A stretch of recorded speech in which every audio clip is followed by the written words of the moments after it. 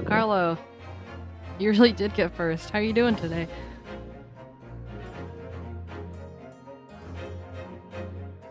Speedy Gonzalez over here. Why is my mouth beeping? Good morning.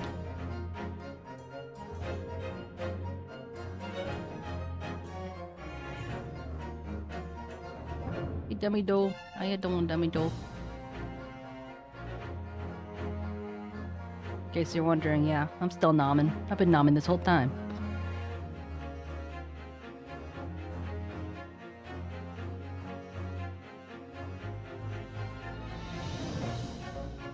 You have your gravelly voice on.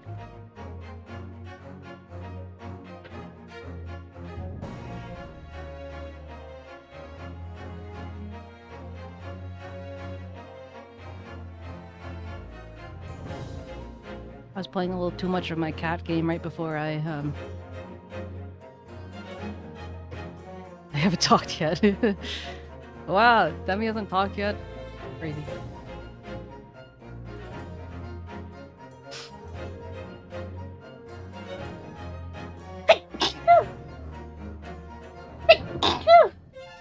Excuse me.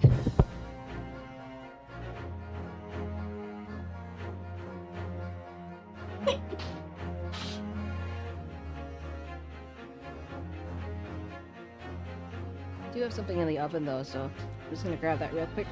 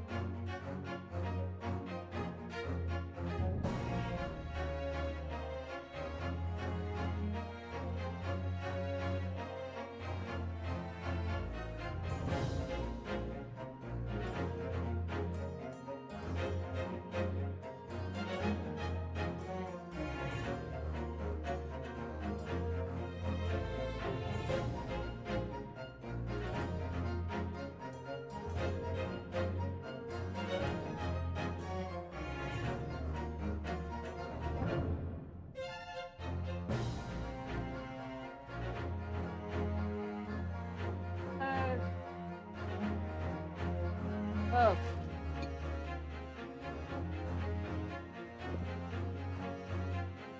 Thank you, Blenda. Thank you, Dummy Do. Hello, Kyo. How are you doing? It's fine Tuesday.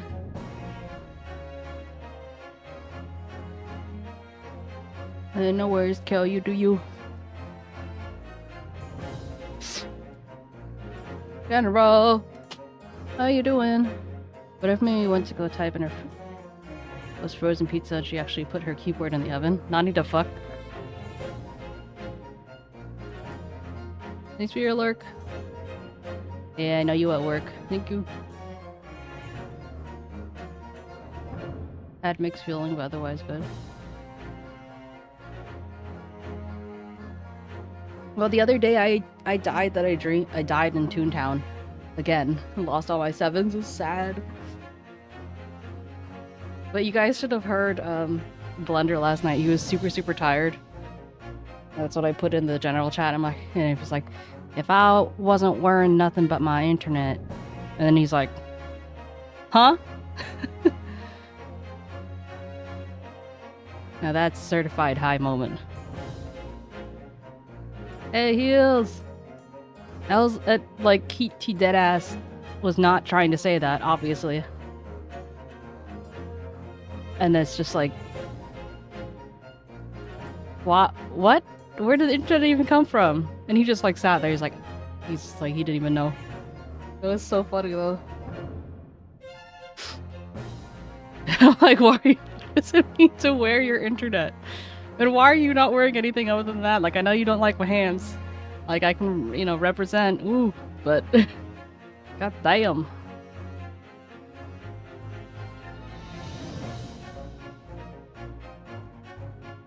How you doing today, Heels? Also, well, Carlo, you didn't tell me how you're doing. You're just like laughing at other people. You said first.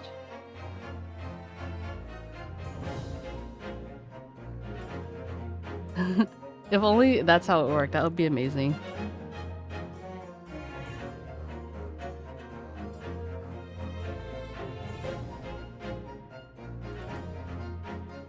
I think I come to a meeting, just laugh at other people and leave.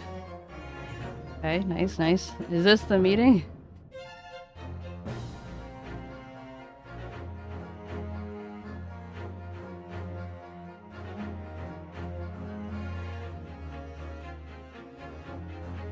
I have some fusilli. Oh damn! Go Heels. You know what? I'm chilling.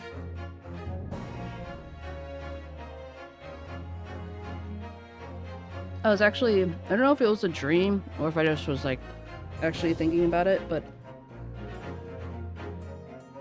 I was thinking to myself, imagine if I started playing League again. I don't know why I thought that. Thank you for the book.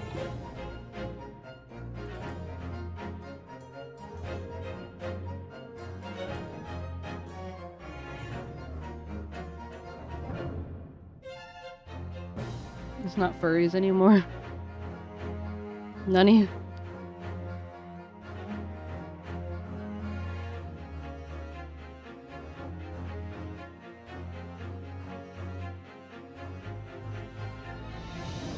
Also, Heels, if you have 20 minutes to spare sometime today, don't forget that you can throw $16 at my face for a little bit of your time.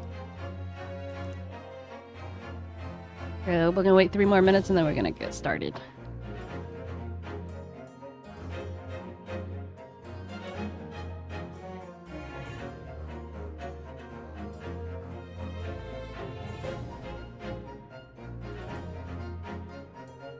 Let me do my promotional message to pin.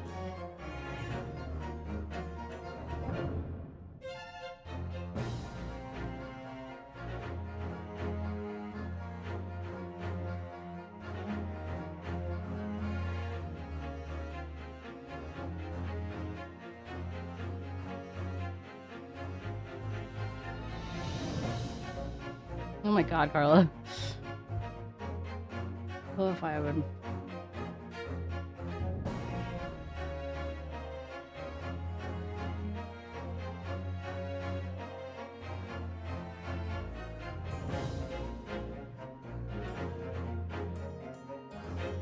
I want to let me pin this.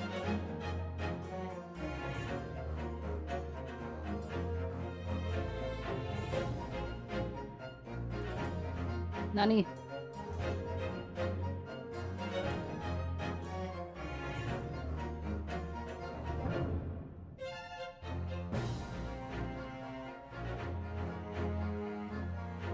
Hey Kat, how you doing? But Heels, I was just talking about the hand sponsorship. I was doing my due diligence, you know. How you doing, Kat? So what was in the oven was a piece of bread left over from this, when I went to around my parents' area. We went to this place that I used to really enjoy, like Italian place.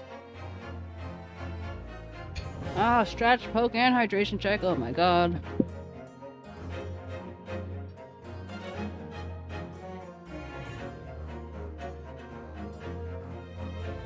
First day at work today. Did you get a new job, Carlo?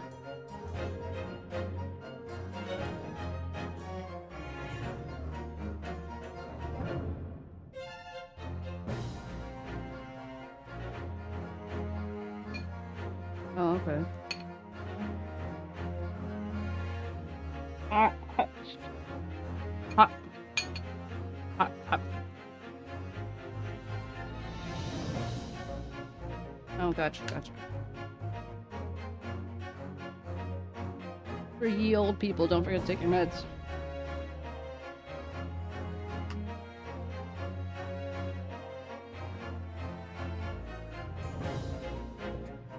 Got out of bed, so did I. And so did Demi. Blender's been out for a while.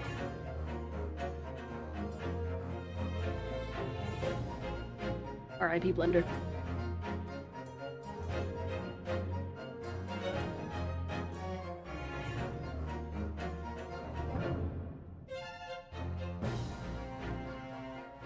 Ooh, noodles with chicken.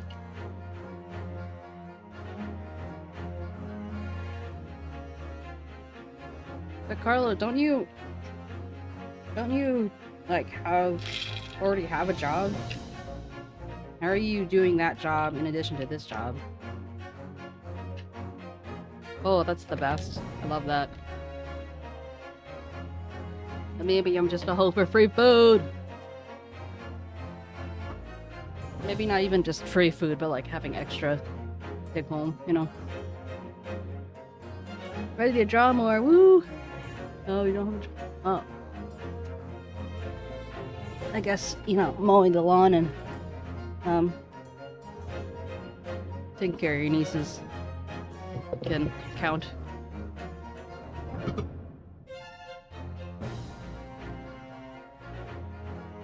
But it's nice that you, have something help supplement that income, you know? Do you enjoy it? I know it's an odd job, but is it still around?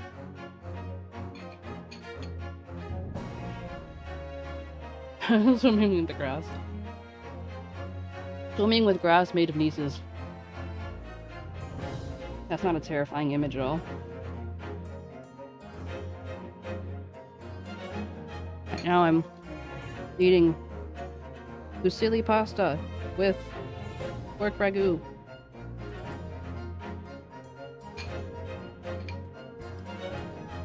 Carlo, how do you typically spend your days?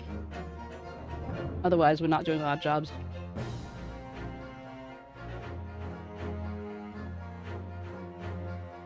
Yeah, I'll do.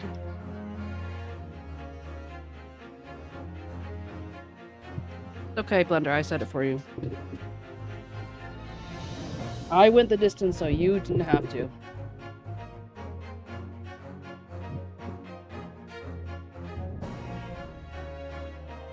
Can't ban the streamer.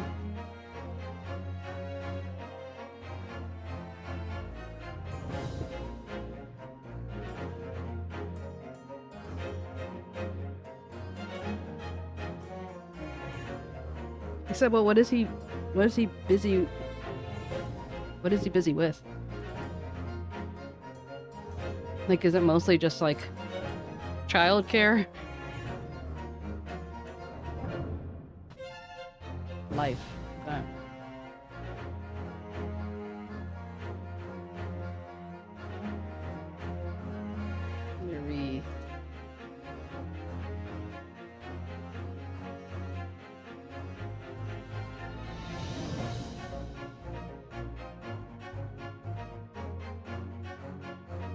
Why won't my taskbar come up?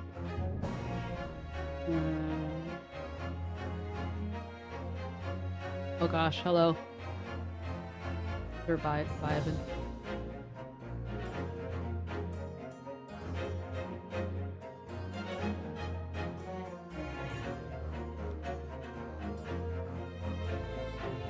Let's get started, shall we?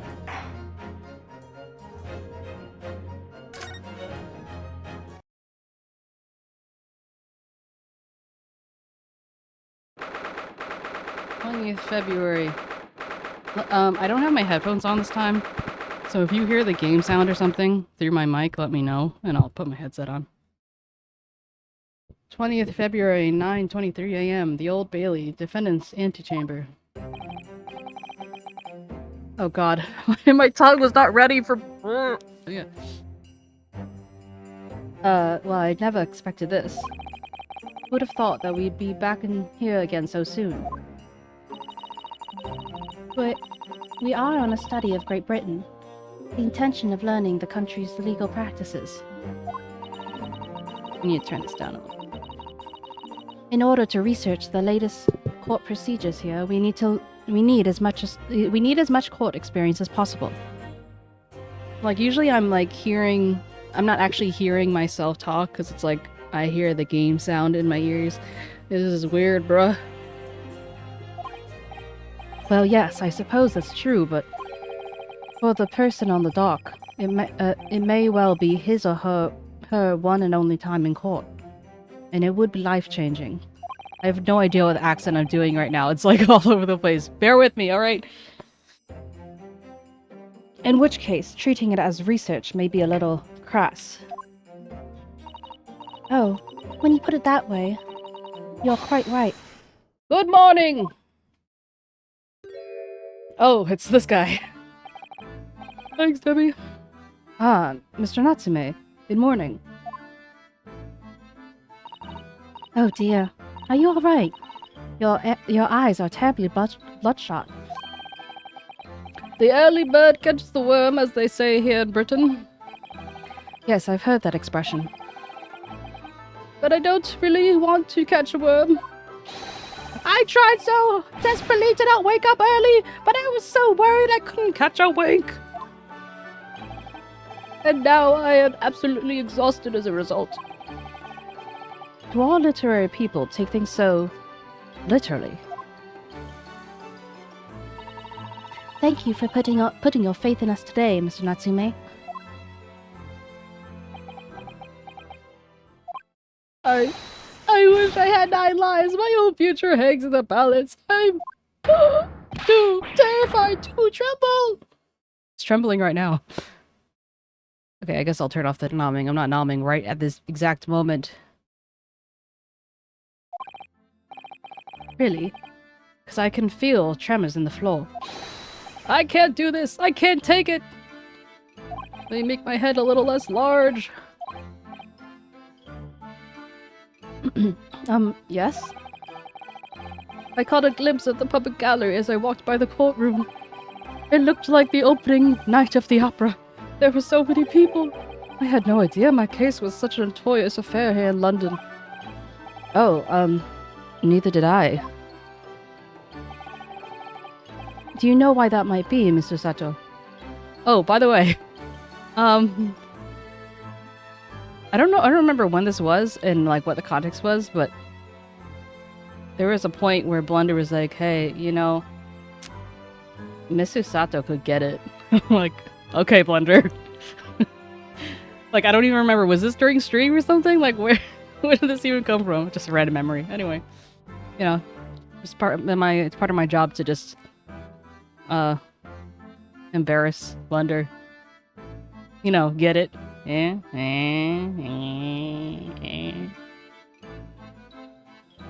No, this is privacy ATM. Oh, I'm sorry. Privacy no longer. He's been outed. I'm sorry, Mr. Naruhodo, but I have no idea.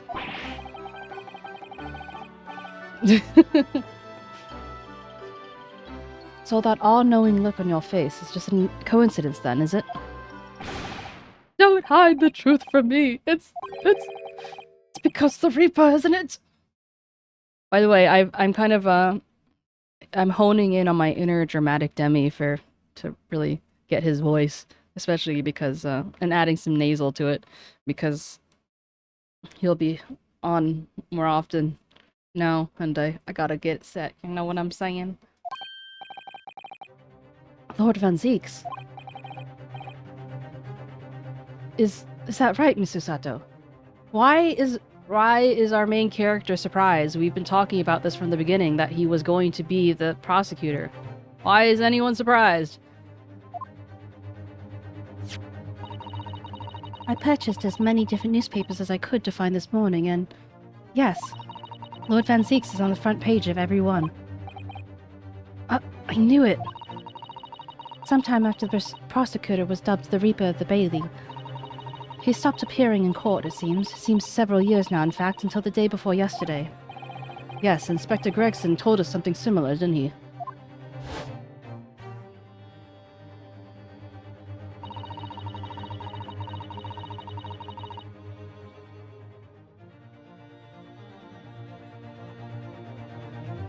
It's a cute little email that I didn't manage to actually finish. Oh wait, I didn't read it!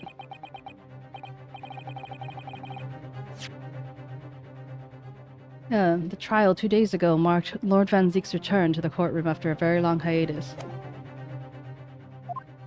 Something something, as arduous as it was, blah blah blah. I believe that appearance made even greater waves here in the capital than today's. But wouldn't we have realized, of course, having only just arrived... But we wouldn't have realized, of course, having just arrived in the country. Why is the Reaper back in Bailey so soon? For what appears to be a mundane murder?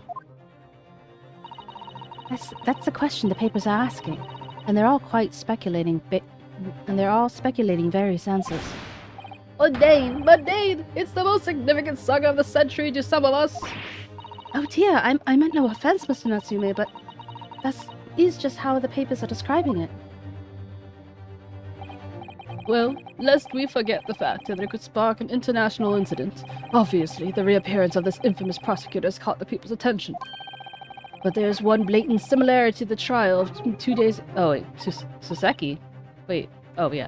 2 days ago. Wait, how does he know about that though? Yes, I agree. Locum student Mr. Naruhodo Esquire, it's you! Me? Well, I suppose that's true. Both times it is you who stands against this legendary prosecutor. It can only mean that you are friends with the Reaper! How that logic does not make sense. Please, I don't rub shoulders with Deathbringers. I'm afraid there's only one other explanation. It can only be another example, Mr. Naruhodo, of your uncommon bad luck. Has anyone ever considered that maybe they're just rivals? Rivals in love.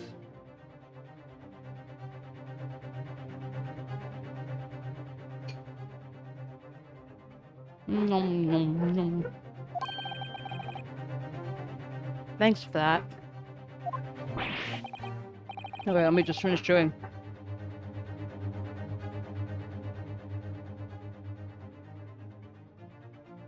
This is Demi when he's trying to take a do. This is the face he makes.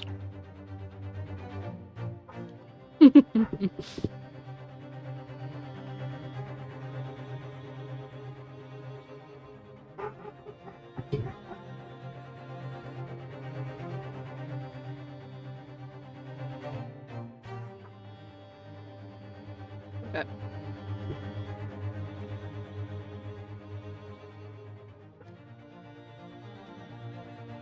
I guess I still need some kind of squishing emote, don't I?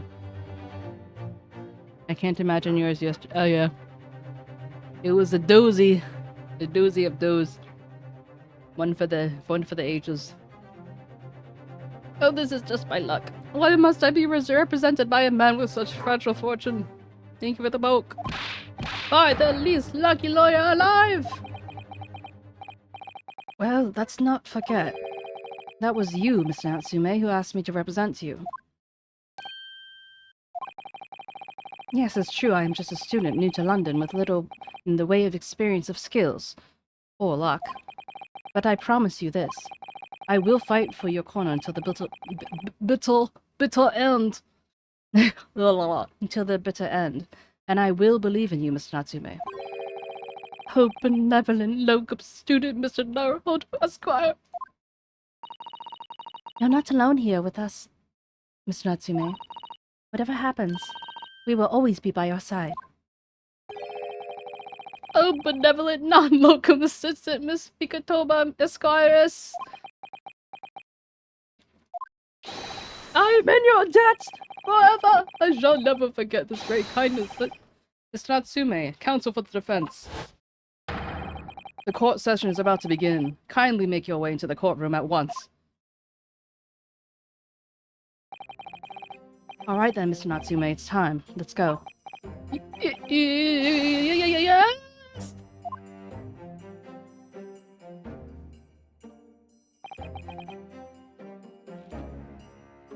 This is it.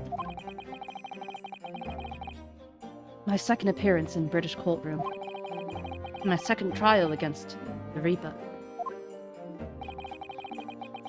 I hope you're watching over me, Katsuma. Because this time I won't let my faith waver. I'll believe in my client to the last. Just like you always believed in me. I believe I can do this now. I'm ready for this fight.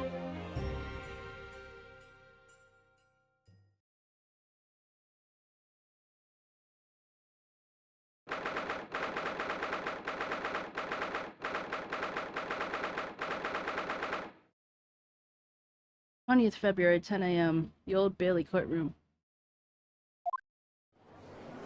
I see Miro lurking. Hello, Miro. In the name In the name of Her Majesty the Queen, I hereby declare this courtroom to be in session. Hey, Tutu. I now call upon the counsels for the prosecution and defense to declare their willing... Oh, I forgot to turn it back on after Tutu. I now call upon the counsels for the prosecution and defense to declare their willingness to proceed. Oh god, I forgot his act. Okay. I want to suck for blood.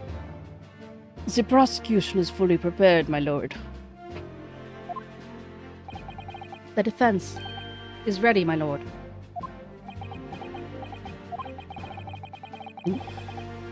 The Nipponese are a truly fascinating breed. Sorry, what? Lord Strongheart has told me all about you. That you are a student who has arrived in London but 2 days ago, a mere amateur. Do you have a point? Being a compatriot, you must feel compelled to help the accused, I suppose. Typical Nipponese arrogance. Forgive me, but I do not believe arrogance is the appropriate description. Tusatsu-san. After all, at our previous encounter, the defendant was found to be innocent.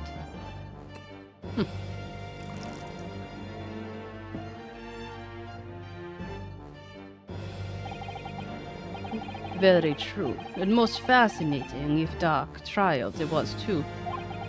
The tragic conclusion came later, of course.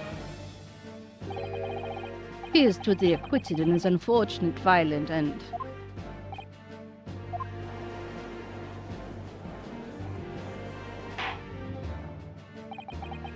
Thank you, counsels. I see both sides are in fine fettle.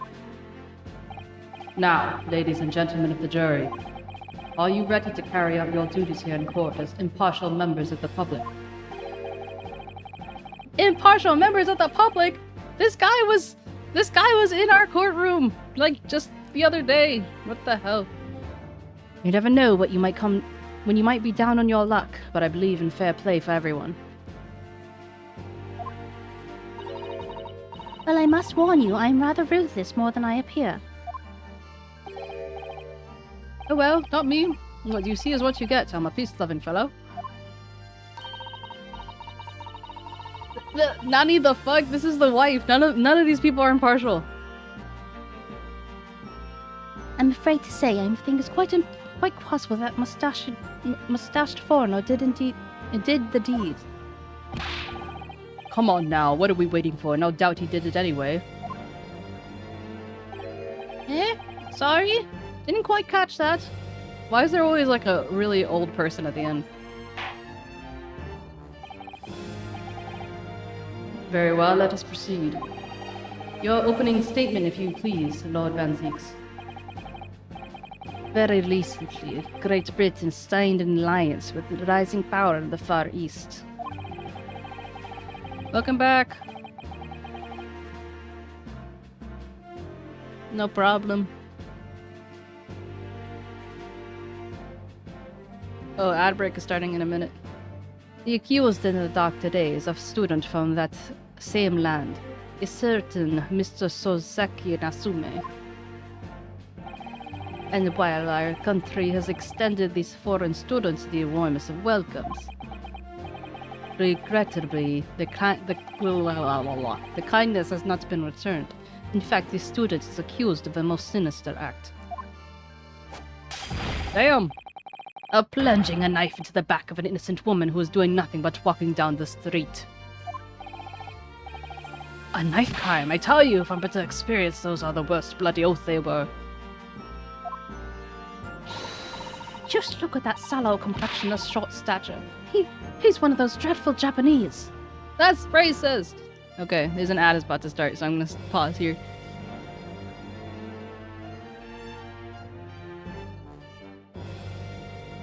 At least there should be an ad. Yep, there he goes.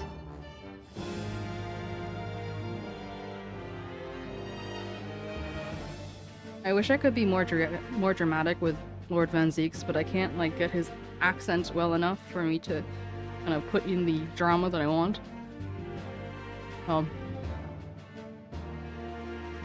We do what we can.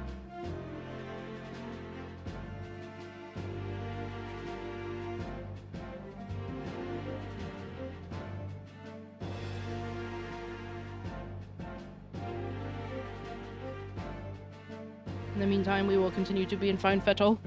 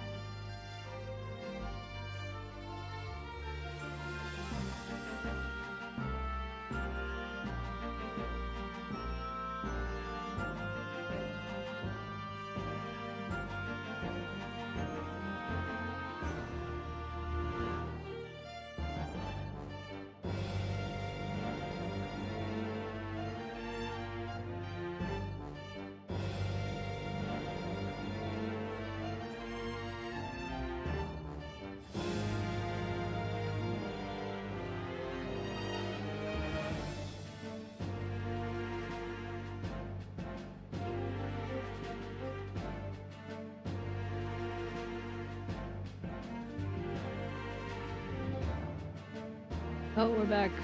Welcome back, everyone.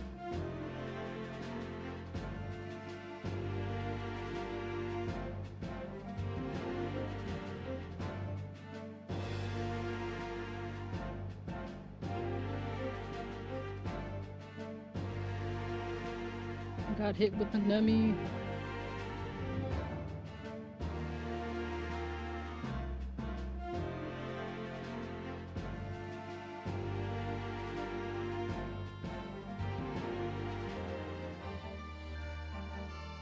Let me just help these people. In the ant world.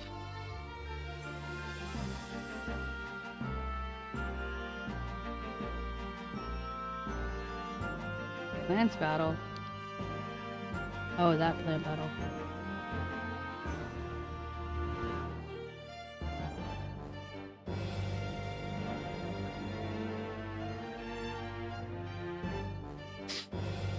Um.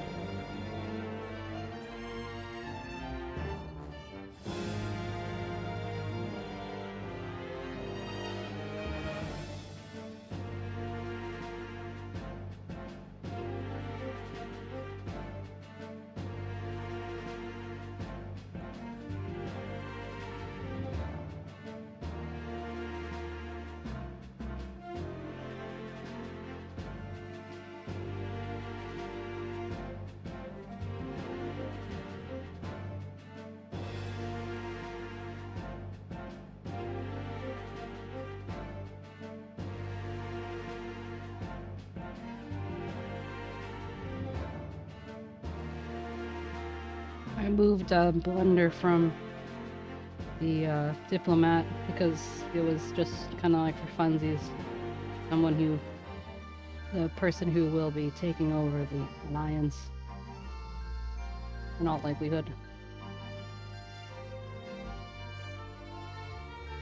Anyway.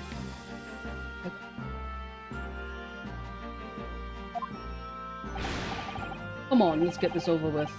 With me now, everyone. 1, 2, 3. Eh? I didn't quite catch that. Pray, Forgive me the discourtesy of smashing my hallowed chalice here in the great chamber. wow, good job, Demi. You're just talking to yourself now.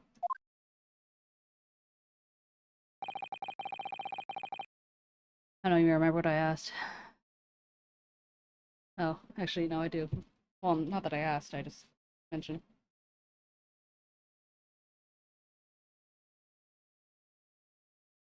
Yeah.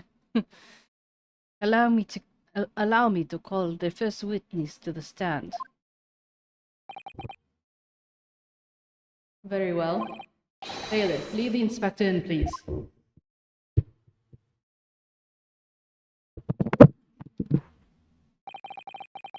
Your name and occupation, please. Yes, sir. 𝗟𝗶hez𝗸𝘀, Detective Inspector at Scotland Yard. Would you please summarize the events of the case for the Court, Inspector.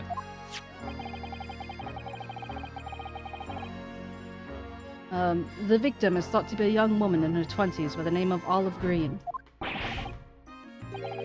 I beg your pardon, Inspector. Thought to be? Yes. Having been stabbed in the back by an attacker's knife, the victim fell unconscious. That was 3 days ago now, and she's been in a comatose ever since. What? But they don't even know who she is for sure. Comatose. I see. But her life is not in danger. Fortunately for the Eastern students, the charge will not be murder. Pray, elaborate on the details, Inspector. I need to remember that if he has any W's or something to see. Vant. I keep forgetting the Vant. Gregson, son of Greg. Yeah. Sir, if I may ask everyone to look at the street map. As I mentioned, the incident took place 3 days ago, around 5 in the afternoon.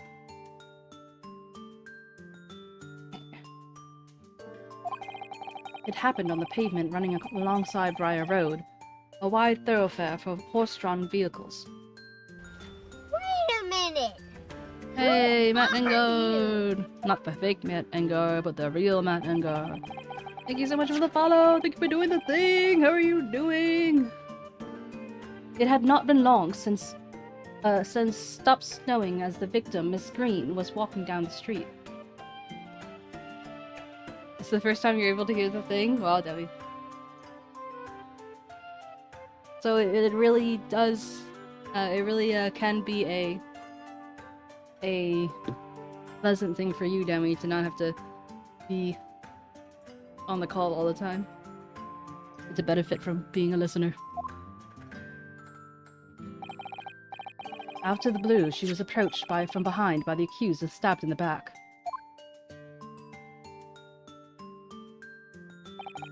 Why does the name 𝗟𝗋 sound familiar, though? Luckily, the young lady's life was spared, and she currently is being treated in one of the city's hospitals. But being unconscious as she is, we've been unable to take a statement from her, of course. Thanks, chat dude. How's it defending the lawyer? Well, the trial just started. So, we're in for it. Have you, are you familiar with Ace Attorney? Have you played Chronicles? Give us the skinny or the thick, whatever you prefer. This is the case file with everything we know about the victim so far.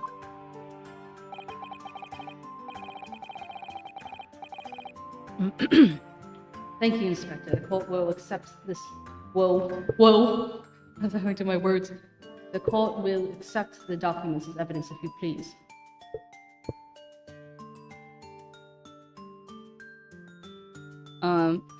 No, I'm not talking about that on guard, Blunder. I'm talking about I could have sworn that we knew someone named Guard or something like that. Miru! Hello, Miru. How you doing? Good morning, afternoon, evening, existence. Hello. The case file has been entered in the court record. A file containing an overview of the case and details about the victim. She was found with a knife in her back and is currently in hospital, yet to regain consciousness. What of the weapon that was used? Sir, I have it here. It was removed from the victim's back. Ouch. That big thing is starting to make me scared to walk down the street now. With a heavy blade like that, it's almost anyone would have been able to stab the poor woman. Even the scraggly-looking 𝗟𝗶ጵ𝗪𝗀, I suppose. A common or garden jackknife, I'd say, rather nondescript. Thank you, Inspector. The court accepts the blade as evidence. The jackknife has been added to the court record.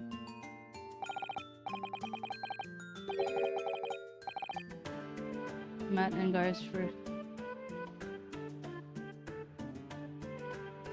for some lost mead for the series.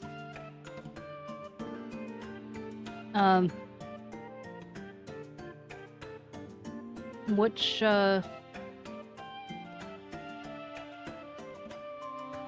what kind of lost media? At first I thought you were being like very philosophical, like, you know, but like using the old language. It's like, I'm looking for the inner meat of my soul through watching other people play Ace Attorneys. But yeah, we played the first trilogy on stream, and now we're playing this one, and then we're gonna play Apollo.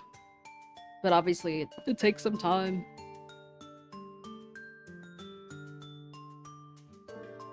Let me type in Matt. See, I'm not. I think that I feel like we. Oops. Hold on. Matt and guard. I just wrote N grade by accident. Matt and guard. Journey.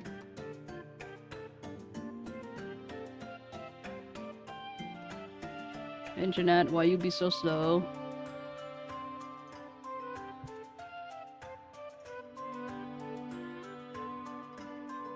Oh yeah, Matt and guard. It's here, I'll show you guys.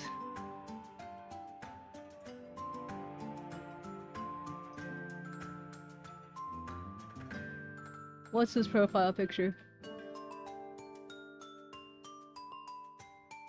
Oh, clicking his face. Oh yeah, you're right. Yeah. I hadn't clicked it. I was about to show everyone, like, look, I found him! Okay, see, I'm not crazy. It's not just the thing you point at people. It's more. That's really cool, though.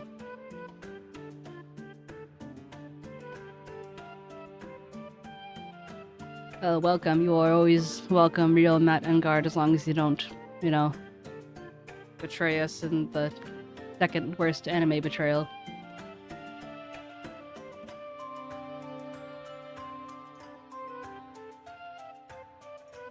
Oh.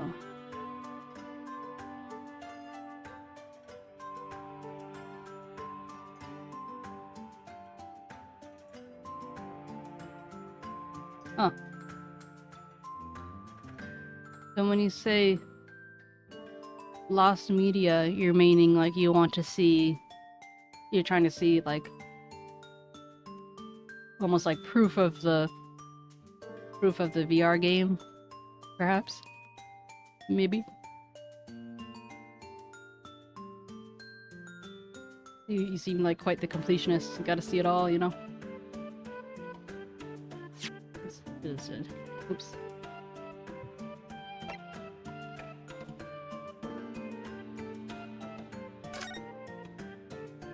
Two shillings. The picture of Monsieur the Clock. Deal for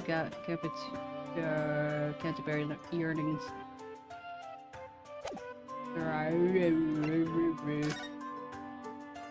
Trying to get a copy of the game for preservation's sake. Ah. Well, I wish you best of luck with that. If you do get it, please let us know. We be interested in people's passionate endeavors. Young woman rendered unconscious following a stab wound in the back. Stout build, early 20s. Rolly bait.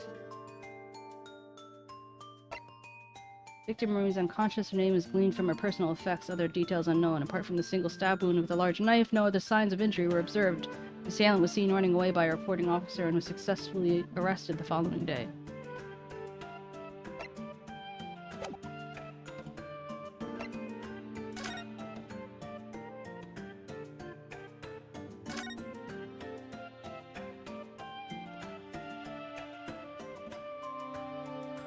Broken tip. Oh, look here, Mr. Naruhodo, just at the tip. A small piece of the blade appears to be missing.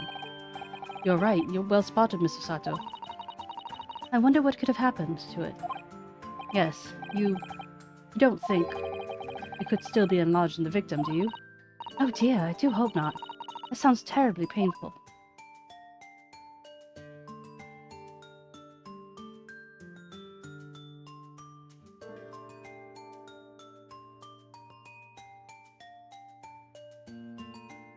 Just for the tip again?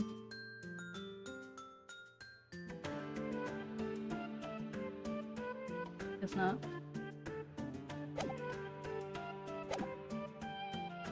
From what we can tell by looking at the woman's possessions, it seems like she's a poor student herself.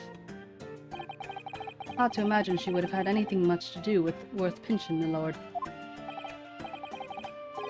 I see. Well, in that case, we are looking at some deep-seated resentment towards the victim. I'm afraid I couldn't say. Apart from visiting second-hand bookshops, the defendant, Mr. Natsume, doesn't appear to get out much. At this moment in time, we haven't been able to establish any sort of connection between him and the victim. Yes!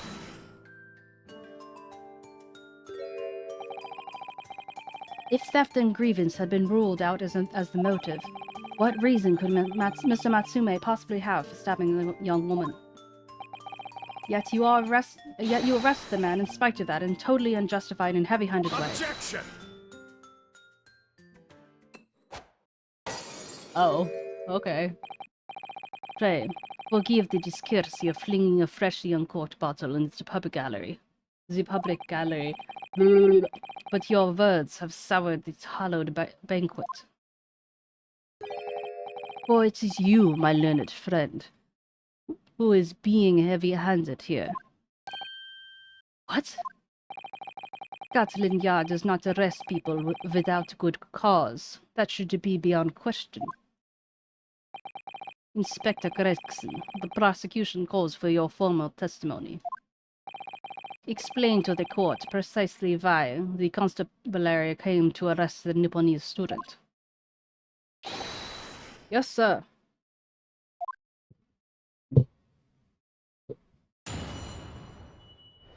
Witness testimony. Mr. Natsume's arrest. As I said, it was 5 o'clock in the afternoon when the incident occurred, and there was unusually light fog. Visibility was reasonably good, and there was no one else about but the victim and the accused. After the blue, the victim was stabbed from behind and subsequently collapsed on the pavement. The accused ran off, scattering his belongings all over the floor.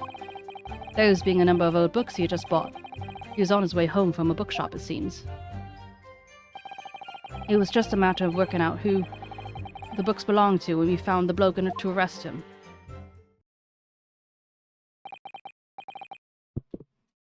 Old books, you say? Yes, my lord. Why do I keep saying I'm giving him the McGilded accent. McGilded treatment. Oh, I still have the thing on. Sorry. Yes, my lord. I have a photograph here of the scene of the crime taken immediately after the incident. Whoever reported it is seeming kind of sus? Oh my god. What's going on with me today? Roy Beat, or whatever his name was. We haven't heard from him yet. Yes. Yes, I can clearly see the books of which you are referring.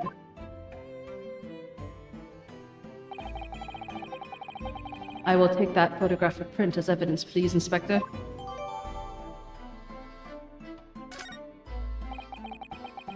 Your Nipponese are a spineless breed, too cowardly to admit defeat. Let's take a look at this.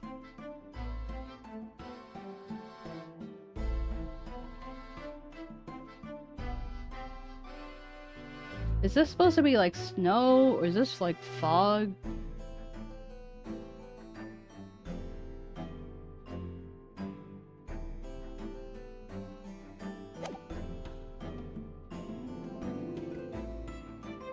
Oh yeah, because it is cold out, isn't it? Denying everything despite overwhelming evidence to the contrary. Ada! Ada's alive! We thought Ada died, but he's alive! How are you, Ada? Come to hear my bad British voice acting. Ooh, blender. Ooh. Ooh. Blendy. Ooh. I like that. Ooh. Well, he's been in the game since, like, last trial. If you were around, you'd know that, you absentee father. Well, Forgive me, Lord 𝗟𝗪𝗀𝘀, but the defendant is not denying everything as you put it. What are you doing, Mr. Sato? Do go on. Mr. Natsume has admitted to playing some part in the incident. Isn't that right, Mr. Naruhodo? Well, now you mention it. When we visited him in the prison yesterday, he did tell us what all had happened. As I was walking through the accursed pavement, I could make out this sole silhouette of another ahead of me. Why am I giving him another accent? Oh, blah, blah, blah. A woman. Wearing a green overcoat she was. And just as I went to overtake her, she suddenly let out a little scream and collapsed on the cold, hard slabs of stone at my feet. I was terrified. I had to get away from there. So I ran as fast as my legs would carry me back to my accursed lodgings.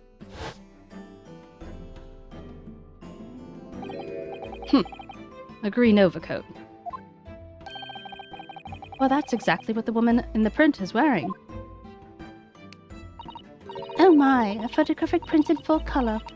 What will the world come to next? The defendant has done nothing more than admit he fled the scene of a terrifying incident. That does not mean that he's guilty of the heinous crime of stabbing a woman in the back. There was no one else there at the time, just the two of them, the victim and the accused. In other words, there was no one else who could possibly have stabbed the woman. In a fact that the accused concedes. Ugh. It seems this cross-examination proved to be pivotal, Counsel. Proceed, please. Yes, my lord. Nothing for it. I have to use this cross-examination to turn the tables here. It's our only chance. I love this stained glass effect. Mr. Natsume's arrest. As I said, it was 5 o'clock in the afternoon when the incident occurred. There was an unusually light fog. Visibility was reasonably good, and there was no one else about but the victim and the accused. Out of the blue, the victim was stabbed from behind and consequently collapsed on the pavement. The accused ran off, scattering his belongings all over the floor. Those being a number of old books he just... Oh wait, I'm supposed to... It was just a matter of working out who the books belonged to and found bloke arrest him. I didn't realize I could already press. Do you think, Mr. Naruto, if you're unable to sway the jury during this cross-examination, I'm afraid that Mr. Natsume's fate will be sealed, yes. They're sure to find him guilty. So one way or another, I have to expose the undeniable inconsistency in the inspector's testimony. As I said, it was 5 o'clock in the afternoon when the incident occurred. There was unusually light fog. Hold it! A light fog, you say? Well, a light for London. You could see the opposite side of the street for once. Not much farther, though. That's light, is it? Around these parts, yes. Not something I'd expect a Japanese fellow like yourself to know, of course. I've read that London is famous for its fog. But in my country, people usually imagine that gives the city a rather beautiful appearance. 𝗟𝗶H. Yes, well, not something us Londoners tend to romanticize, I expect you can appreciate. I see. At this time of year, the fog causes a large number of accidents, especially when it's heavy. Sometimes you can't even see in your own hand at the end of your arm. Indeed, the other day I was very nearly trampled by horses before I could see the carriage they were pulling. Ugh, so Sato-san, I should definitely remember to stop, look, and listen. However, on the day that concerns us, the fog was somewhat lighter than usual. Effect, no doubt, lamented by the accused.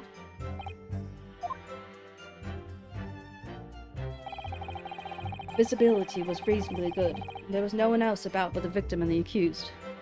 Hold it!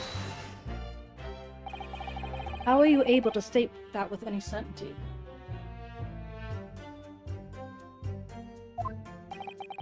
Quite simply, my learned friend, because that is what the witnesses to this crime have told us. Yes, Inspector Gregson mentioned the witnesses yesterday, didn't he? That's right. One of them is a policeman, I believe, from Scotland Yard. That is correct, ma'am. And we must hear their testimony. The prosecution will, of course, call them to the stand. Should it be necessary. But wait a minute. At 5 o'clock in the afternoon in the middle of winter, it would have been dark already. No matter how light the fog may have been, no one could have seen. I am unaware of the situation in your tiny island in the east. But here in the capital city of Great Britain, all main roads are illuminated in the night by gas street lamps. Ah! The prosecution believes that there would have been ample light by which to witness the crime. Quite. Here in London, for the first time in history, mankind has completely conquered the darkness. Which means we really need to listen to those witness statements. If I could just get through the fog of this cross-examination, maybe we'll be able to. It seems the counsel for the defense is taking stock. Continue with your testimony, Inspector. Out of the blue, the victim was stabbed from behind and subsequently collapsed on the pavement. Hold it! From behind, you say? That's right. As you can see here from the print. Yes, quite so, Inspector. Oh. Yes, quite so, Inspector. The handle of the weapon is clearly protruding from the victim's back. And you say this poor woman, Miss Green, remains in critical condition. Comatose, no less. I'm afraid so, my lord, yes. She's been treating at Bart's. I was hopeful that she would come around before the trial started so I could take a statement, but it wasn't to be. Yes, that is indeed a pity. It would have been most illuminating to hear the victim's own account of events. Luck is on your client's side, it seems. On the contrary, my client has been exceedingly unlucky. Your force of dawn is seriously undermined by those disturbingly wide eyes, I'm afraid. Ugh. The accused ran off, scattering his belongings all over the floor. Hold it! Mr. Natsume's belongings, I think you'll find it's all there in the I think you'll find it's all there in the photographic print of the crime scene. Yes, 3 books on the floor. That's right, my lord. Second-hand books they were. Irreparably damaged after falling in the snow, of course. The accused could have easily carried all three books in one hand, which means his other hand would have been free to wield a knife, for example. He's very clever, isn't he? What do you mean? He's made it extremely hard for you to assert that Mr. Natsume had his hands full of books. He managed to close one avenue of escape we may have had before we even knew it was there. You mean to say that the defendant was holding his belongings as he thrust the knife into the woman's back? That must be what happened, my lord, yes. Those being a number of old books he just bought, he was on his way home from a bookshop, it seems. Hold it! The defendant apparently visits a second-hand bookshop on a daily basis. Yes, so I understand. A shop full of old English literature books. I commend the accused on the lofty subject matter of his scholarly attention. The bloke's room was stacked to the ceiling with those musty old books. Can you tell us more about the bookshop in question, please, Inspector? Well, if I must, I have to ask you to look at the street map again, I'm afraid.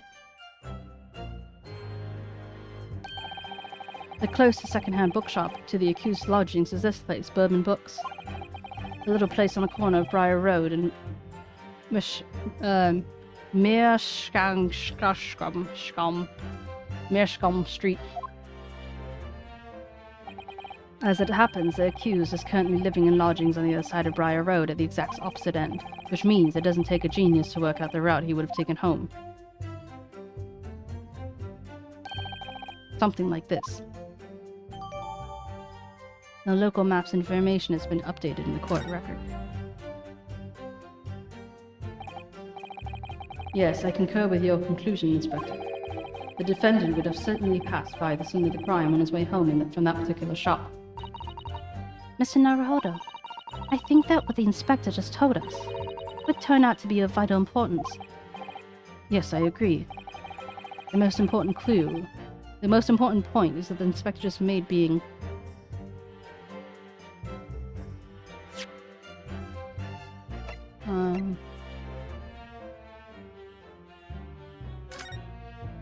Your books. He was coming from a different place.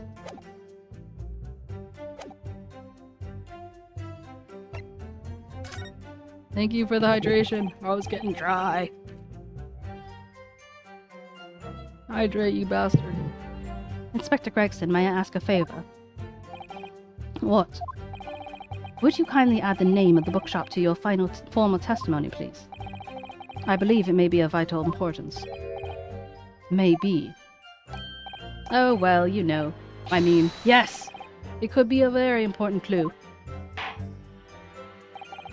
Very well. Not that I can see it being of any great significance. But please revise your testimony accordingly, Inspector. Yes, my lord. Whatever you say. Would the man be any more sardonic? He was on his way home from Bourbon Books. Present. It wasn't Bourbon Books, you bastard. It was yours. Objection! If I may stop you just there, Inspector Gregson. What is it now? What is it, Sunshine? I'm a busy man, you know. This receipt that we found on Mr. Natsume's room. It was issued on the day of the incident, and the details of purchase were of 3 second-hand books. And you found that in the accused room, did you? Yes, but the point is not where the book receipt was found, but the name of the shop printed on it.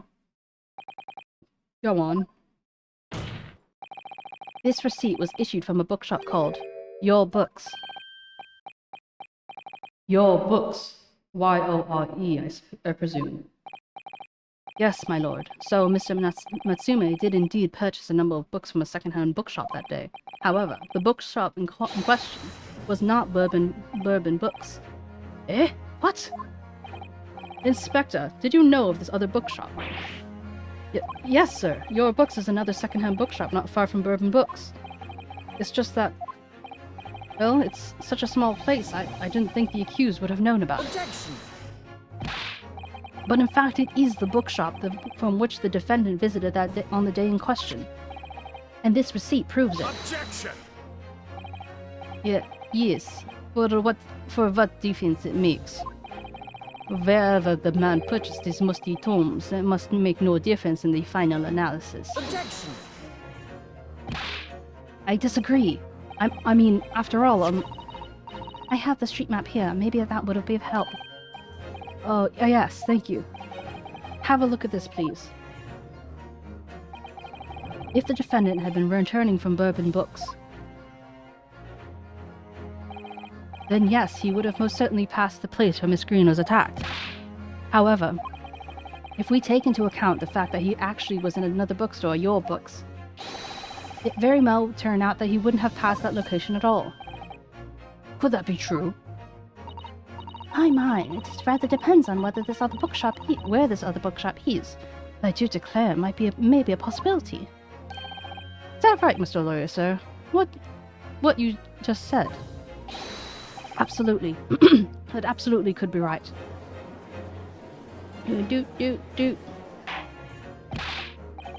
Inspector Gregson, where is this Your Books establishment? Well, obviously we looked into that. It turns out that Your Books is just here in the next corner of Meerschaum Street going east.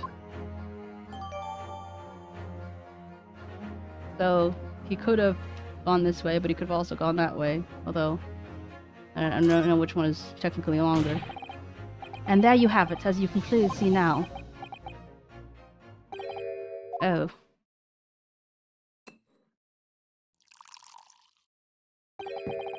My learned Nepalese friend is obviously in training to be a clown, the way he regales us with such witticisms. To your future career in this circus. You put that glass down right now, I'll put it down for you. I didn't think we needed to spell it out here, but here we go. If you accused was coming home from Your Books instead of Bourbon Books, there's no doubt he would still have passed the place where the victim was stabbed. Yes, yes, thank you, Inspector.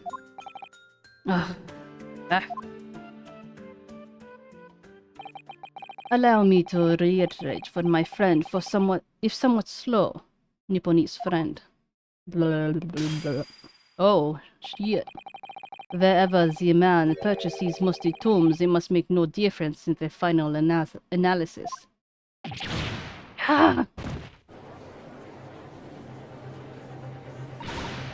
As I suspected, you can't fool me, and I don't suggest you try. What I say, eh? I've got enough of this now. Beg your pardon, terribly sorry, but would you mind repeating that? Senor Hodo, we mustn't give up. What do you mean? If the prosecution's assertion is correct, the members of the jury may very well decide that Mr. Natsume is guilty. She's absolutely right. Must think. You must consider the assertions just to put forth by the prosecution very, very carefully. They claim Soseki-san must have passed the location of the incident on his way home from your books, but... Raise an objection. Always raise an objection. The assertion made by the prosecution is fundamentally flawed. I kept saying assertion, but it's assertion. Explain yourself, counsel. Yes, my lord. You can see what I mean on this map. When returning from your books to his lodgings, Mr. Natsume could have followed the route suggested by the prosecution. However, this isn't the only conceivable route to take between the two places. If the defendant used these streets, look what happens. He arrives back at his lodgings without passing the location where the victim was attacked. Objection! Talking back to a clown who is a fool's errand horse. However, I must feel compelled to point out that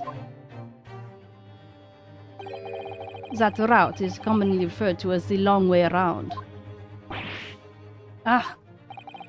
On a cold winter's night, why would a man choose to take a longer route home?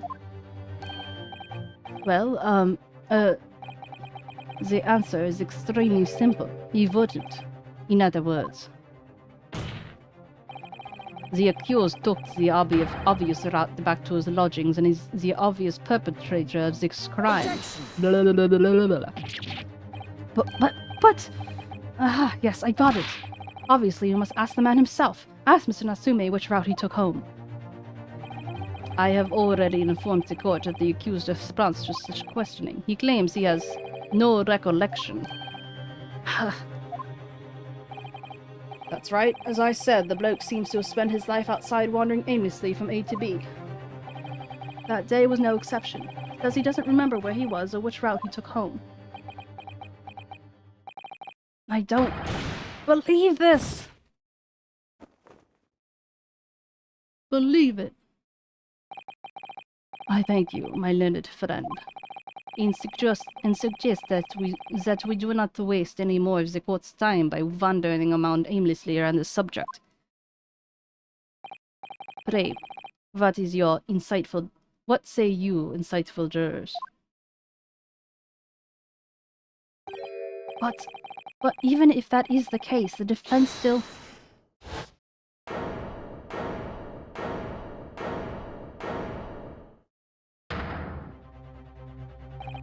I agree with Lord Van Zieks. Wholeheartedly and in every way.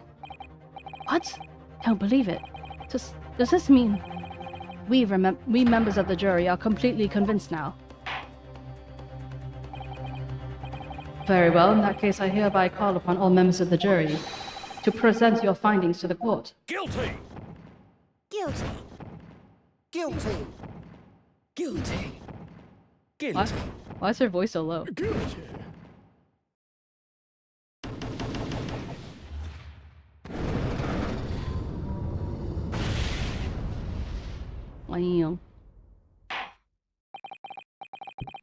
It would appear the jury's leaning is unanimous.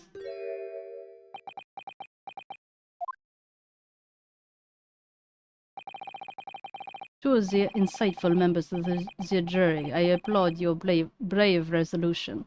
You serve Queen and country admirably.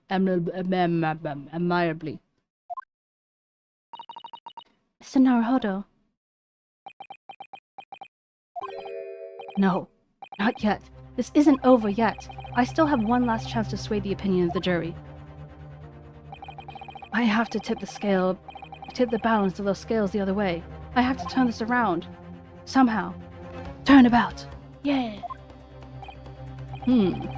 Those are the eyes of Kokoro not yet willing to give up and die. So I presume you intend to wield your rights again in this trial. Rights of defense written in an antiquated British law that should have been buried long ago. Call it antiquated if you will, but it's the defense's prerogative to carry out a summation of examination if it so chooses. Very well, counsel. In accordance with the letter of the law, we shall proceed with the summation examination.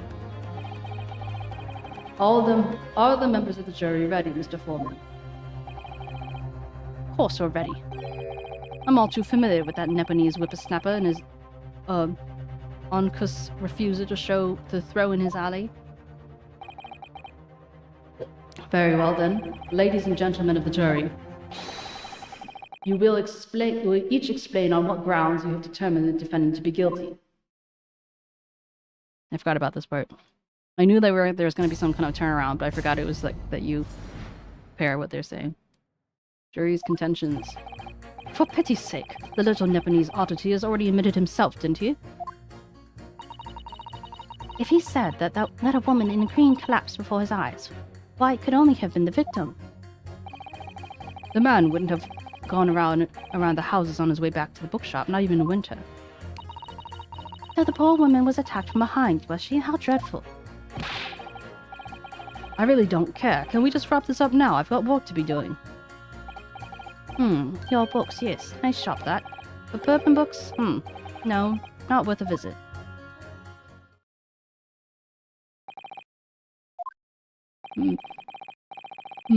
With only minor exceptions, the reasons for finding the defendant are all too clear. When the stabbing occurred, the only two people at the scene were the victim and the accused. And the accused himself has admitted to seeing the victim in her green overcoat sink to the ground before his eyes. Furthermore, we have heard the inspector that the defendant fled the scene. I must say, I would have ample grounds to convict this man already. Oh dear, even the judge appears convinced of Mr. Natsume's guilt now. Why did he have to run away like that? And how are we supposed to believe some phantom attacker that no one else could see? This is impossible. How can I possibly make a case for this defense? Mr. Naruhodo, this is no time for grumbling. If we want to force the trial to continue... Yes, I know. We have to turn the tide. I must make the jurors change their mind. Well, 4 of them at least. Exactly. We have no choice but to forge forward. You have the floor, counsel. Begin your summation examination. Thanks. Yes, my lord. He said, thanks, my lord. I just need to keep this trial going somehow. Whatever it takes. Come on, 𝗟𝗶𝗶𝗀𝘀. You can do this.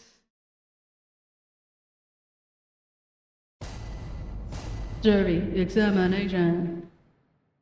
Thank you. Welcome to PC land. For pity's sake, that little Nepalese oddity has already admitted himself, hasn't he? Hold it! Excuse me, but aren't you... Yes, that's right. I was in the witness stand myself just 2 days ago. Yes, I had a feeling I knew your face, or the side of it anyway. If I remember correctly, you're a banker, aren't you? That's right. After the gold rush down under, I came back to London to work. I'm still talking from the bathroom? Oh. No, not the bathroom! Okay, I'm gonna put my headset on, because otherwise I won't know this.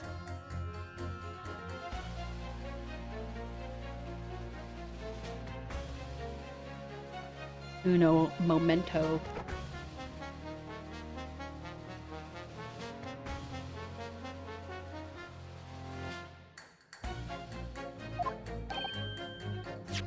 Oh.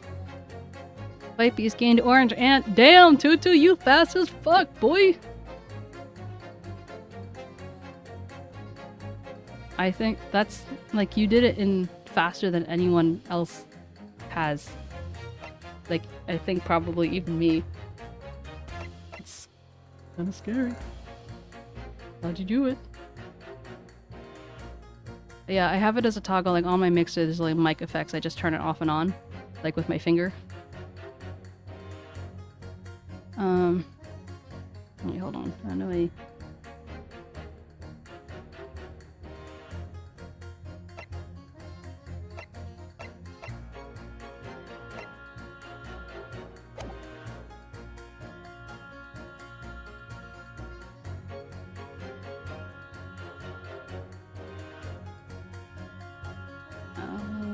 settings, maybe.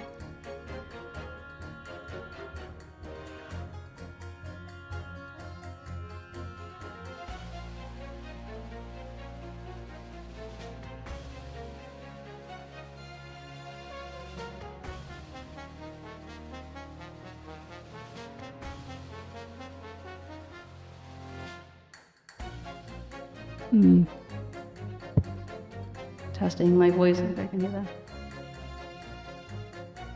I want to change the game sound to... For some reason it's only appearing on my thing.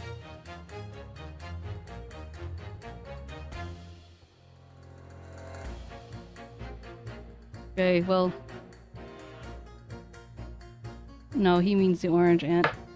Tutu, you just got me another 20 bucks. Thank you. Unless you're somehow managing to do the impossible, which is get to level 20, I suggest you stop playing now while you're still ahead. Oh, don't kill yourself. I don't want you to get completely lost. You've surpassed my expectations of what you're capable of. Or what anyone's capable of, frankly.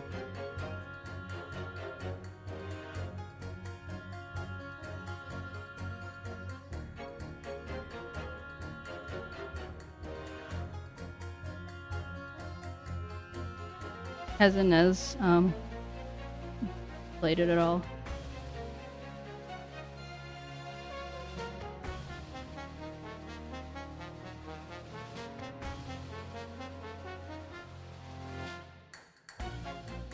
Nope, just level 5.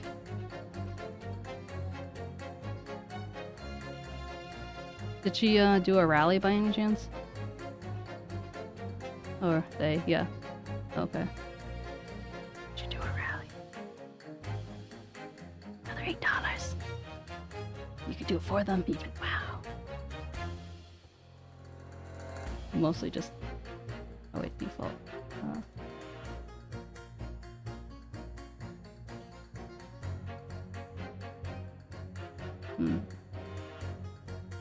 Maybe what I'm gonna do is I'm going to see if I can save this.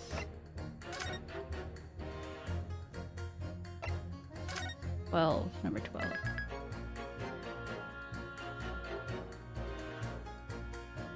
Just participating.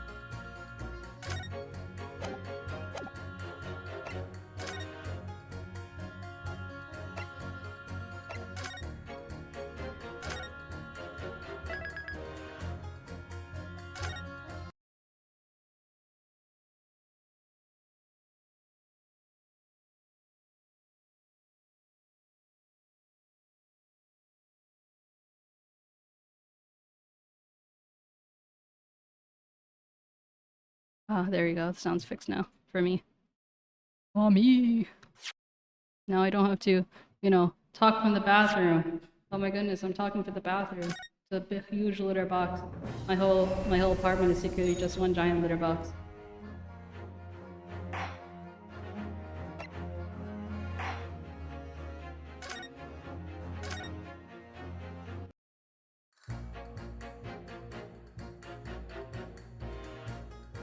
Let me go back a little bit. I can't believe it took you guys this long to tell me that I was from the litter box.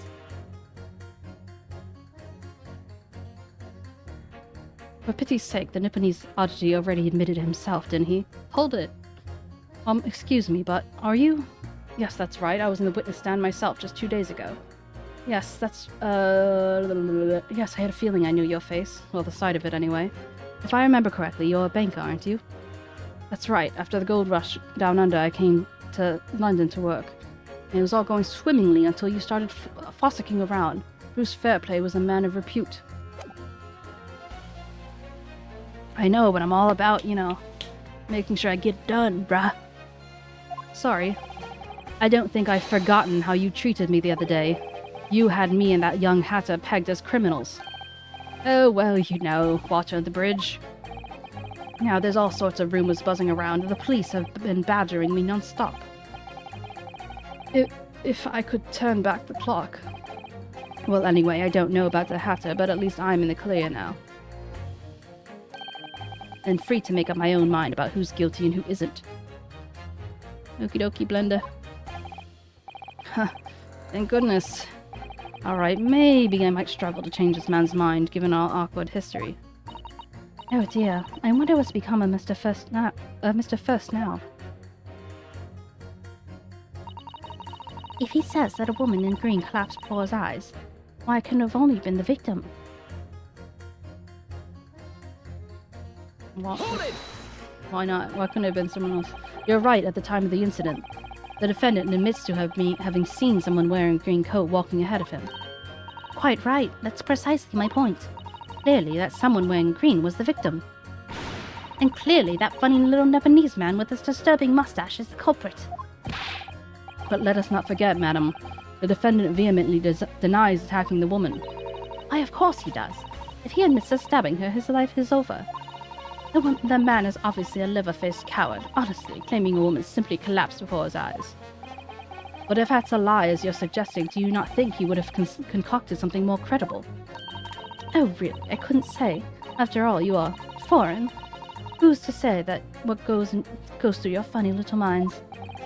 I could tell you what's going on through my funny little mind right now, but you wouldn't like it.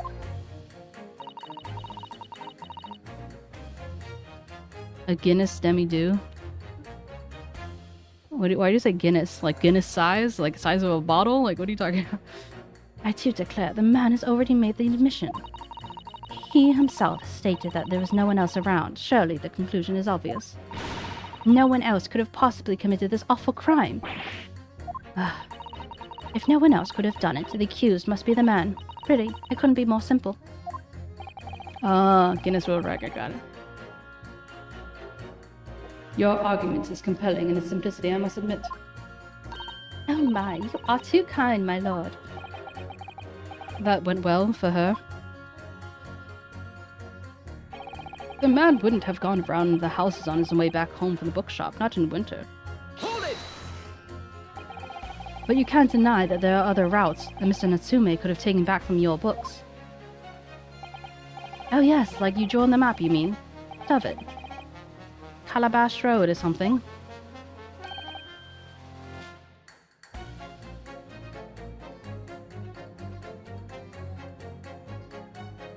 My husband got his visa to Italy.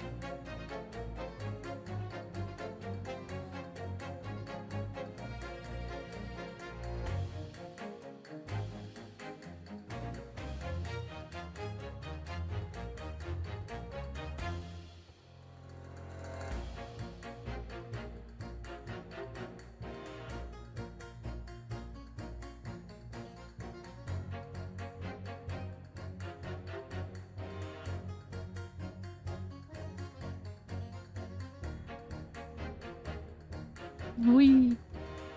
Precisely. But it seems to me that what counts is whether the little Japanese fellow actually went that way or not. Oh yes, that's true. And at the moment, there's no proof that shows he did, is there? Well, yes, that's true as well. And as I understand it, the accused himself doesn't remember which way he went, does he? Well, yes, that's annoyingly true. Winter nights are dark and cold, so the way I see it, he'd want to get home as quickly as possible. Well, yes. Why is all this true? So really, the only thing that makes sense is that he went home along Briar Road. I like this guy. He seems like the most normal of, like, all of the jurors ever. I'm supposed to be convincing you here. I have given a lot of thought, you know. I just don't make up my mind on a whim like he did it.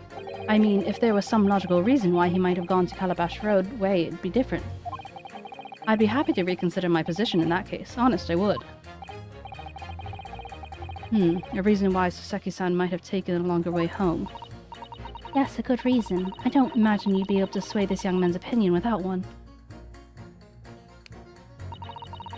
So the poor woman was attacked from behind, was she? How dreadful. Hold it! Whatever's the matter, young man? You're the wife of Mr. 𝗟𝗶, aren't you? The landlord who rents Mr. Natsume his room. Master's wife? Where do you get your ideas, sir? I'm the maid, you understand. Just keeping up a charade. Ugh, this is going to be awkward. Why didn't you mention this yesterday? That you'd been selected for the jury of this trial, I mean. Well, I was told not to mention it to anyone until the day of the trial, you see. It was in the letter I received. The instructions were very clear, so I'm afraid I had no choice. I see. Anyway, Mr. Natsume, the defendant takes lodging in your master's house, doesn't he? Yes, that's right. Although he's only been in a little over a week now. And in that time, surely you must have taken stock of his character. Does Mr. Natsume look like the kind of man who would commit such a crime as this? Oh my goodness me, yes. He's just the sort. What? Spending all his time in that dark, dingy room, sporting that unscrupulous mustache. The man never speaks, and don't get me started on those shifty eyes. All the neighbors are talking about him. I've heard them, you know. People think he must be building a bomb inside there or something. Oh dear, poor Mr. Natsume. How could people say such things about him? Okie dokie, thanks for the lurk, Carlo. Appreciate you. He's just a harmless bookworm, nothing more. Well, you just called him a worm, so... Anyway, I'd better be careful around inviting this maid to speak. And she's said enough damning things already. Isn't she not, like, Oh, we're taking a break. Doesn't she have a conflict of interests?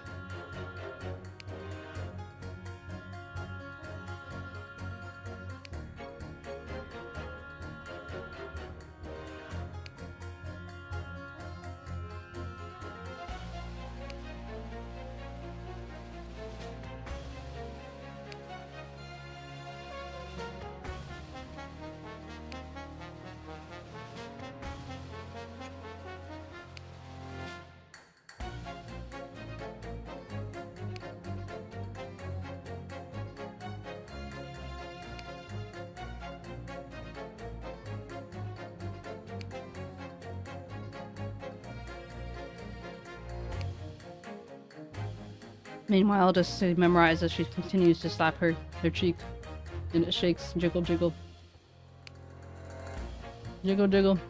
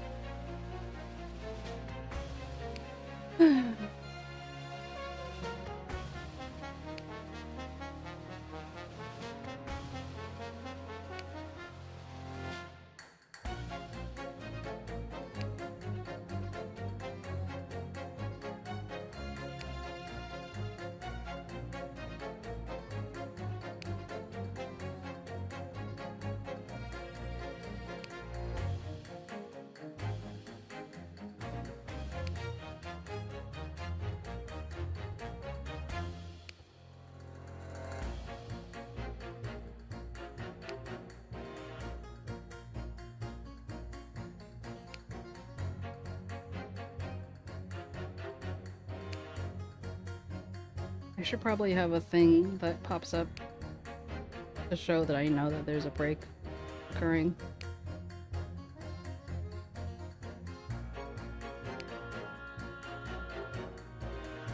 So if someone comes in while we're on a break, I don't think I'm just like slacking or something. I don't know.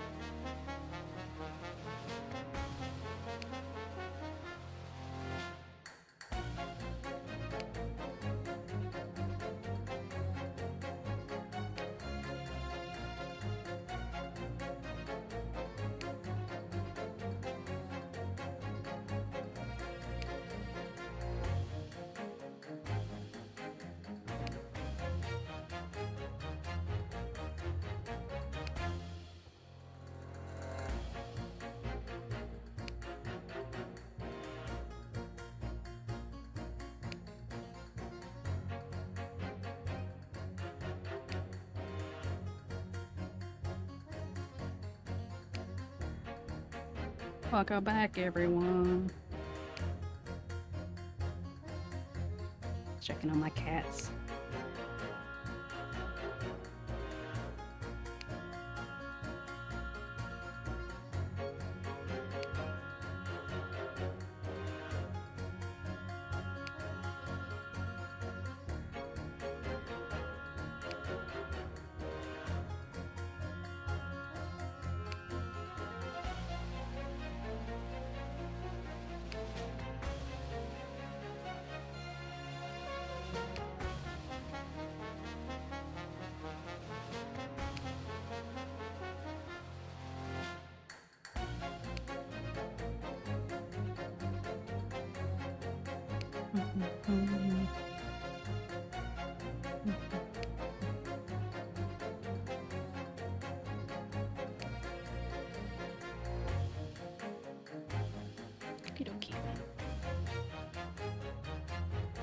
Anyway, I'd better be careful about inviting this maid to speak. She's said enough damning things already.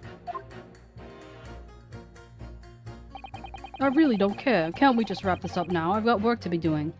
Hold it! A man's life is on the line here, sir. It would take as long as it takes. Don't get clever with me now, son. My life's on the line too, and so is my family's. The likes of you wouldn't understand, but a laborer like me can't afford to take time off. If I don't work, I don't eat, and neither do the wife and kids. Oh, I see. That must be very hard. I go to the union every morning to find out what needs doing. If you're late, the work's taken. It's tough. This time of year, there's water and gas supply pipes bursting left and right and center. They're after cheap labor to get the roads dug up to fix it. It's already a hard slog from dawn till dusk it is. So, you were out digging the roads on the day of the incident as well, were you? That's right. In fact, if I remember rightly, it was just around the corner from where it all happened. By that old bookshop it was. What? Another coincidence? That's right. 𝗟𝗶 Street it was. 𝗟𝗶 Street. On the map, 𝗟𝗶, there are only 3 named streets. That means he went around. Jury number 5, I need you to add that information to your formal statement, please. What's the point in that? Can't we just get this business over with now? Please, sir. It's important. Fine, I'll do it then. On the day it happened, I was digging up at 𝗟𝗶 Street from dawn till dusk. Your books, yes, nice shop that. The bourbon books, not worth a visit. Oh wait, I should have pressed that too. Sends a shiver down my spine to hear the members of the jury took a long call. I can't forget that some of their opinions are rather subjective. Oh, I agree. The irrelevance of some of what they're saying sends shiver down my spine. Still, at least some of their assertions don't actually incriminate Mr. Natsume of anything. That's something. We must use that to our advantage, Mr. 𝗟𝗶, cunningly. Yes, you're right. Let's listen to the jurors again carefully. And if any of their assertions are at odds, I'll pit them mercilessly against each other. Yes, don't hold back. Pit them all against each other. Well, I know that... So, I'm gonna pit this guy with this road guy.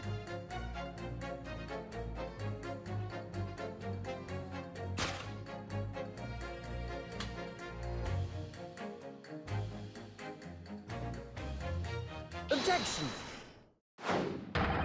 These two statements are clearly at odds with one another. At odds? Counsel, explain yourself. Please, don't point. It wasn't me, I swear. Yeah? What? I just want to get this done and dusted. Well, jury number 3? Oh, me, sir. What do you mean? Jury number 5's words just now are extremely significant. Let's take a moment to consider the implications of what's been said on our map of the local area. On the day in question, Mr. Natsume visited this bookshop to purchase a number of second-hand books, and on the same day, we now know that there was work being carried out on 𝗟𝗶 Street, making it impassable, which means that the defendant's route home could not have been taking him along 𝗟𝗶 Street and down Briar Road. Oh yes, of course! What do you think, sir? Well, yes, you can't argue with that really, can you? We must have had a good 2 yards or more of pavement up. Every gentleman and every gentlewoman that came along had to turn back and go the other way. So the only conclusion is this. The defendant must have taken the longer route to his lodgings. Yes, I suppose he must have. I suppose that's right, eh? Jury number 3, you said the following. The man wouldn't have gone around the houses on his way back from the bookshop, but we see now that he had no choice. Yes! My lord, Mr. Judge, sir, if I may. Yes. I don't think in all good conscience that I can say the man's guilty now. Yes, I'd like to see this trial continue so we can get to the bottom of what really happened.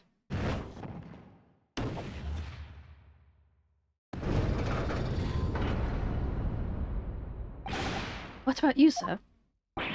Eh? Who, me? Well, alright then.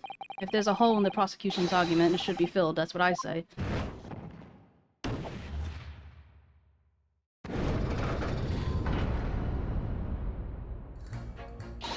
Oh, well done, Miss Naruhodo. That was wonderful. Oh, we've managed to change a couple of minds at least. It's strengthened our position somewhat. Yes, and it will prompt the others of the jury to reconsider their stance as well. They'll be asking themselves if their current leanings are really right or not. Now, if only we could identify one more clue or discrepancy that would make them stop doubting Mr. Natsume. We might be able to get to the tip of the balance completely. Yes, it's exactly what we have to do. Mr. Van Zieks is looking to bring this trial to an early conclusion. That's what we have to prevent by whatever means we have at our disposal. Thank you. Well, thank you, counsel. On with the summation examination, please. Yes, my lord. I have to say, not guilty at this point, but I can see where this trial goes from here. So the poor woman is attacked from behind, was she? How dreadful.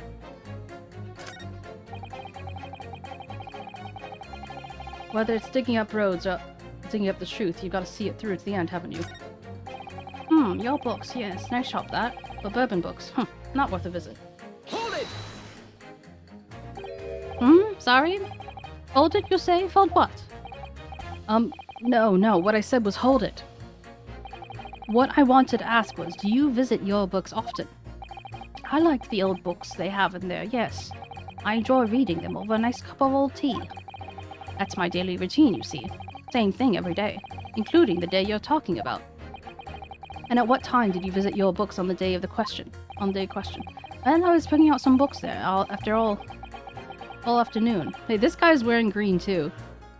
He's wearing a hat that looks very similar to her, and they're the similar size. Could it be that he fell, and that's what the guy saw? Oh, maybe Memi's onto something. And it would have been just 5 before that I left. That's my daily routine, you say. Same thing every day, including the day you're talking about. Just before 5, you say, exactly when the victim was attacked. Are you sure about the time? Oh yes, no mistake there. I remember it well. I'm not about to forget that day in a hurry, not after that dreadful time I had. What do you mean? Well, I was walking down Calabash Road when I slipped on the ice and donked my head. It's always worse after the snow stops falling, that's when it's most slippery. Knocked myself clean out, I did. I really thought my number was up. Wait a minute, let me get this straight. This happened on Calabash Road. That's right, I live on Cornpipe, you see. Heading down Calabash is the quickest way for me to get back from your books. Jury number 6, I must insist that you add that information to your formal statement. This may very well be extremely significant. Sorry? Extremely sick? No, I'm quite alright now.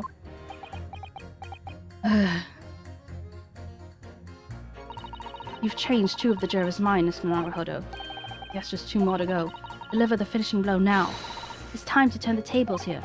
I wish I knew how to do the Susato's takedown. I suppose words will have to suffice for now. For pity's sake, the little Nepalese oddity has already admitted it himself, didn't he? If he said that woman in green collapsed before his eyes, it can only have been the victim.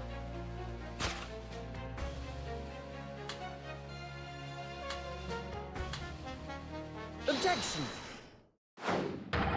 Those two statements are clearly and show a flaw in the jury's reasoning. A flaw? What are you talking about, counsel? Well, jury number 2. Jury number 6. Hi, whatever do you mean, sir? I think perhaps the old man didn't hear you. Unbelievable. It's not like I was loud or anything. There's at least one fact that we can be sure here. The bookshop receipt found in the defendant's room clearly indicates that on the day of the attack, he had been to your books and purchased a number of second-hand titles. He then returned home on foot. But the man said he has no recollection of his return journey. That's correct. But what he does remember is seeing someone appear in front of him on the way. Someone in a green overcoat who suddenly collapsed on the pavement before his eyes. Yes, we are all aware of this. A poor young woman who was stabbed, obviously. Objection! Can we really be sure of that, madame? My, whatever do you mean? I'm sure you heard jury number 6's account of what happened to him that day. That same afternoon, there was someone else apart from the victim, who was wearing a green overcoat and who fell over in the icy streets on the neighborhood. Oh my. My goodness. You mean... That's right. I'm referring to, of course. There's no way I thought about joining these streams saying objection. It's fate, Gary, it's fate. Welcome. How are you doing today? To the hard of hearing, jury number 6. Are you suggesting that the person in the green overcoat from which the defendant saw collapse in front of his eyes was the jolly old good gentleman at the end of the bench here with me today? Consider your objection... whatever the opposite of sustained is. That is entirely possible, yes.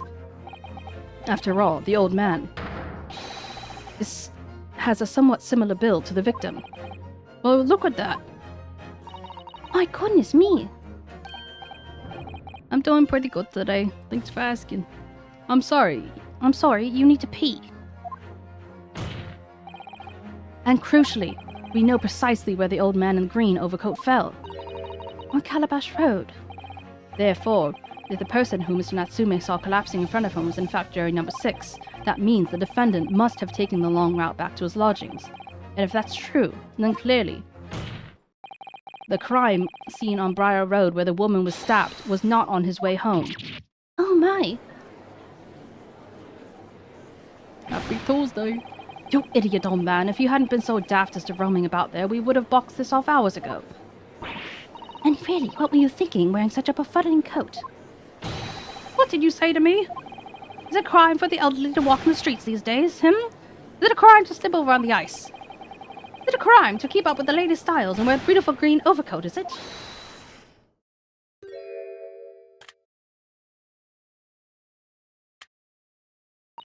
My lord, I do hope it won't cause any inconvenience, but... You'd like to change your leaning, I presume? I do declare that I would. I would like to call for a verdict of not guilty. Thank you. And I would too. What? Is it a crime to change your mind, is it? Well... He's so cute.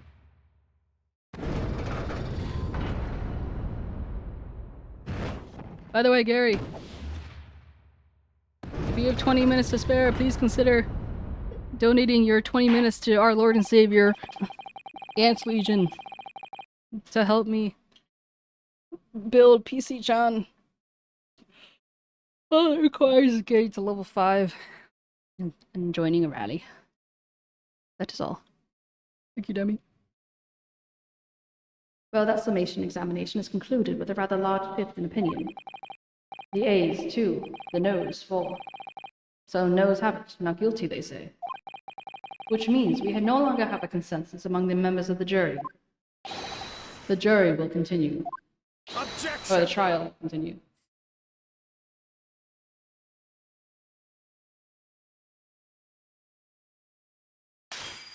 How many glasses does he have? Would it seem churlish of me to drink from my hollow chalice moments after raising an objection? Only to crush it in disgust. Pray, forgive the discourtesy. Lord 𝗟𝗟𝗀𝘀. It seems I must retract my earlier remark. What do you mean? I mistakenly credited these jurors with intelligence by describing them as insightful. Yet we are just witnessed involved of a cheap trick performed by an Eastern entertainer. Eh? Whatever do you mean? Objection! I haven't tricked anyone. Everything I've said is the truth. Indeed. Stalwart juror number 5 was undoubtedly repairing the road, as he claims. I do believe you said it was a good 2 yards of the pavement in which you have excavated, sir. That's right. It took me the whole day, and they paid me a measly tuppence for it. Now, my learned Nepalese friend, tell me, do you have any notion of the distance about 2 yards represents? Well, if I'm honest, I haven't a clue, no.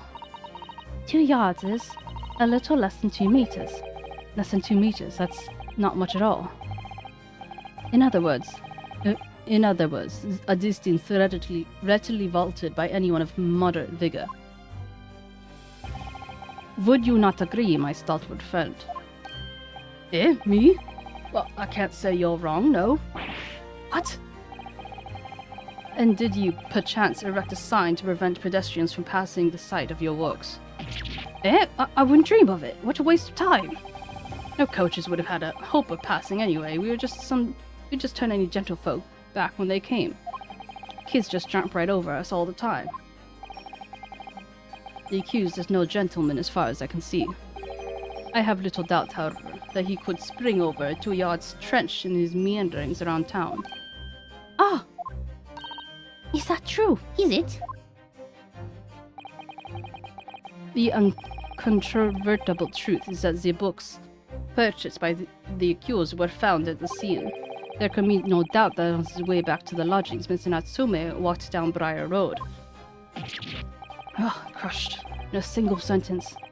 And, old man. Cold man, you can talk? You say around 5 o'clock on the day of question you slipped and fell on Calabash Road. Pray, was there a suspicious-looking Nipponese behind you at the time? Oh, I can't say that I remember. You don't remember? How about a wager, my learned friend? You say it was this old man it was the old man that you accused saw, but I would lay 1,000 to 1 against you being able to prove it. Ah!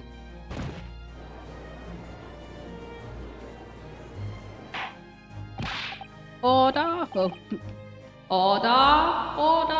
Lord 𝗟𝗟𝗀𝘀, explain yourself. My lord, if you had such a trenchant argument up your sleeve, why in the world did you not prefer it during the summation examination? I wanted to give this young foreign student the sightseeing experience he no doubt came for. I wanted to see him for he for himself as the opinion of the jury is so readily swayed. But my hospitality has limits, and they have been reached, I feel.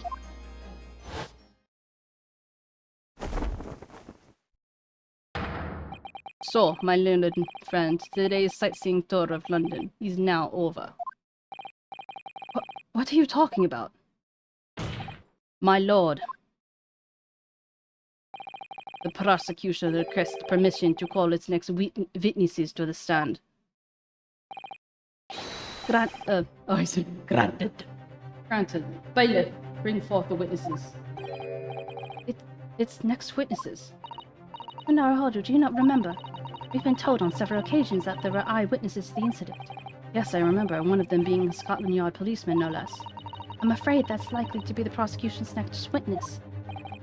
All right, no matter who 𝗟𝗟𝗀𝘀 brings to the stand as his witnesses, no matter what they say. I believe in Sasaki-san. I know he's innocent. Also, Gary, have you played any of the Ace Attorneys? I apologize if I already asked this before. I can't keep track of everyone. But I'm glad to see you here. And I'll keep believing to the very end until this battle is over.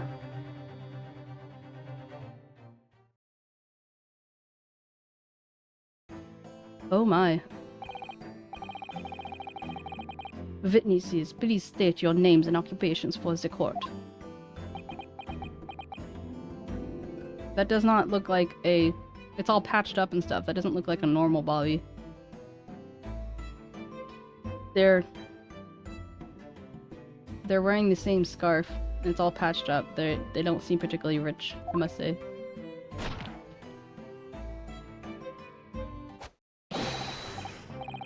Constable Roy Beatty, sir. Nothing to report in the street, sir.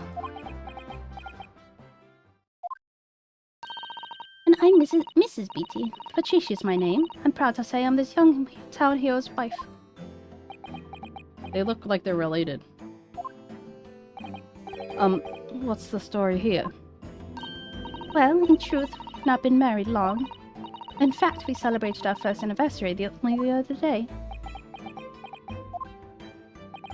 No. It was your husband I was asking about. He seems tired. Hardly surprising. Whilst being an honorable occupation, patrolling the beat is the most demanding work in the world. Oh, really? I'm sure I've heard that before, actually.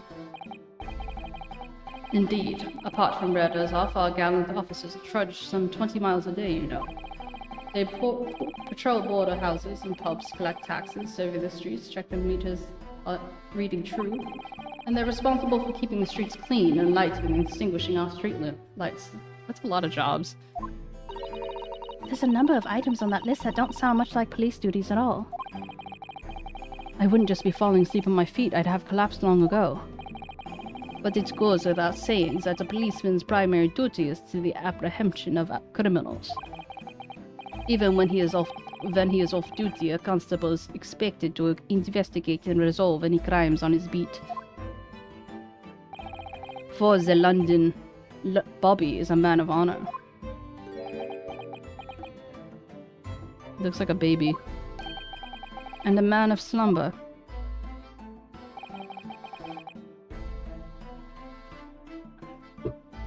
On the day of question, this man and his wife was walking down Brighter Road in the opposite direction, and they witnessed the incident as it occurred. Is that not right, Mr. and Mrs. Beat?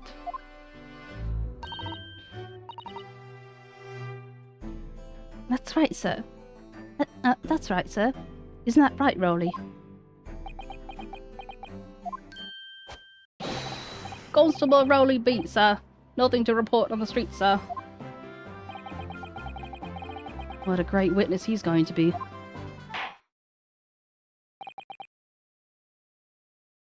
Very good. I'd like to hear your formal testimonies now, please. You will tell the court exactly what you saw on the afternoon of the incident. Yes! Yes, sir!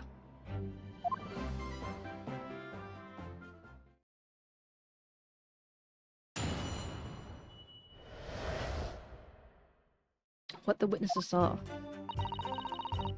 It was our wedding anniversary, and Rowley was taking me out for a meal. There was no time to change after work. Anyway, two silhouettes appeared out of the fog in the pavement in front of us.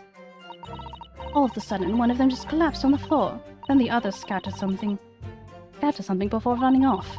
We ran straight over, of course, and went for help at a nearby police box.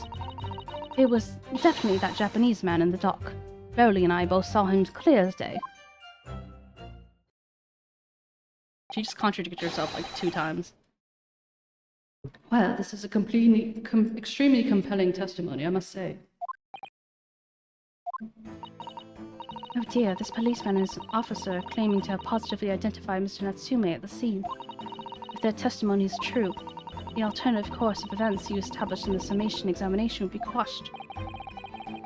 It is a death knell, in fact. Also, Gary, are you still here?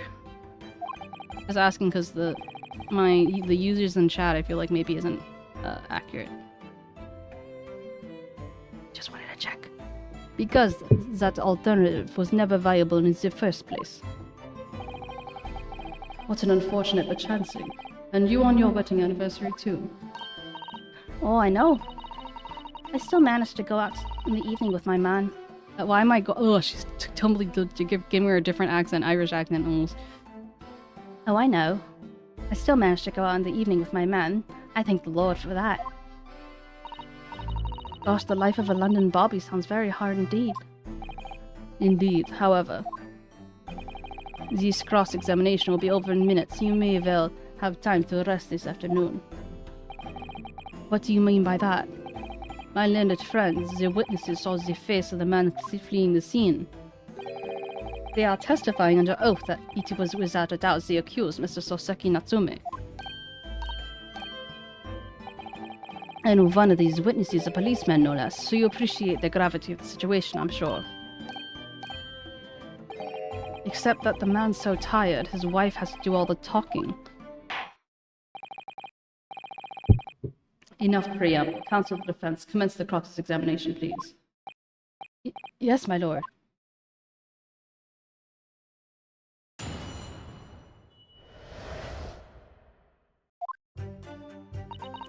It was our wedding anniversary, and 𝗟𝗟 was taking me out for a meal. There was no time to change after work. Hold it! No time to change. Ha ha ha. I see what you did there, 𝗟𝗶ጵ𝗹𝘀.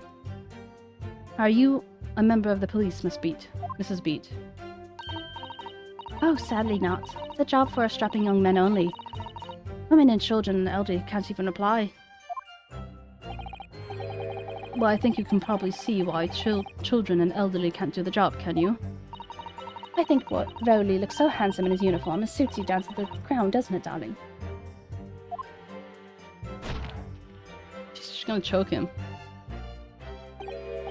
What? Oh, I just finished my beat. Pat and I were heading back to the station. I was actually planning on getting changed there.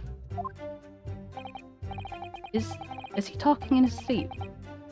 This is creepy. Oh, no, 𝗟𝗟, I much prefer you in uniform. Sometimes, I don't recognize you when I see you in plain clothes.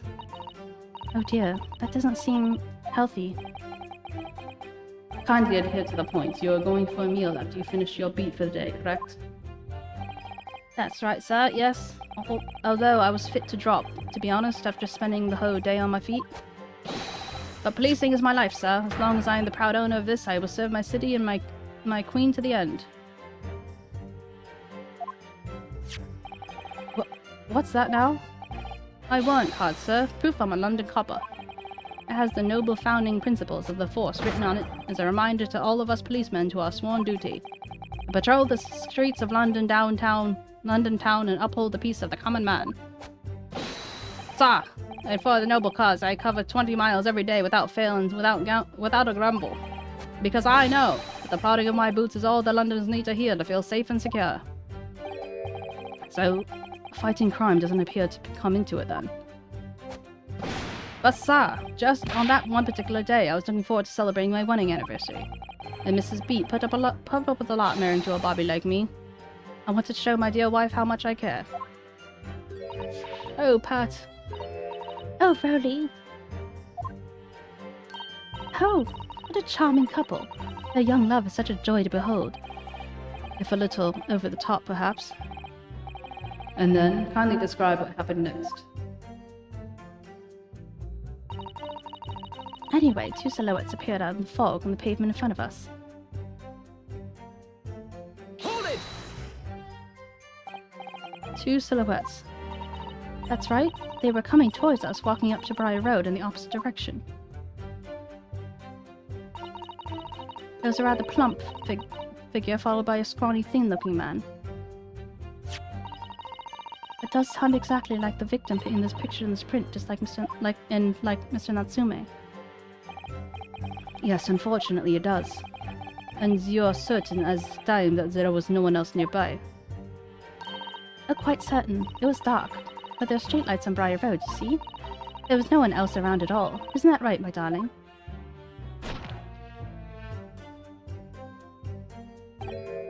What? Oh yes, that's right. Of course, there was light fog on the ground, but Briar Road is dead straight and you could see it fairly long way down the pavement. And then there's the street lighting as well. I didn't see any other pedestrians. Before sleep takes a firm hold, your answer please, Mr. Beach. Are you quite sure of what you just said? Yes, sir. As a copper who spends all day, every day, keeping the watches on the street, I swear to it, sir. I'm sure As my love for Patricia is sure. Oh, Pat. Oh, Rowley. They're still maintaining there was no one else on the street other than the victim and the attacker. It's starting to seem like there must be really how it happened.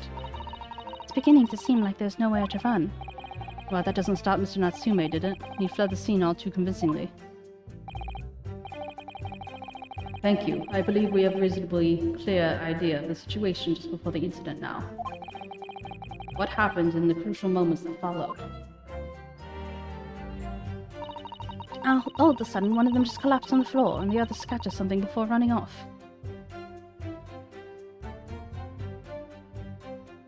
Hold it! Scattered something. What do you mean by that? Also, I want to check the court record of this map.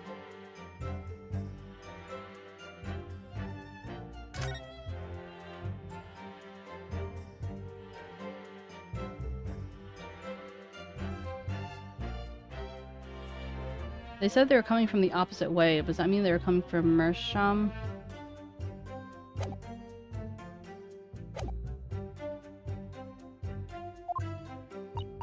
Oh, well, I couldn't quite make it out at the time.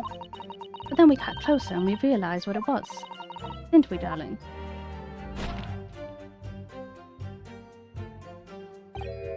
What? Oh, yes, that's right. It was some old books. I see, old books. Yes, sir. The culprit jumped a number of them, all around where the victim lay on the pavement. Indeed, as clearly depicted in the photographic print. That rotten Japanese man did when he did the deed. Hold it! Let's not forget that it remains to be established and the defendant is indeed the attacker. But we saw him. It was the man in the dock without question, sir.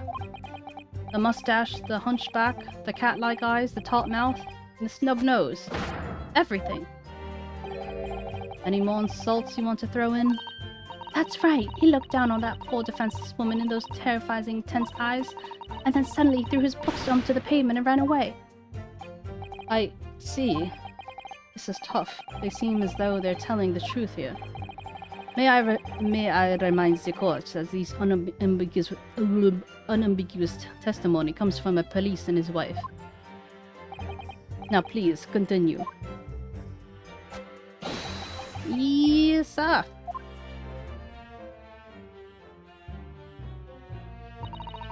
He ran straight over, of course, and then went for help at the nearby police box.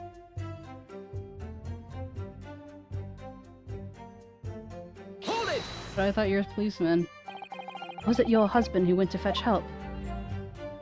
No, I went. I may not be a police officer myself, but I'm a proud wife of one after all. Isn't that right, my darling?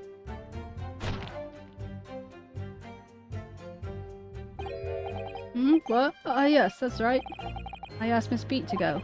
I was off duty by that point, but a Bobby's never truly off duty, of course, so I felt obliged to stay and guard the scene. Very laudable, Mr. Beat. Preserving the scene of a crime is a task of considerable importance. That's why I sent Patricia, you see. I told her where to find the right police box. Forgive my ignorance. But what do you mean exactly by the right police box? Depends on a crime location, you see, as to who deals with it. Where the woman was stabbed wasn't actually on my beat.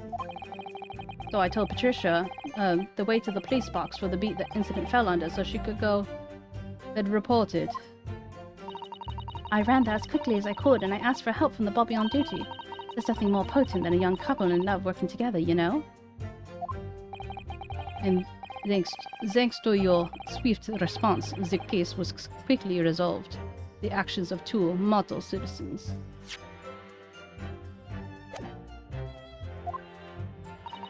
Oh, please. You're making us blush. Isn't he, darling?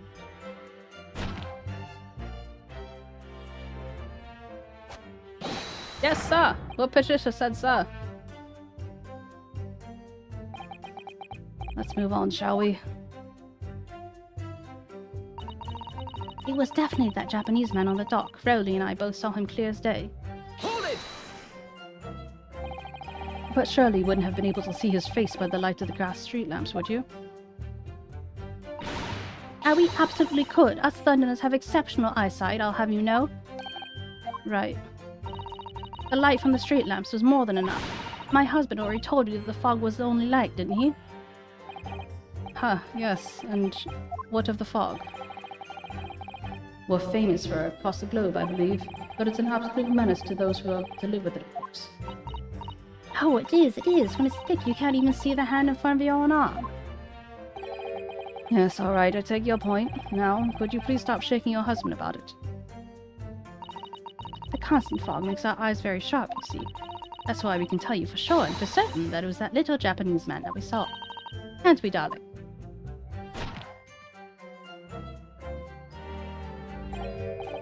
What? Ah, yes. It was the accused, and no mistake. The mustache, the hunchback, the cat-like eyes, the taut mouth, the snub nose. The mistake was that. As far as this couple's testimony is concerned, there can't be any question. It was 𝗟𝗶𝗶𝗀𝘀 that they saw running away from the scene of the crime. So that's it then. That's their entire testimony. What do you think, Mr. Naruhodo? Well, I hate to admit it, but on hearing the testimony, it really does seem as though Mr. and Mrs. Beat saw what they thought they saw. Mr. Natsume running away from the scene on Briar Road that day. Yes, I feel the same. So if that's true, where does that leave us? The members of the jury are sure to call for a guilty verdict after this testimony. Oh no! Then what should we do?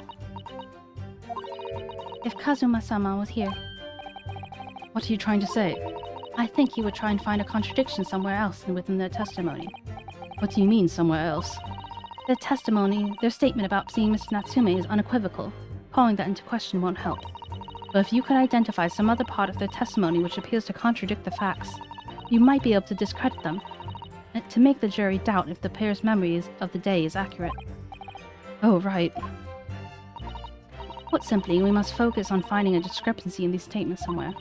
If we don't, I'm afraid the trial may reach an early and unfavorable conclusion. Why do I always seem to be up against it?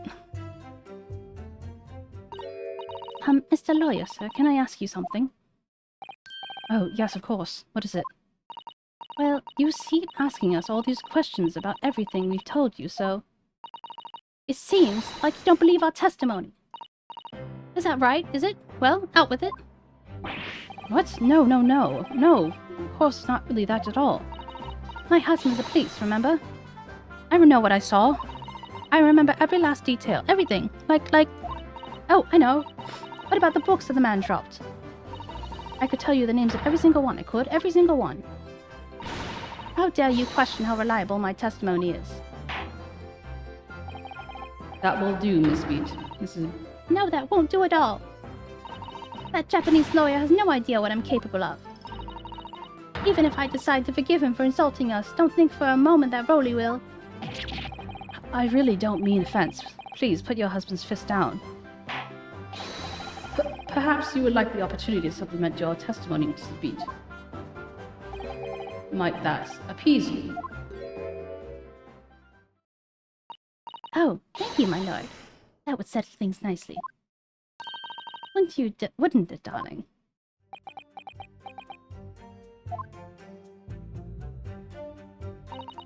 I could even tell you the names of the 4 books he dropped at the scene. Hold it! 4 books? It's 3 books. Yes, we know there are books dropped at the crime scene, as you say. Those purchased by the accused at the nearby second-hand shop on the day of question. After I'd been to the police box for help, I decided to have a good look over the area for good measure. I'm a proud policeman's wife, after all. I did it for Froley. And what was your husband doing at the time? Oh, he was lying face down in the snow, getting some well-deserved rest. He works so hard, you know. Ever so hard, don't you, my darling? Interesting way of guarding the scene of the crime. Well, Mrs. Beat, seeing as you regaled the court with your tales of powers of recollection, would you be so kind as to recount the titles of the books you observed at the scene? I'd be happy to. Now, are you all listening? There was The Picture of Monsieur Somebody or Other, and 𝗦𝗟𝗋𝗀𝘀, and then there was a meal for someone, and the last was definitely the thingums something. You see? Yes, I see there are 1 or 2 holes in your memory. Oh well, they were also along those lines, I'm quite sure.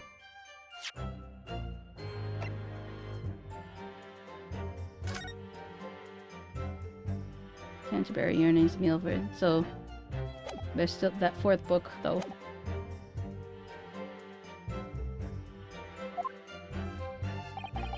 There were indeed books found as 𝗟𝗂 with titles along those lines, as you put it.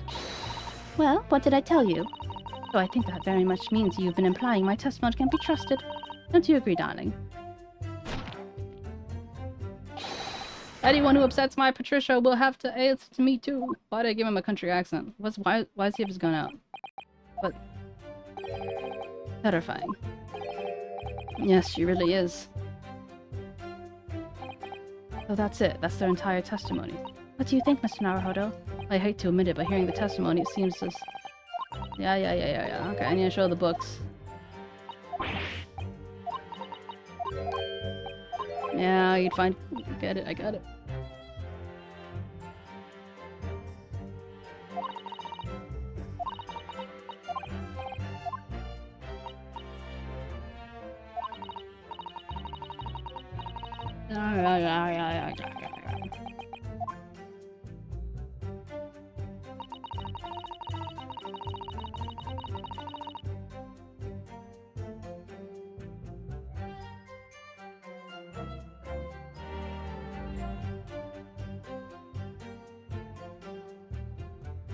Hold it! No time to change after work, you say. Are you also a member of the police, Mrs. Beat? Oh no, sadly not. It's a job I'm stuck in. Oh wait. Very no.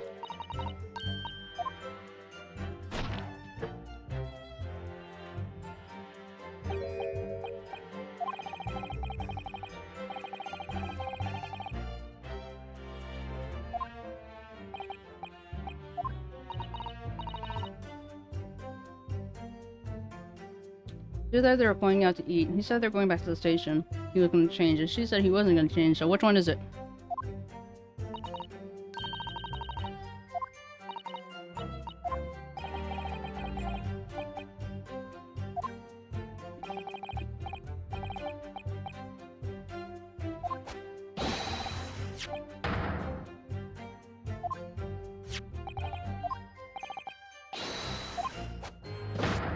Yeah, London Copper.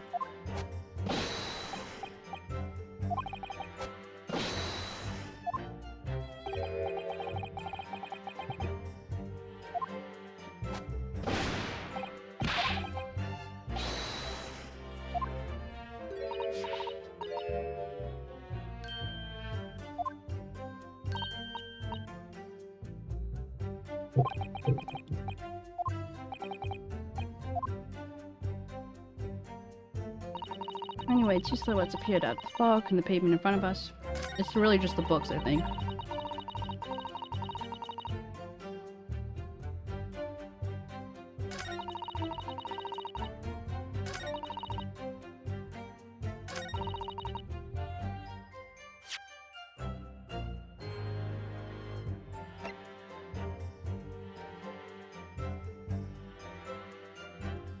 Objection! So, you're saying there were 4 books?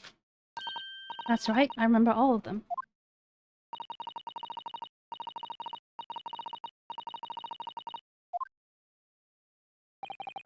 I'm sorry, Mrs. Beat. But there's a fundamental flaw in that statement of yours. Oh no, what flaw? Simply that at the scene of the crime, there were only 3 books, not 4. What? Have a good look at this photographic print of the scene of the crime.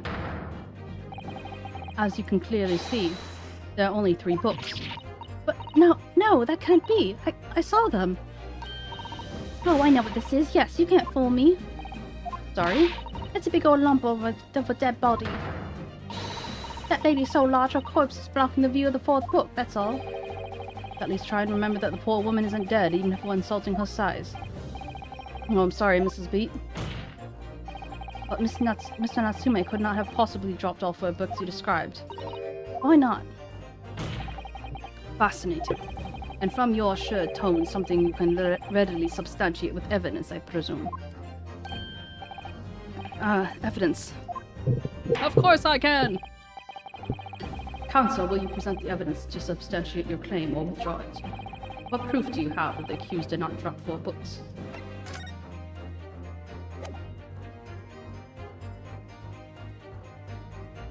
Take that! The evidence is right. The evidence is right here in the form of this bookshop receipt. From your books. Oh. From your books! Yes, the receipt details Mr. Natsume's purchases that day. As you can see, only 3 books are listed. No! Therefore, Mr. Natsume would have only dropped 3 books at the scene of the crime. Which means that your powers of observation, madame, cannot be relied on. So, it cannot be denied that though you say it was the defendant you saw, you could have very well been mistaken. No! Oh no! Oh no! No! Objection!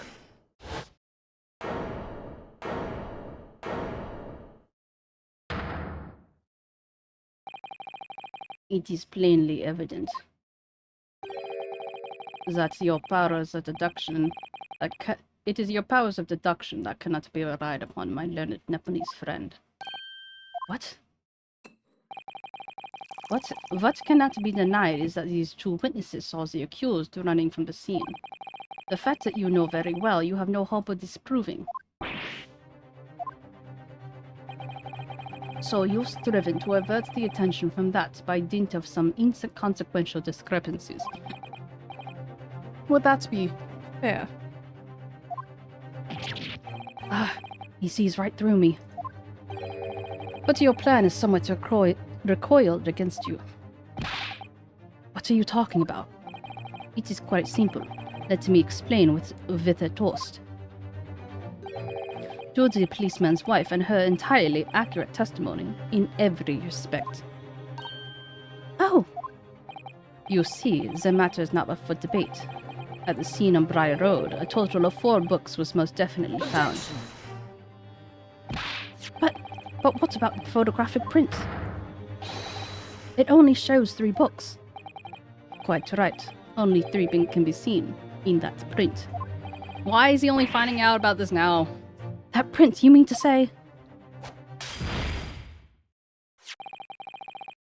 Allow me to present another. One that shows the victim's hand. How convenient of you to not show that. The lion's pride.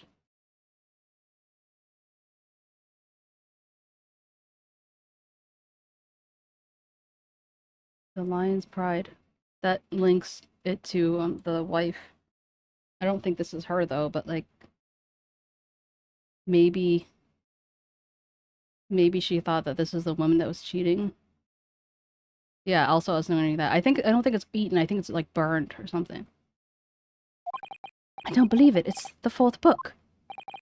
As you will observe. The 4th book was hidden from view in the original print from the victim's torso. No! No! Fret not yet, Ryosuke, you're gonna be okay. Order! Order! There, you see? You see? Look at that. Look. Yes. It's just like I said, isn't it, my darling? Yes, sir. Patricias are always right, sir. Let us study the receipts purchased by the accused in the day of question. Mrs. Beats, the titles once again, as if you please. Oh, yes, of course. The picture of Monsieur something or other. The picture of Monsieur Lecoq. What's its the earnings? Canterbury yearnings. A meal for someone. A meal for 𝗟𝗶𝗹𝘀, in fact. As the court has just heard, the witness remembers the book titles flawlessly, save a few minor details. Mrs. Beat's powers of recollection can only be described as exceptional. Did you hear that, Rolly? The gentleman paid me a compliment. Yes, sir. Flawless, sir. Patricia is flawless. You make no sense, Ada. I can hear myself. But there are only 3 books on the receipt, and Mrs. Beat mentioned 4. There's nothing surprising about that. Clearly, the 4th book is what's shown in this photographic print. I'm sorry, Counsel, but does that not seem odd? Why should the 4th book be omitted from the receipt? It is not odd at all, my lord. As the photograph clearly shows, the 4th book was found in the victim's clutches. In other words, it belongs to the victim. The victim was holding her own book. I wonder what became of that 4th book. Obviously, it was not overlooked by the investigating officers at Scotland Yard. I have it here as evidence. You will submit that in the aforementioned photographic print in the court, please, Counsel. My pleasure, my lord. I think I might hear my cat, so one second.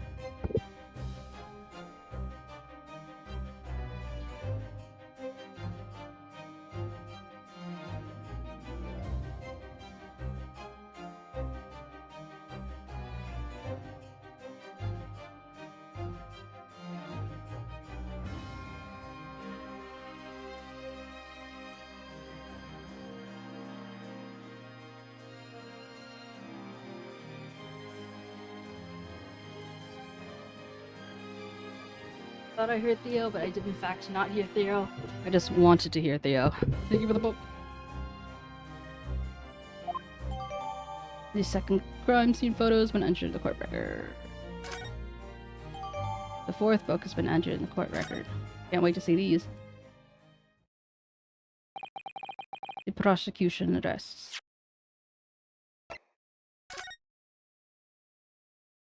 Okay, it's definitely burned.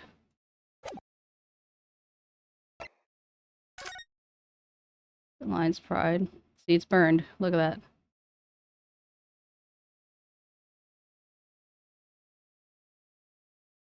This was taken from the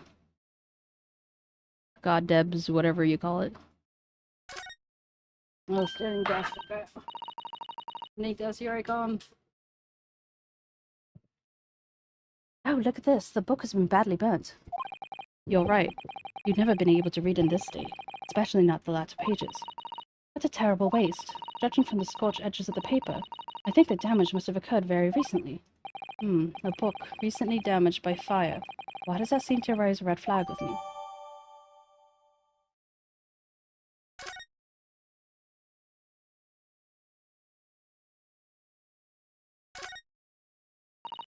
Let me see. It's a book entitled The Lion's Pride.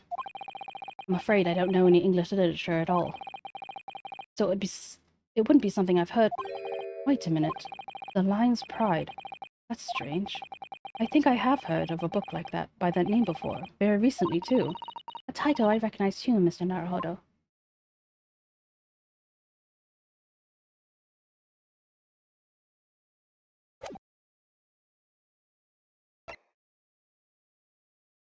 Doesn't. Right?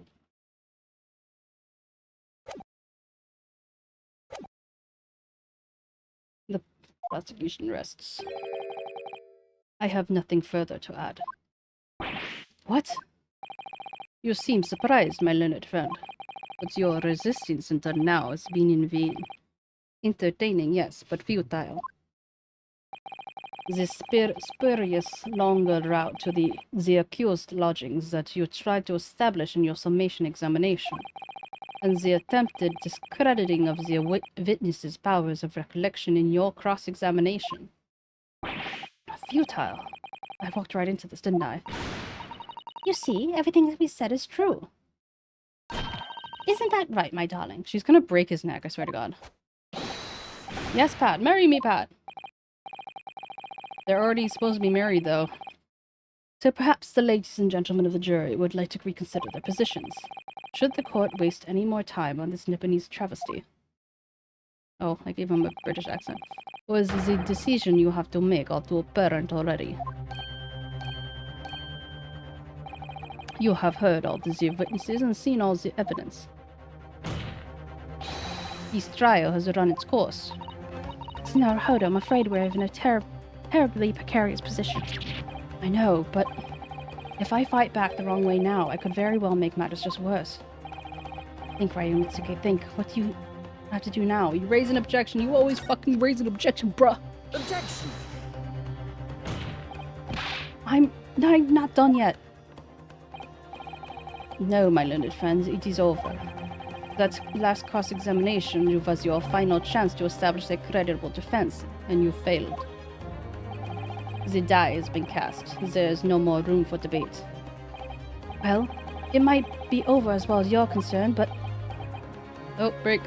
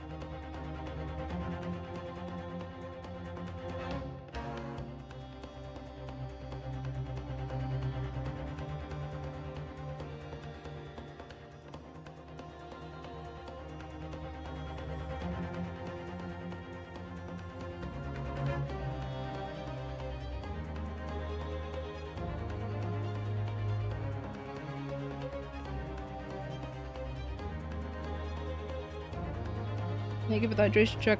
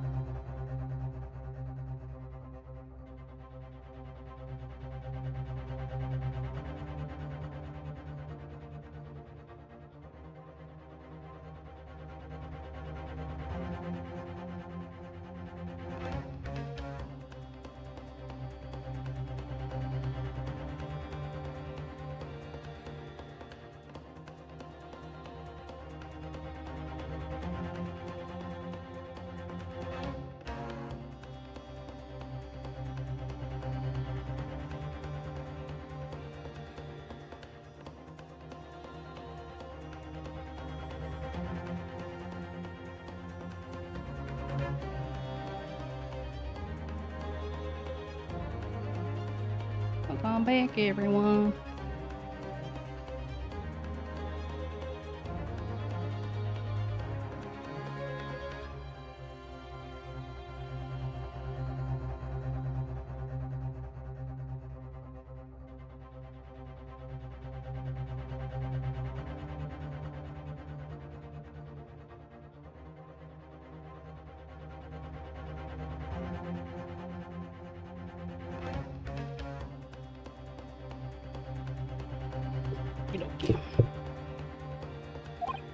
I can't think of what to say.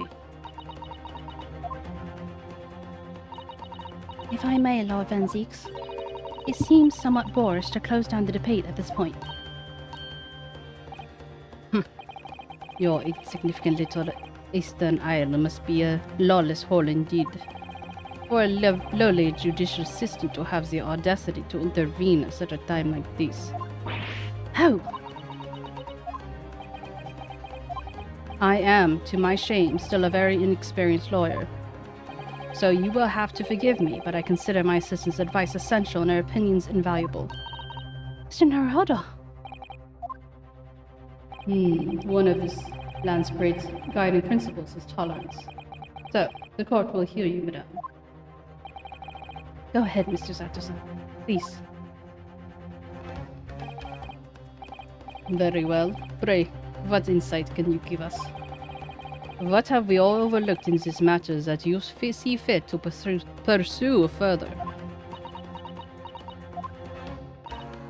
Well, the court has been presented with new evidence, but only after the last cross-examination finished.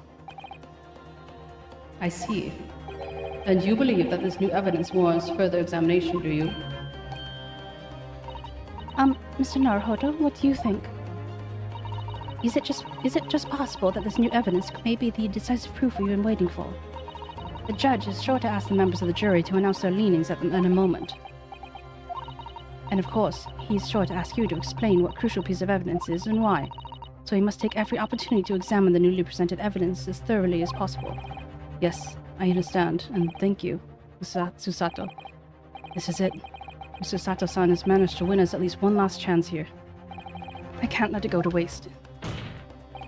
The defense wishes to present evidence, my lord. Very well. The defense may present one further piece of evidence. Evidence that apparently offers profound insight into this case and has hitherto been overlooked. Hitherto.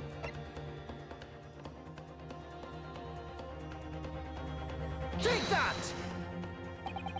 The evidence in question is, from what we can see in this newly presented photographic print of the crime scene. The fourth book found in the victim's hand. Objection!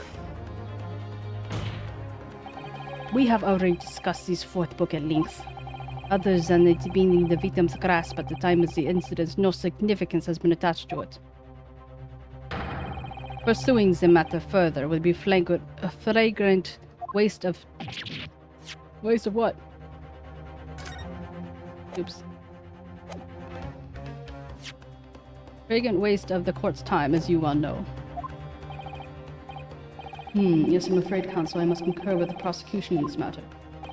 When I afforded you this opportunity, you led the court to believe that the evidence in question could contain hitherto an undiscovered clue.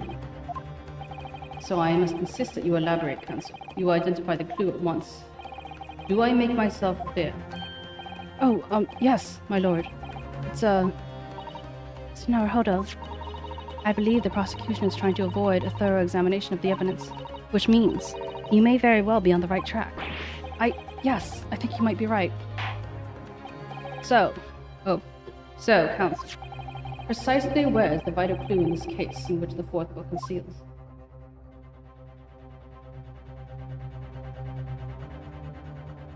Got it!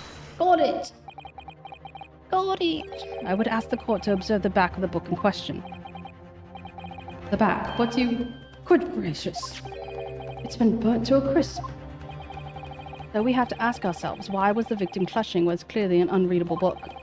It is undeniably an extremely unnatural thing for her to have been doing. Objection! Unnatural, you say? And what of it, my Nipponese friend? Oh. But I too concede the point. It bears no relation to the case. There is nothing to discuss. So, should you wish to assert that this fire damage is some veiled clue as to what happens that day? Pray, do enlighten us all.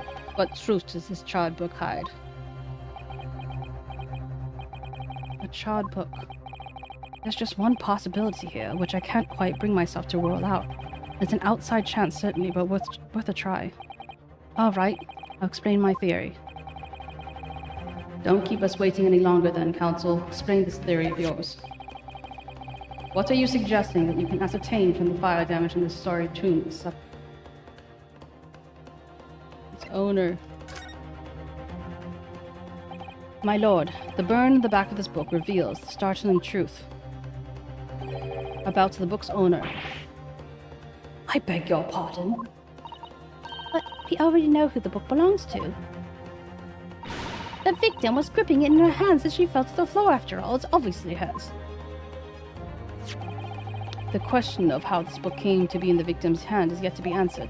However, as to the questions of who the book really belongs to and where it originated, the defense has a very credible answers. Good gracious, how could you possibly? Very well, I'll play along with this futile attempt to delay your inevitable demise. But do remember, the members of the jury may very well burn you for your little if your little gamble goes awry. Counsel, the defense's response here is very likely to influence the final outcome of this trial. So tell the court, who do you claim is the owner of this burnt book? Take that!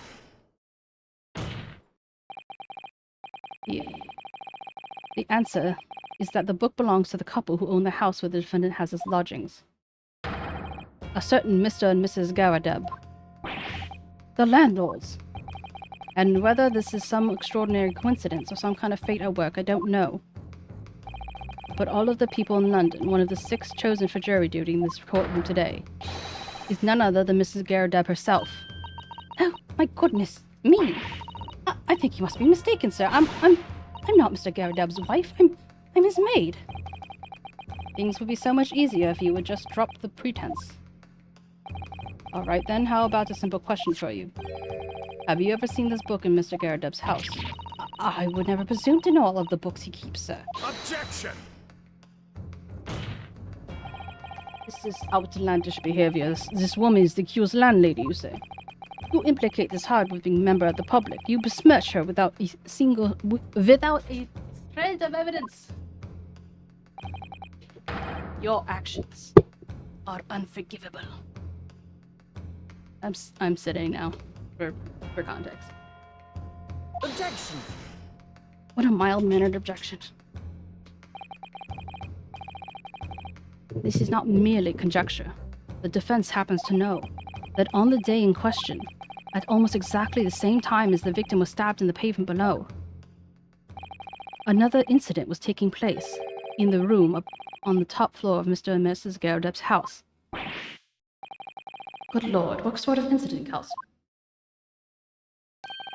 A fire, my lord.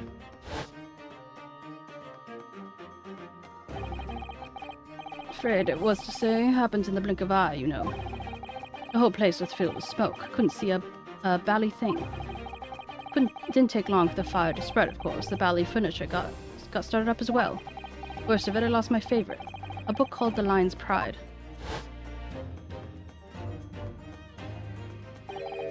The Lion's Pride. By Jove, that's the very same title of the subject of this debate. Oh, dear me. Objection! This is 𝗟𝗟. 𝗟𝗟, I don't know what 𝗟𝗟 means, I've never heard of it before. All you have told the court is that a book by the same name was involved in a fire, in which case it would be very reasonable to assume that it was burned to ashes, and entirely unreasonable to infer that it would magically remove itself from the scene of the crime. Perhaps it would make more sense if I told you that the cause of the fire was marital discord. Without going into details, it appears that Mrs. 𝗟𝗶 was considerably enraged. Apparently, she continued to attack Mr. 𝗟𝗶 even amid the flames. Oh, how awful! I can't believe ever being so horrid to the one you love. Can you, Rolly? Absolutely not, sir. My Patricia would never raise a hand against me, sir.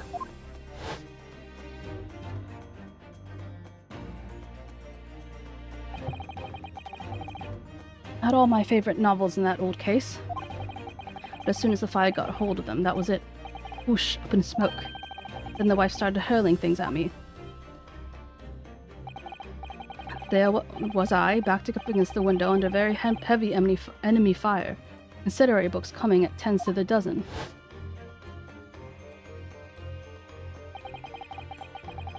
The man had his back up against the window, and he had burning books thrown at him. Goodness gracious. Are you suggesting that the book was thrown through the window and landed coincidentally at the scene of the crime? Objection! No. A thorough investigation of the surrounding area conducted the very evening of the incident. There's no report of the 𝗟𝗶's window pane being broken. That's quite true. We also saw no sign of broken glass when we visited the 𝗟𝗶 household. But it's not conceivable that the window was open at the time, and not even remotely. Let us not forget this season and the chilling weather that accompanies it. No Londoner would ever leave a window open in the middle of winter. Does the defense postulate this scenario in all seriousness, counsel? Do you earnestly claim that the book found at the scene was a flaming projectile thrown by Mr. 𝗟𝗶's wife? I believe it's a possibility, my lord.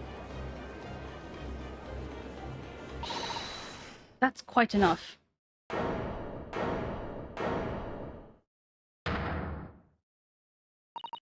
Well, I hope that everyone can see you for who you are now, you little foreign trickster.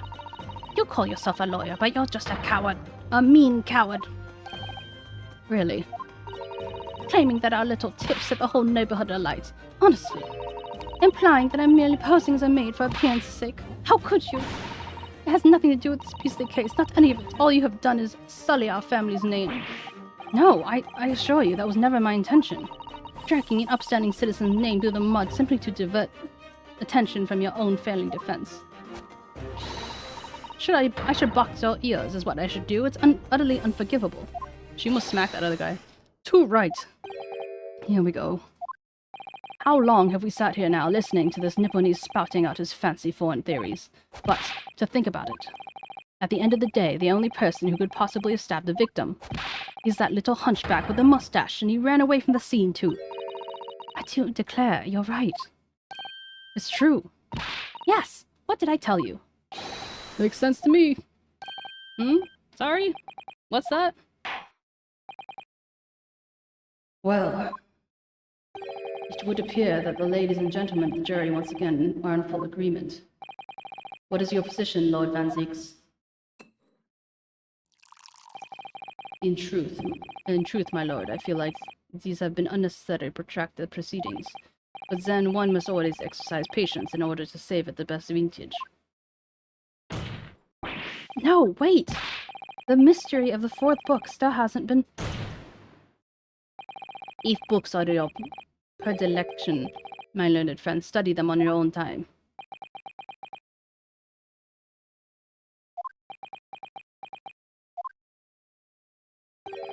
What? No forgive the discourtesy this time? In that case, ladies and gentlemen of the jury, you will now state your individual decisions regarding the defendant's culpability for the court to hear. Guilty! Guilty. Guilty! Guilty. Guilty. Guilty! Guilty.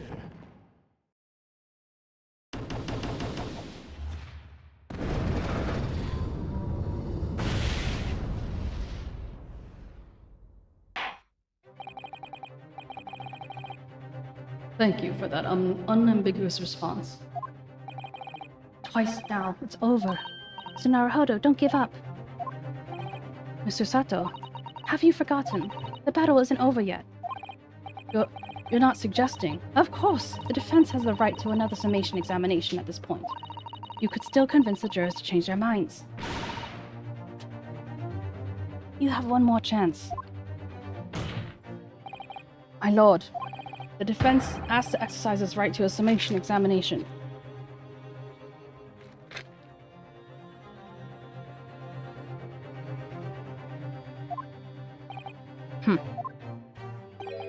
You believe you still have the tricks up your sleeve. I don't intend to trick anyone. I intend to uncover the truth. This is no time to be downcast. As long as there's a chance, I still have to stay strong and determined. I'm gonna have to get some more 𝗟𝗶 soon. To be continued.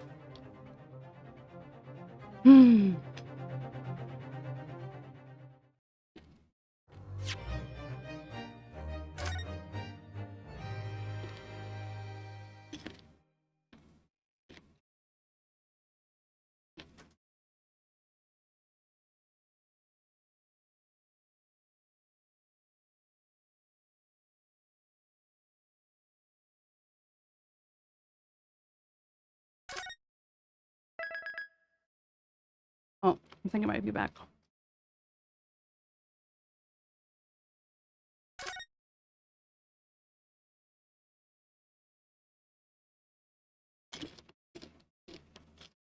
Mm-hmm.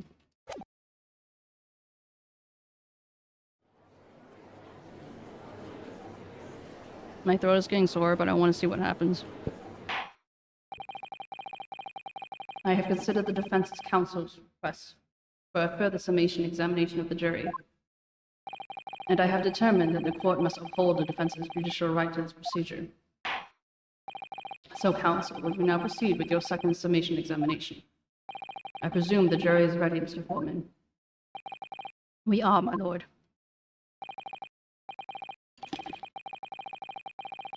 Very good. In that case, I must ask each of you now to clearly state and concisely for the court the grounds on which you find the defendant guilty of this crime.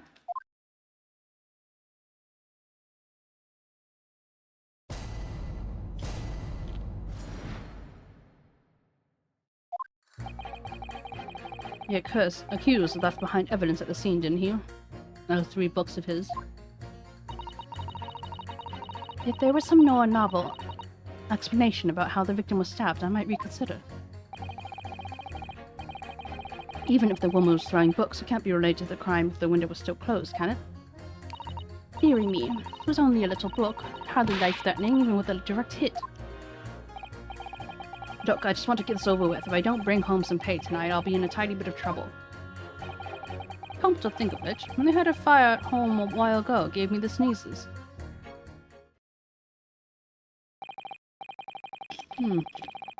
Yes, considerably more tangible arguments from all the members of the jury this time, it seems. With one notable exception, of course. My learned friend was unable to find fault in the previous witness testimony.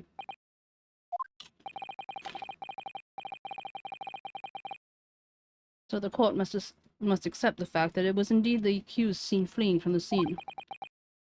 And moreover, no one else was even at the scene to commit the crime. Very well.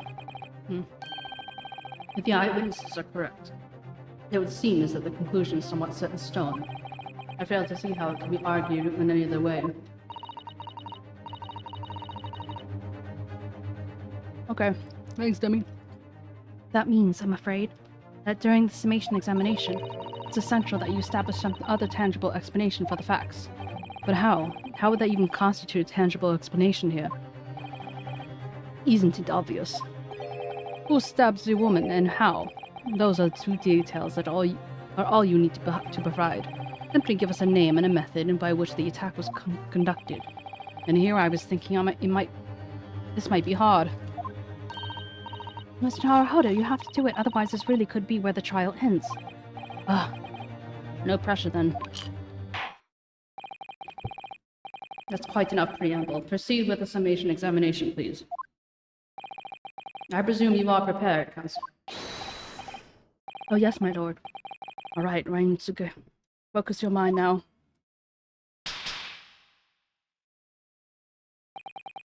Clearly, the key to the summation examination is going to be juror number 4, the maid, or should I say, Mrs. 𝗟𝗶.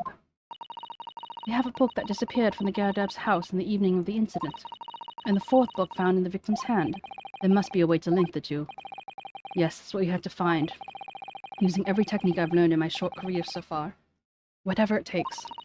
Don't forget to keep an eye on Mrs. 𝗟𝗶 and how she reacts, even to the things other people say.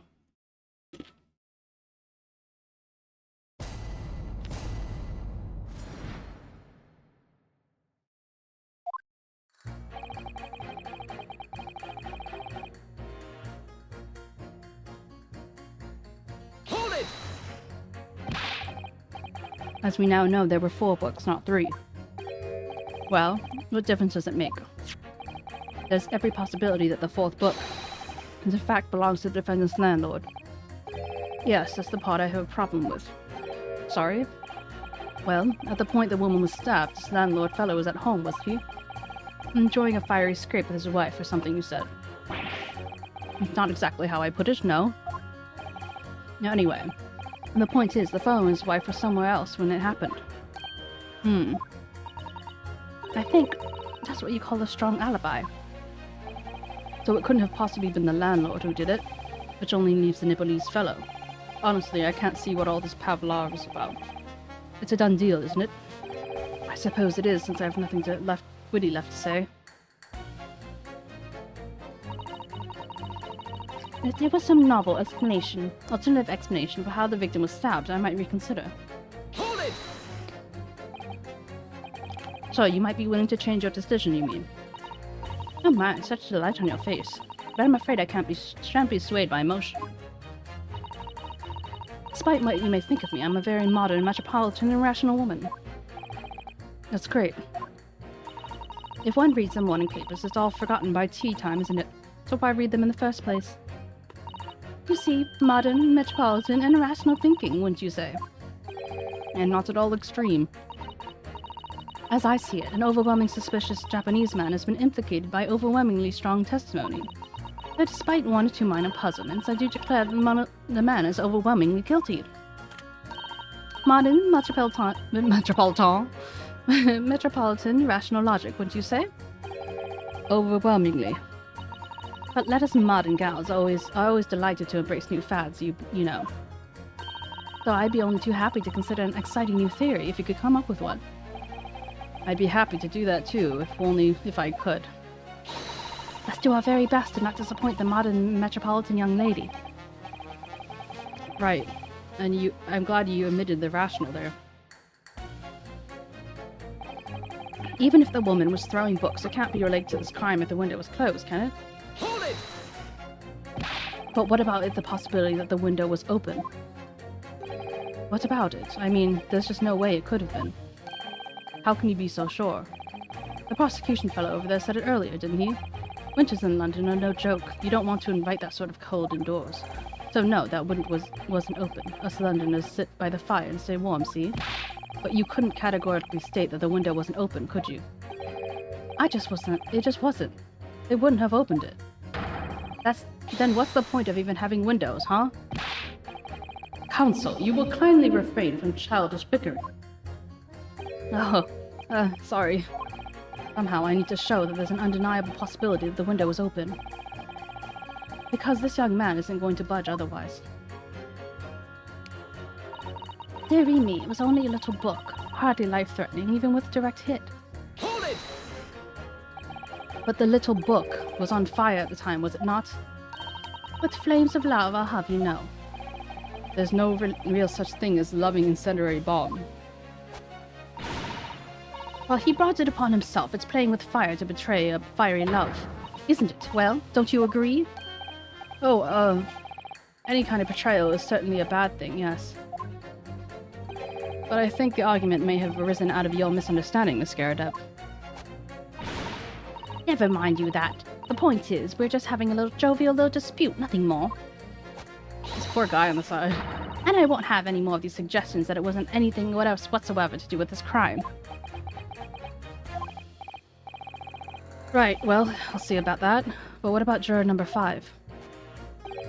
He doesn't seem to be turning a hair at Miss 𝗟𝗶's relentless onslaughts. It's almost as though he's used to it. What a gentle soul he is. Look, I just want to get this over with. If I don't bring home some full pay tonight, I'll be in some tidy trouble. Hold it! You just want to get this over with. How can you sit there and say something like that? A man's future's at stake here. Well, him and me both then, like I said before. What? I told you already, I'm a day laborer, aren't I? If I don't bring home some readies with me tonight, you'll find me floating face down in the Thames tomorrow morning. What? You heard me. My missus ain't one to mess around, you know. She could be fierce, but you believe me. Believe you me. Another shining example of marital bliss, then. A situation like this cropped up the other day. It was, well, you know, it's funny, but I can't quite remember. Sorry? It was too frightening, that thing. I must have blocked it out. Helpful. I wonder if Mr. Beat would ever be dragged into the Thames by his scarf. Don't even go there, Mr. Sato. There must be some way to jog his memory about this. Come to think of it, we had a fire at home a while ago. Give me the sneezes. Hold it! Does that have anything to do with your decision about the defendant's culpability in this case? Sorry, what was that? You'll have to speak up, lad. Could you tell us more about the fire? It was last winter. My last grandchildren baked me a lovely cake on my birthday. It had 75 candles on top, it did. What a sight to behold it was. You put candles on a cake? Was that some kind of devil worship? Of course not. It was an angel cake to celebrate my birthday, of course. With his little eyes. It seems a common custom here in Great Britain, Mr. Naruhodo. Anyway, I must muster all my puff to blow them out. Only I must have blown wrong somehow. The flames didn't go out, but candles went flying all over the room. The furniture caught and everything went up. The whole place was filled with smoke. Definitely sounds like a devil worship to me. And by the sneezes, I presume you mean a cold. But how did you catch a cold from a fire? Oh, what a fiasco it was. The grandchildren, bless them, threw water over me as they tried to put out the flames. And then, because the whole room had filled with smoke, of course, we had to open up all the windows to clear it. The windows? The biting winter air rushed over me like the devil dancing in my grave, it did. I caught a terrible cold from it. It put me in the hospital for a while. I won't forget that birthday in a hurry. I knew it was devil worship all along. Something about this old man's story is playing in my mind for some reason. Pit him against the window, boy! You need to just demonstrate who, apart from Mr. Natsume, may have attacked the young woman on the street, as well as how he, or she, could have done it. Yes, but once again, the jurors' statements are full of personal prejudice. A lot of them seem convinced that they're right, even in the face of logical arguments to the contrary. I think you're going to need to pit them against each other to force them to accept the alternative explanation. Yes. I don't necessarily need to find contradictions between their assertions. Just connection might do the trick. Alright, I see what I can do. If anything stands out, I'll go in for a strike. That's the spirit.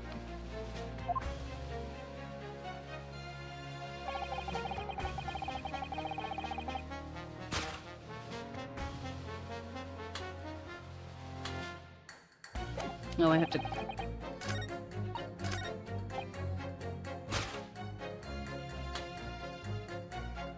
Pit. Objection!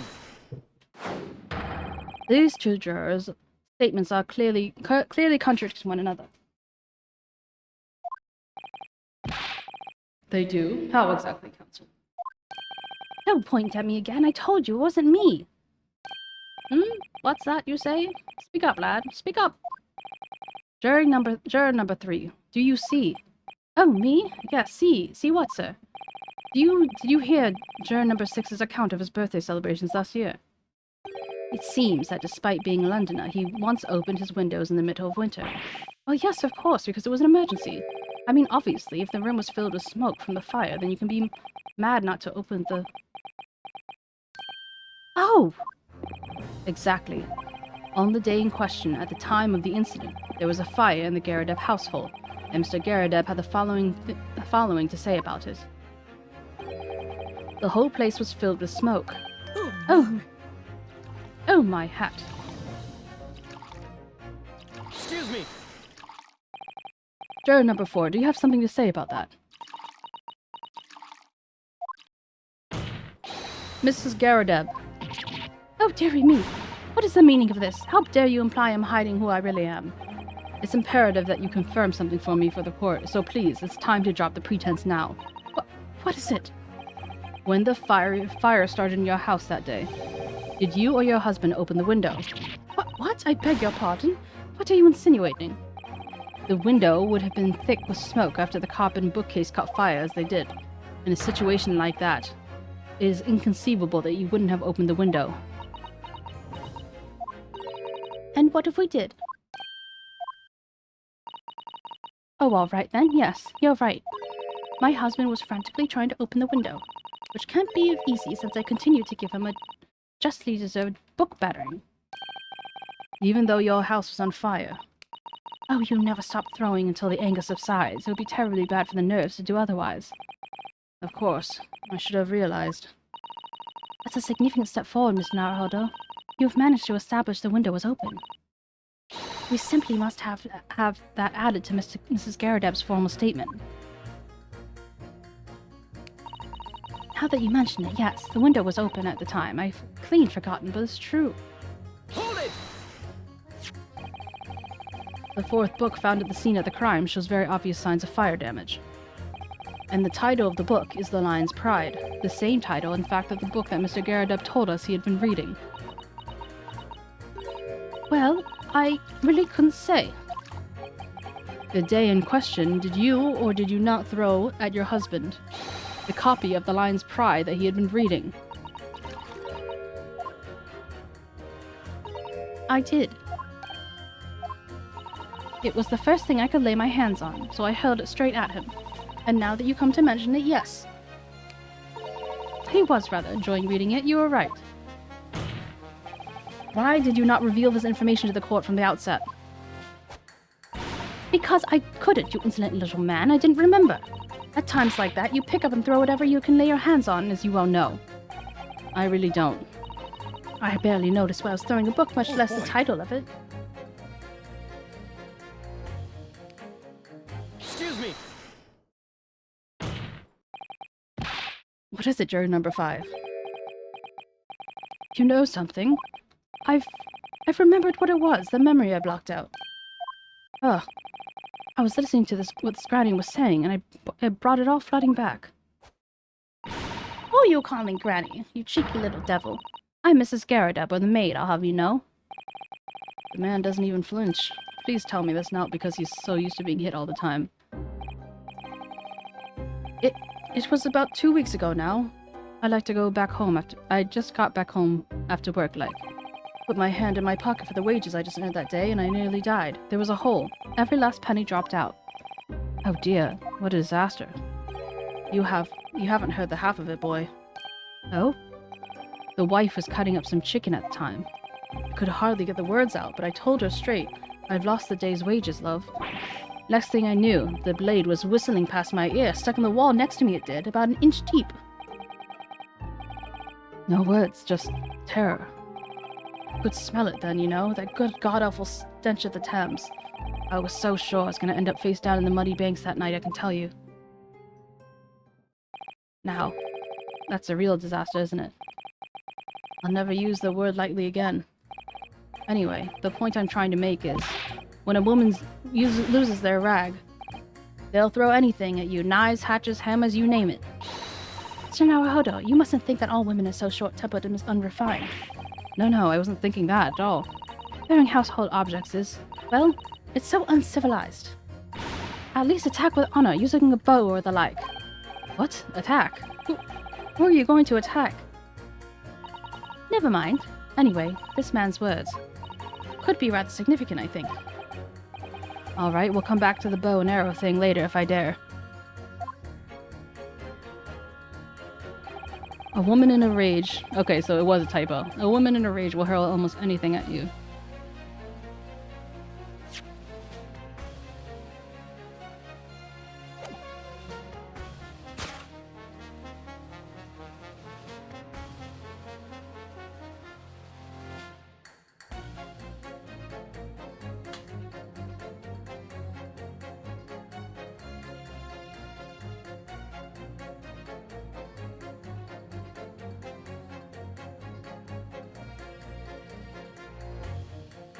Objection!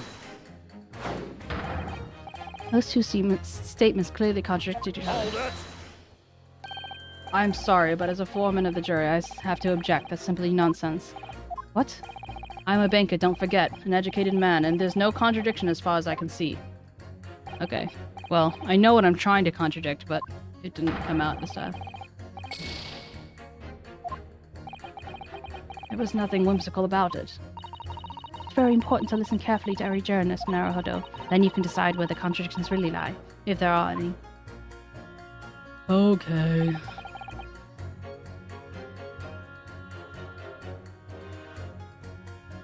Hold it! Let me see if I can press this again. Your wife really threw a kitchen knife at you.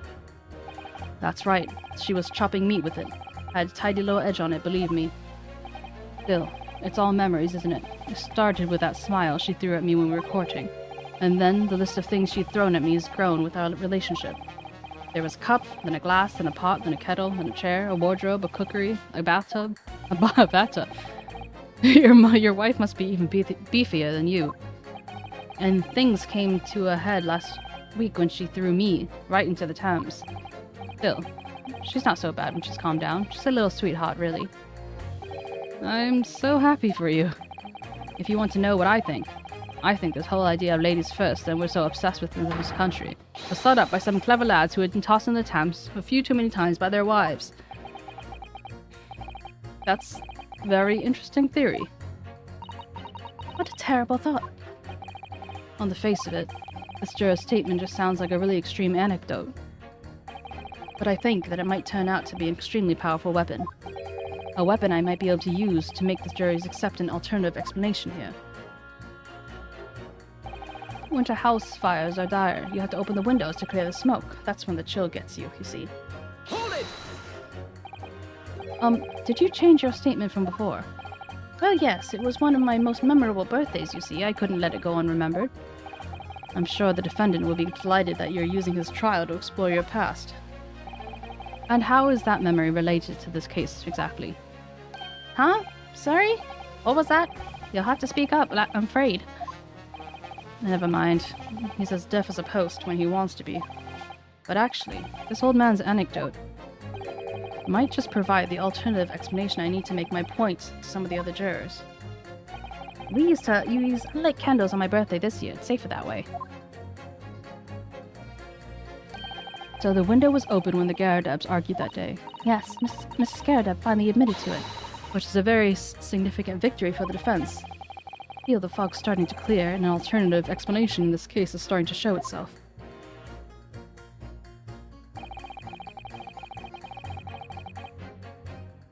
It's not this one.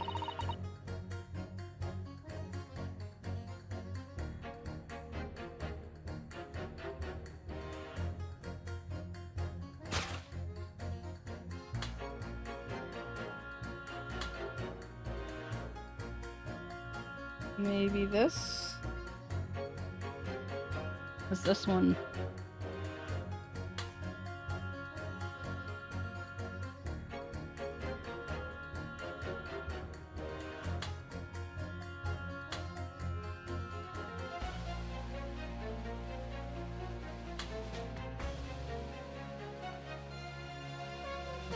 Objection!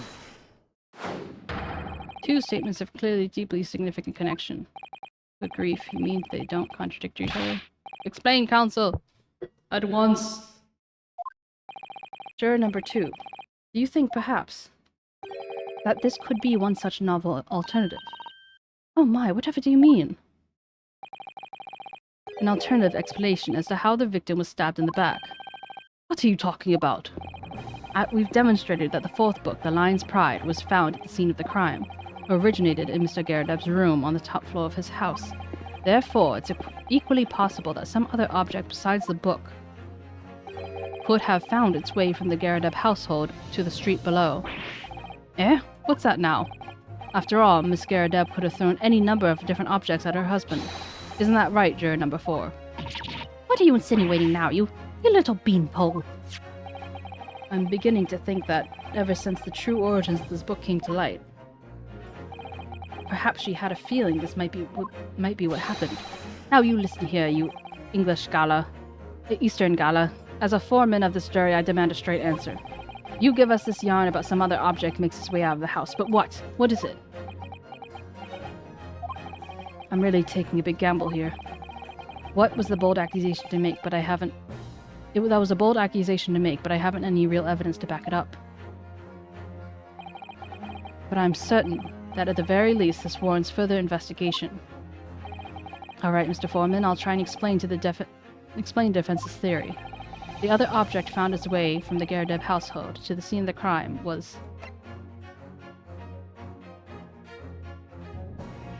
Take that! Juror number 4, Miss 𝗟𝗋𝗀𝘀𝘀𝘀. What now? I must apologize in advance for this. But I need you to confirm something else for the court. Is this knife This knife, have you ever seen this knife before? Good lord, Counsel, what are you all doing? The weapon that was lodged on the victim's back. That's the weapon that was lodged on the victim's back, man.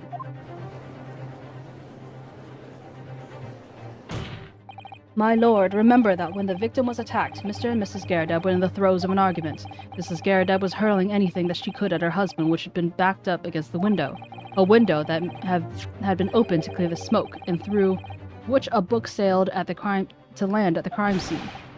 You can't seriously believe that. The book was found in the victim's grasp. Are you saying that it flew out of the window and across the street and landed neatly in her hand? Even my missus hasn't got a name like that. Yes, I admit, there are many details that we don't yet understand, but that's the point. Precisely why. We must not allow this trial to end, not right now. Oh my. Mrs. 𝗟𝗶, your answer, please. Have you seen this knife before or not?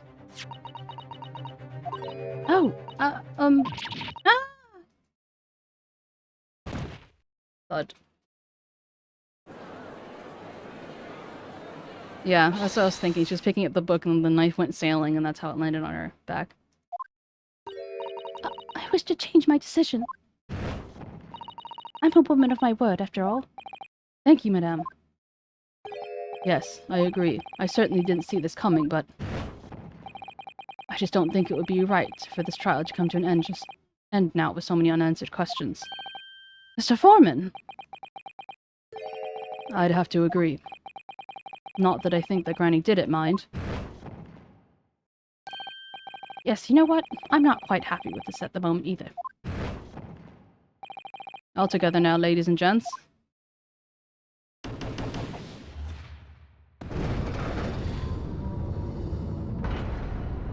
What about Grandpa?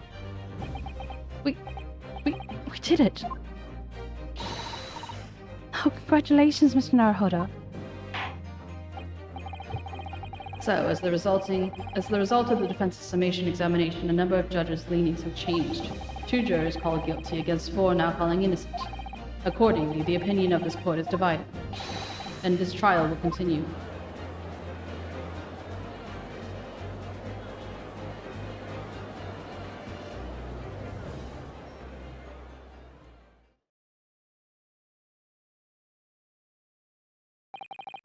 Now then, Mr. Lord 𝗟𝗂𝗋, how does the prosecution wish to proceed?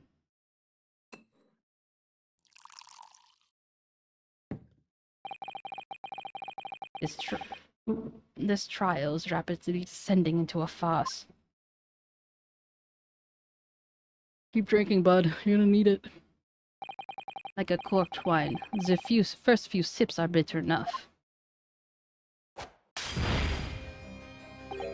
But what follows is so repugnant it is good for nothing save the gutter. I just imagine he has like a whole case of chalices underneath his desk. Just at the ready. If I may, Lord 𝗟𝗋𝗋, the defense has just pushed forward a very credible alternative explanation for what happened. Credible. Is that your considered opinion, Mr. Foreman? The defense's argument is a joke to which I barely know how to respond, but let me start by insisting. Wait a minute. Hey, Link. Who are you? Thank you for doing the thing. How are you doing? The thing. God dang, yeah. How did you find us? Welcome. You did indeed do the thing. And we greatly appreciate it. We've been working our way. We worked our way through the first Ace trilogy, Phoenix Wright trilogy. Now we're doing Chronicles, and then we're gonna do Apollo, the Apollo trilogy. Is it because you saw a cat? And you're like, what's the cat doing?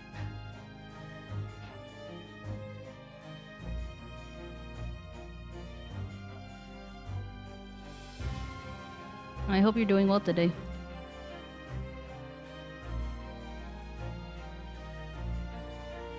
Oh, thank you. I can get even cuter. You wanna see me cuter? I'm a live 2D rigger, and I'm an artist and a gamer, but hold on, it's loading. This is me in my 4K edition.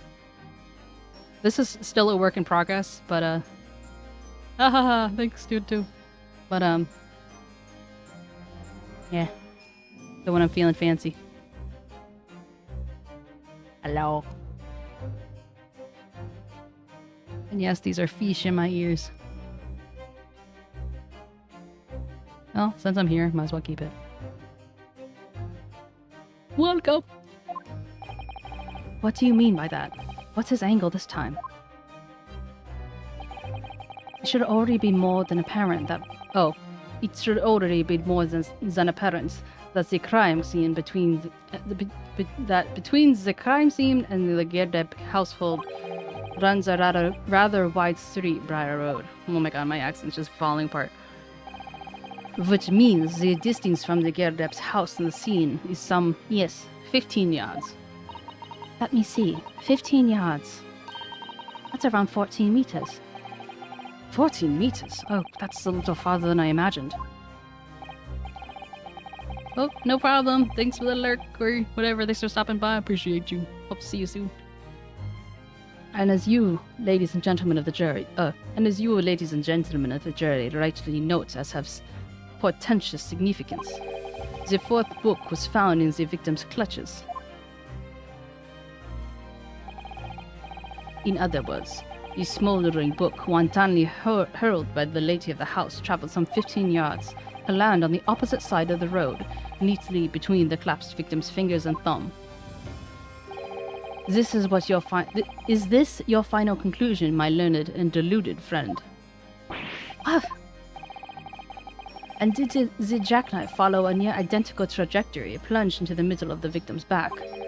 This fantasy is somewhat stretching the notion of having a bad day for the victim, I think.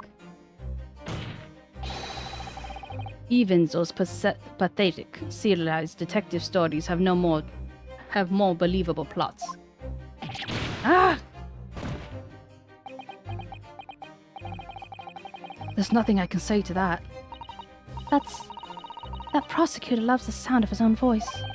Mr. Sato, serialized detective stories are pathetic, are they? How dare he? Maybe let's pick our battles here. My lord, may I be allowed to speak? As judicial assistant, you may be allowed to speak for the defense. Yes, go ahead. The prosecution may consider the idea a fantasy, but what the defense has postulated was believable enough to persuade the jury to change its leaning. And as such, the court has the duty to explore this alternative explanation as thoroughly as possible. To that end, Juror number 4, Miss Joan 𝗟𝗶, must be called to testify and submit to cross-examination. Saints alive! A cross-examination of a juror. Oh, she's up again. Look at her. Order! Well, this is highly irregular. This is unprecedented for a member of the jury to be summoned to the witness stand. Objection!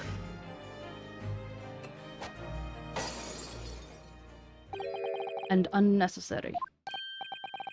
Lord 𝗟𝗟𝗀. There's already witnesses in the stand whose testimony the defense may further cross-examine. If my learned friend's farcical theory has any truth in it, then both a burning book and a jackknife must have thrown through the sky before this couple's eyes. And we must assume that they would be able to testify accordingly. What say you, witnesses?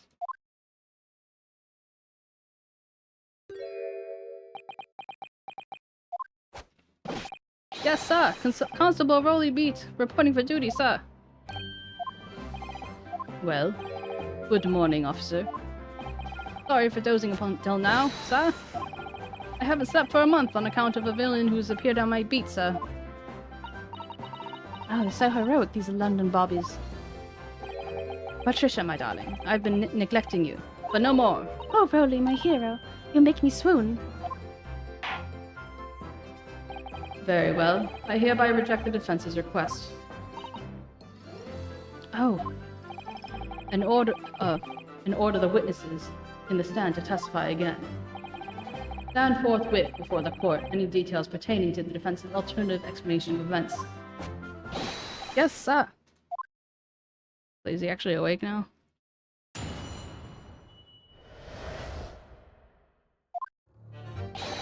This case has nothing to do with Mr. and Mrs. 𝗟𝗶. Believe me, a London Bobby is good for his word. You see, sir, the windows of the top floor on the 𝗟𝗶 are top-hinged encasements. Obviously, if anything had been thrown out of the window, we would have seen it. I did leave the scene to go fetch help, but my trusty 𝗟𝗀 was there to make sure nothing was disturbed. I didn't take my eye off the crime scene for 1 moment, sir. Nothing strange to report on that front, sir. I thought he was face down on the snow. God, this is quite startling. Top hinged casement windows. That detail was not in the police report, Constable. Ah, yes, well, sorry about that. Must have been a little drowsy. I'm glad you are, Demi, so am I. I don't usually go so long on one case in one sitting.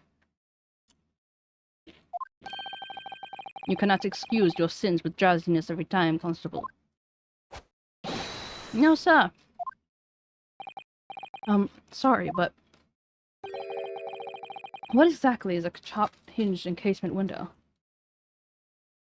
No!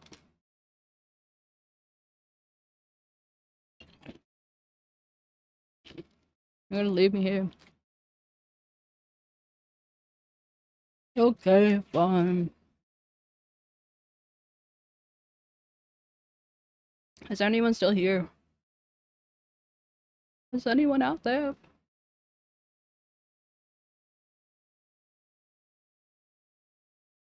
Okie dokie. Have good luck. Good luck shopping. Thanks, Tutu. Into the book. Tutu, do you have any thoughts on the case so far? I don't know how closely you've been listening.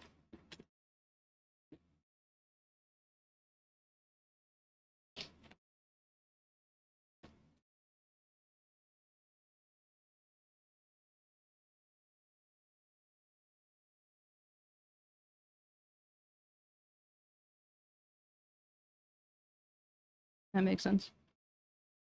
Go eat.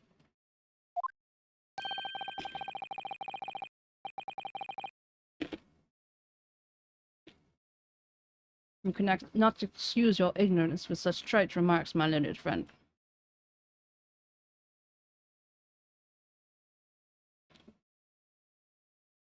The deaf guy? There wasn't really an introduction of him. He's just a...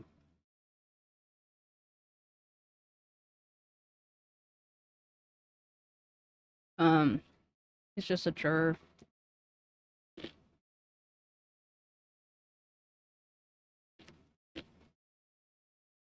Aw, thanks, Tutu. Who's the sexist guy?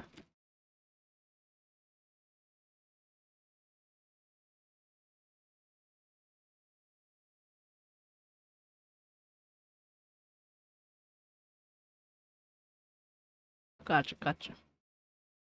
Are you talking about the guy who gets beaten by his wife?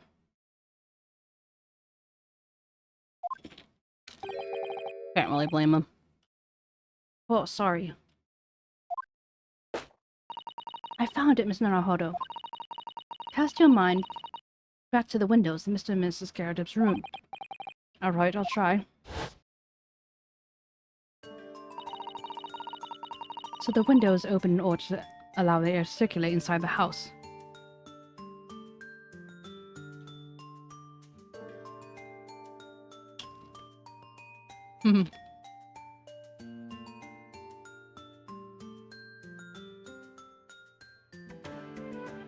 That's true, Tutu.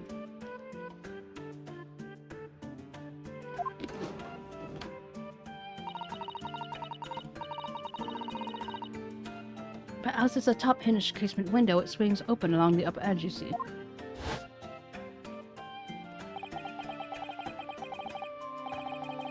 Yeah. I'll have to try and keep that in mind, Demi.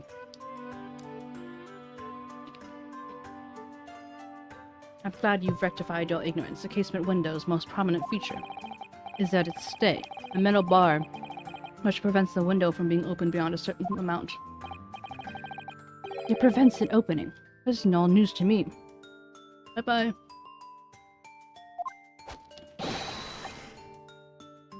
Absolutely correct, sir. In other words, if a book or knife had been thrown through the open window,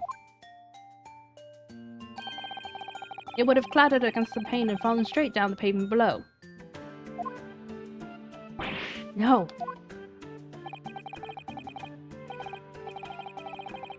You see the problem then. Good. Your education in windows is complete. There was never any possibility of either the window or the knife traveling 15 yards over the road.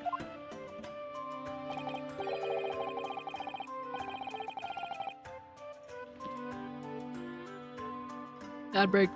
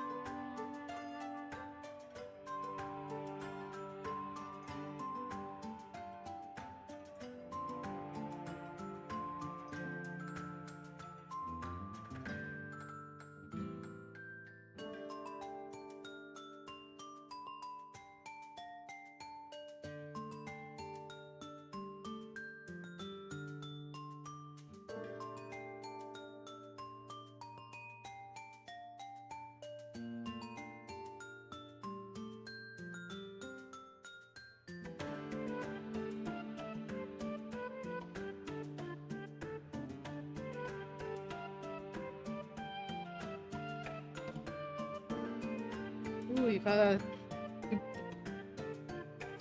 Tsukora. What's happening with my voice? Tsukora. Welcome back, everyone.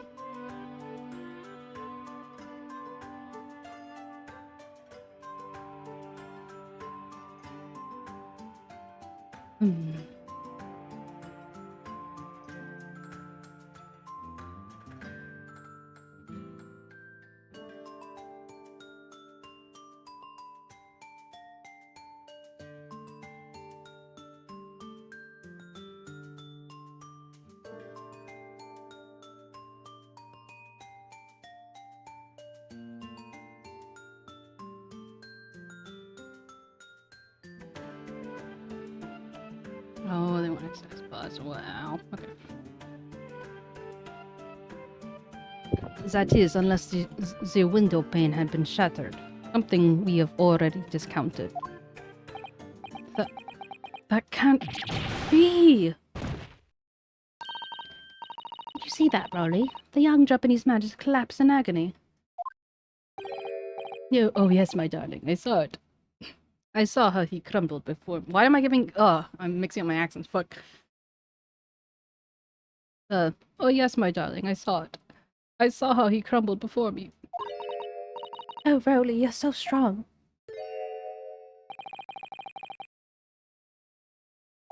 How's this happening? I haven't even started the cross-examination yet, and already my argument's been destroyed. Counsel, if you could drag yourself upright again, the court awaits your cross-examination. This poor guy's been through the ringer. My lord. Oh, good. Another desperate situation.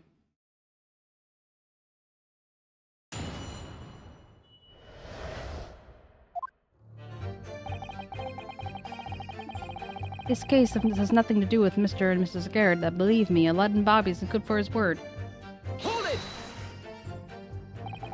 How can you say that with certainty? A very good question, sir.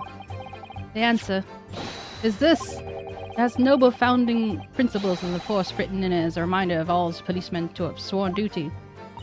He showed us that before, didn't he? Did he? I can't say I remember. To patrol the streets of London town and uphold the peace of the common man. That's what the job's all about. And that's why I can stand here today beside my long-suffering wife and tell you a Bobby's good for his word. While rubbing my tired eyes, admittedly. Sir! Oh, Rowley, you're so manly. Oh, of course I am, my darling Patricia. Oh, Pat. Oh, Rowley. No, none of this is what I meant. I meant, how can you say for certain that this case has nothing to do with Mr. and Mrs. 𝗟𝗀? Ah, I see, sir. You should have said so earlier, sir. Yes, well, so could you answer the question? That was a waste of time then? Absolutely, sir. I will answer it to my fullest ability, sir. There's a surprising reason why Mr. and Mrs. 𝗟𝗀's domestic dispute can't be related to this case. But before I get into that, sir, just one thing. Yes? I very much would like you and all your countrymen to understand that the great British institution of Scotland Yard, so I hope you'll take back some tales of us Londoners, Bobbies, and how we uphold our guiding principles. I wasn't planning on going back just yet. I've only just arrived here. So to that end, sir, I'd be happy to lend you my warrant card for your perusal, but I must warn you, you won't be able to get through all without shedding a few tears. Thank you. I'll try. Small folding wallet identifies London Bobbies and contains the rules of conduct to which they must adhere. You see, sir, the windows at the top floor of the 𝗟𝗀 house are top hinge and casements. Hold it! By which you mean they don't open fully, is that correct? Yes, sir.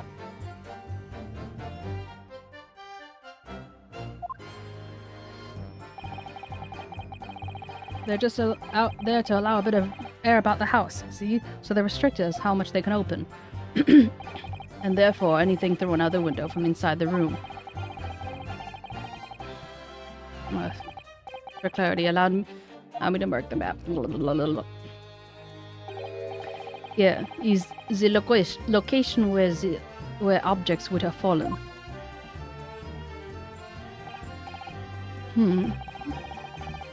Yes, directly opposite the scene of a crime, on the other side of a rather wide road. It would have been so hard for someone to have mentioned this top hinge casement before, or would it have been so hard? Well, I have another question for you, Constable. And what would that be, sir? How do you even know? Why do you have any idea of what sort of windows Mr. and Mrs. 𝗟𝗀's house are furnished with? Well, sir, that's very simple. You see, I helped with the investigation yesterday.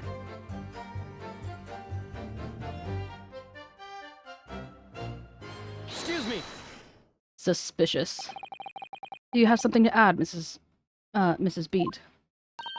Oh, sorry. You look, well, delighted. Is there some particular reason for that? Oh, I was just remembering that That's all. We were really just so lucky. Lucky? What do you mean? Well, of course I feel terrible for the poor woman who's attacked. Don't misunderstand me, please. But we were just so lucky it didn't happen on Rowley's beat. It was so close, you see. Oh, I hadn't realized. Oh yes, that street, Briar Road. That's the boundary between Rowley's beat and the next one.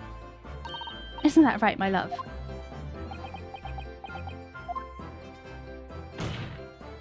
Constable Beat. Huh? Yes, that's right. That's the reason I was helping out with the interviewing the occupants of the 𝗟𝗶ሔር house yesterday. The house is on my beat, you see, sir. That's really cutting it close then. Constable, I wonder if you could clarify something. If the 𝗟𝗶ሔር household is on your beat, does that mean the pavement next to it is as well? Outside Mr. 𝗟𝗶's house? Yes, ma'am. The pavement on that side of the road is part of my beat. I see. I was unaware of that. Just think, if the woman had been attacked just on the other side of Briar Road, we would have never been able to go for that meal and celebrate our wedding anniversary. That's the life of a Bobby, after all. Thus, extraordinary people are Bobbies. Tirelessly work for the benefit of all Londoners. At this point, I feel like they're just like making fun of poor Bobbies. You know what I think? I think it was the good Lord's way of rewarding my Rowley for all this hard work. Don't you think so, my darling? That must be it, Pat, my love. That must be it. I think perhaps we should make sure they have the information officially on record. Leave it to me, Mr. Naruhodo. I'll take care of it immediately. The case is filed and updated. So, could it be that they moved the body? They didn't cause the thing, but they moved the body? And now it's my turn, I think. Obviously, if anything had been thrown out the window, we would have seen it. Hold it! But according to my notes here, the sun had gone down already. It was dark. Oh, but Rowley and I were strolling along, gazing at the night sky, looking for our lucky star. Sorry? The star that will guide us to eternal happiness. Can't it guide you to the answer to the question? If a flaming book had cut across the sky in front of us, it would have lit up like a shooting star. And I'd seen a shooting star, I would have made a wish upon it. Let Rowley be an inspector, I would have said, 3 times at least. Of course, what with the smog and everything, we wouldn't have actually seen any stars. In short, are you trying to say that neither a book nor a knife crossed the sky before you? Yes, sir, that's correct, sir. As soon as the night sky in London is as sure as the night sky in London is starless, sir. It certainly seems like they're telling the truth. And then we saw the poor woman fall to the ground, so we ran straight over to help her. I did leave the scene to go and fetch help, but my trusty Rowley was there to make sure nothing was disturbed. Hold it! Yes, you said that you went to a nearby police box to fetch another officer, is that right? That's right, yes. If it had been on Rowley's beat, I would have known exactly where I was going, of course. Don't feel bad, my love. You can't be expected to know the location of every police box on every beat. So Rowley told me the way, only I sort of got a little lost on the way. Patricia, my darling, that's why I love you. Your terrible sense of direction is bewitching to me. Oh, Pat. Oh, Rowley. Oh, please. So I suppose I was gone for about 15 minutes. But like I said, Rowley was at the scene the whole time to make sure nothing was disturbed. I was off duty at the time, of course, but a true Bobby's never really off duty, so... I didn't take my eye off the crime scene for one moment, sir. Nothing strange to report on that front, sir.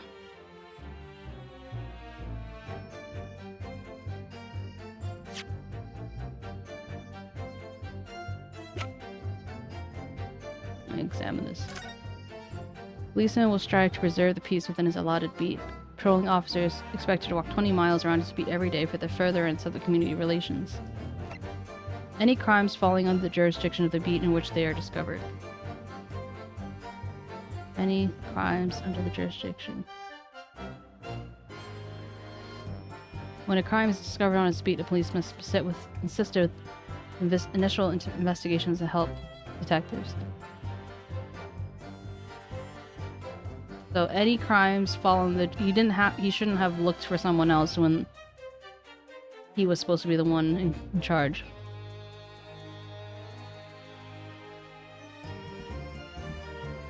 Is my understanding.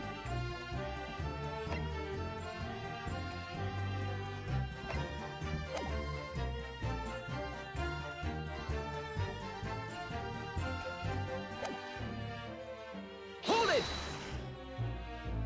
Nothing to report. That's right, sir. I had my eyes wide open the entire time, never looked away for a second. No one even approached the scene and nothing was removed from it. I could swear that on the yard's honor, sir. Really? It seems a little strange. Beg your pardon, sir. Strange, sir. Seems altogether regular to me. This burnt copy of the London's Pride was originally in the 𝗟𝗶 household, so the question remains, how did it find its way to the hand of the victim? Can you shed any light to that, seeing as that you were at the scene of the crime the entire time? Aha! Could it be a different copy, sir? Or one that happened to be burned as well? Even if that were possible, why would the victim have been gripping a book like that in her hand? As we see from the photographic prints, she had a bag over her shoulder. Well, sir, that book was in the lady's hand from the moment we arrived at the scene. Is that so? There's something about this statement that's not sitting right with me. The two mysteries are how the knife ended up in her back and how that book ended up in her hand. There must be some common thread between them.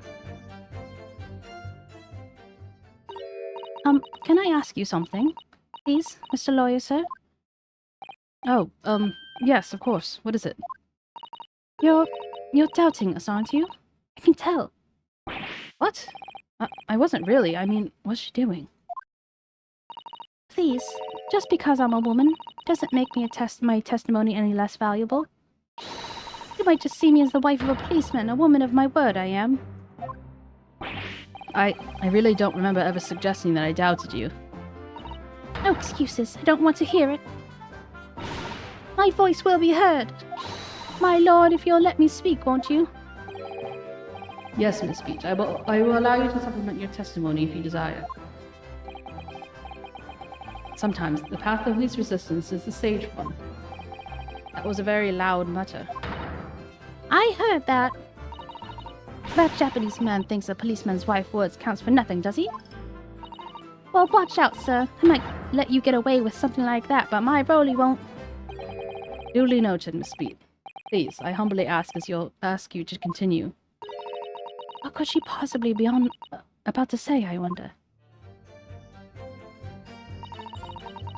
I know what I saw. My eyes never let me down. My sense of direction is a little off sometimes, though. Hold it! She probably thought it wasn't on his beat, but it actually was on his beat or something. I just realized their last name is Beat, and it's on the beat. Mrs. Beat, no one is questioning what you told us. I saw it. I did that evening. I saw it clearly. That little Eastern man with the whiskers and the funny curved back slinking away from the scene. You know what I didn't see, and I know what I didn't see as well. I didn't see any flaming books or knives flying through the sky. All very clear. You also mentioned something about having a poor sense of direction. Oh, yes, well, that's a little embarrassing, really. I always ended up in the wrong place when I made arrangements to meet Rowley. It gets ever so cross. Excuse me! Constable Beat, is there a problem?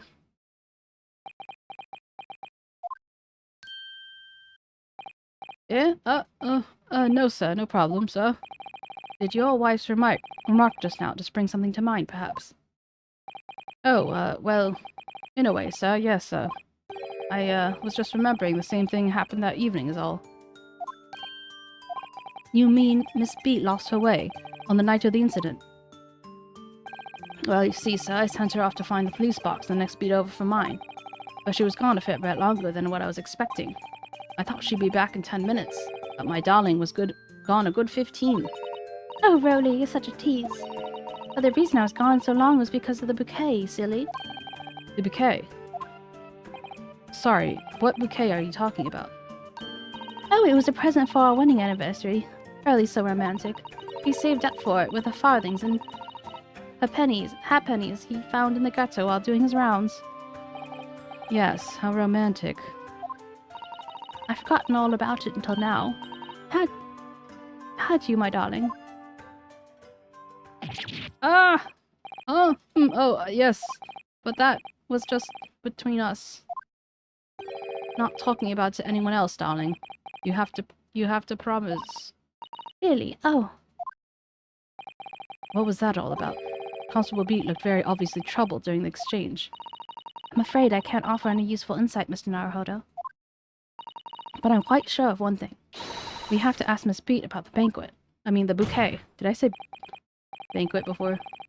Miss Beat, this bouquet you just mentioned. I'd like to add details about it to your testimony, please. Oh, really? Yes, I'd love to.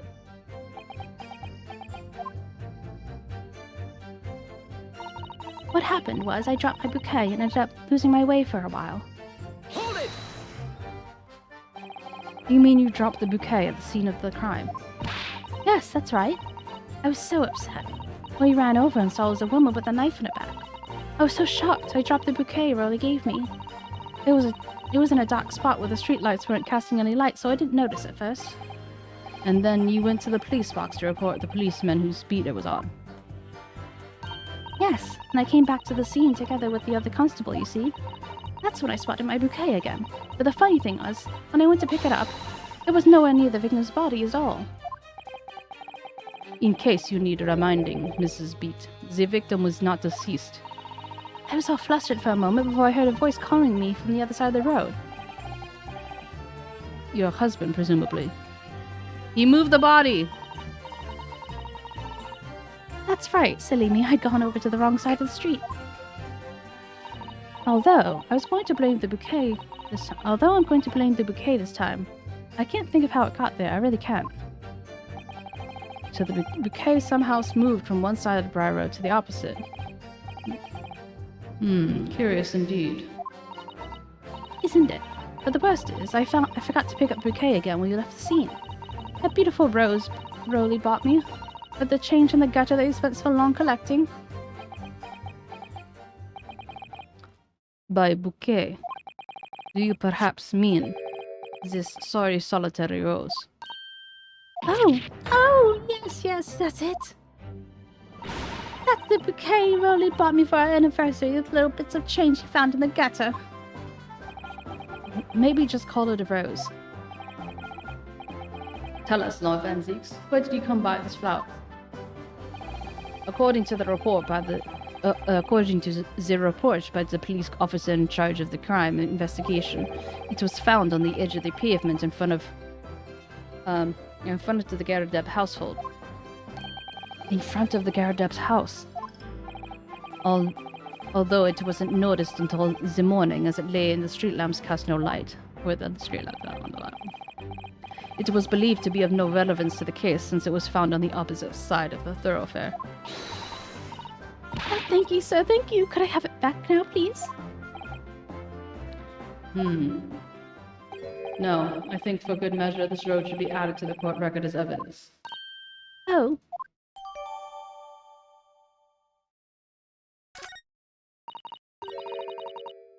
But it's a symbol of our love.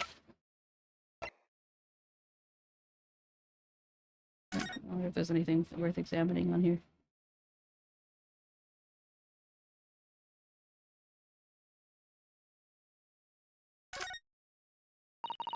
An English rose. It's such a beautiful flower.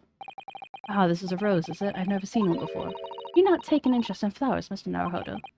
I wouldn't say that exactly, but I do know 3 types at least. Gosh, 3. Yes, plum blossom, peach blossom, and cherry blossom. Perhaps you should consider branching out. Learn some that aren't fruit tree based, for example.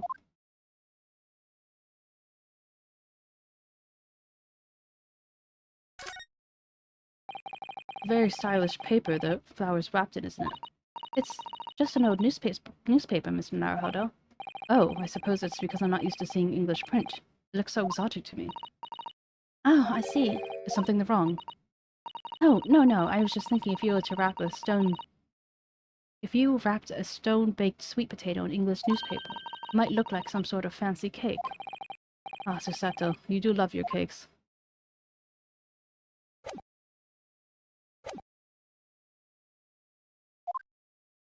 I want it back after the trial. Do you hear me? I want it back. Good grief, rest assured. I will do my very best not to forget, Miss Beat. I didn't take my eye off the crime scene for one moment, sir. Nothing strange to report on that front, sir.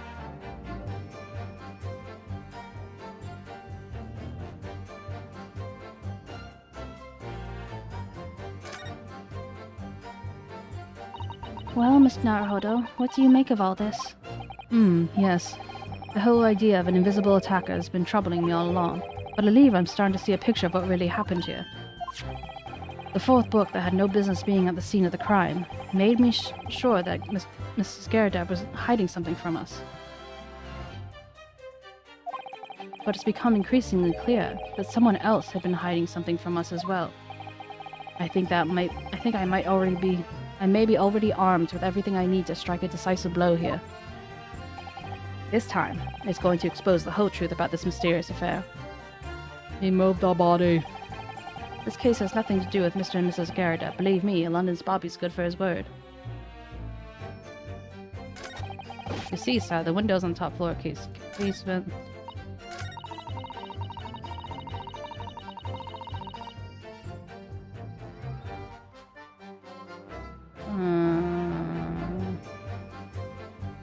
What was the last thing you said?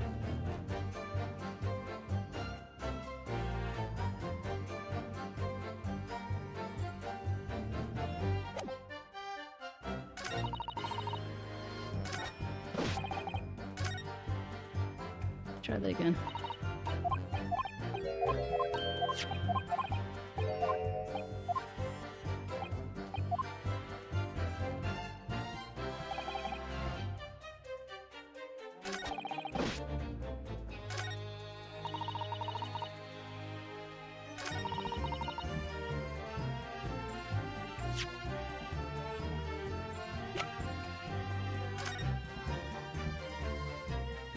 Maybe I press this and then...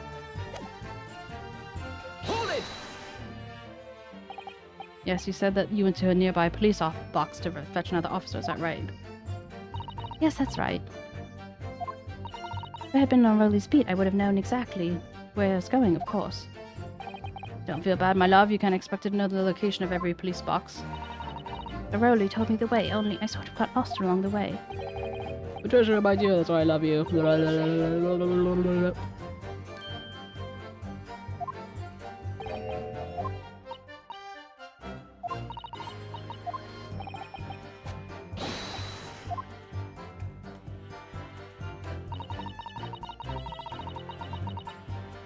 I can't go back. Okay, do it one more time. I'm just gonna present it straight out.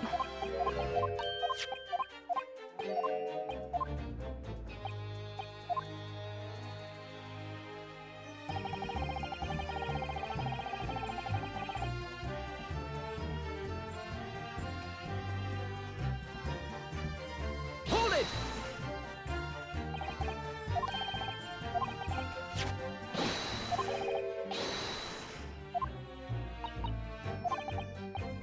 I'm just going over this part one more time.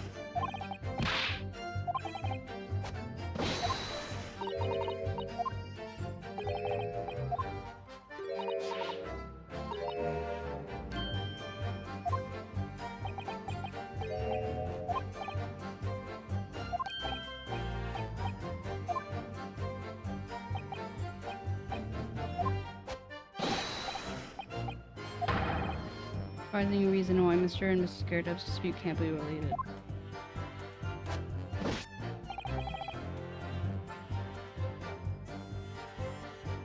Remind me how you know that? Because you interviewed them?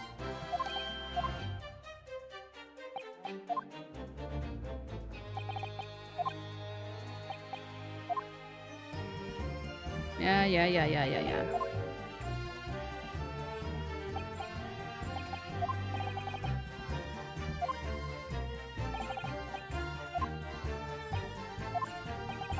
How do you even know? Well, I helped with the investigation yesterday.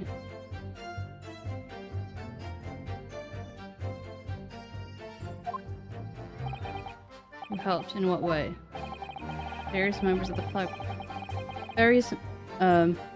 various members of the public were questioned in order to gain information about the case. That's right, sir. Sad truth is, we're all overworked, so even though it wasn't under the jurisdiction of my own beat, I obviously wanted to help. I see. Well, thank you. Oh, isn't it my turn now?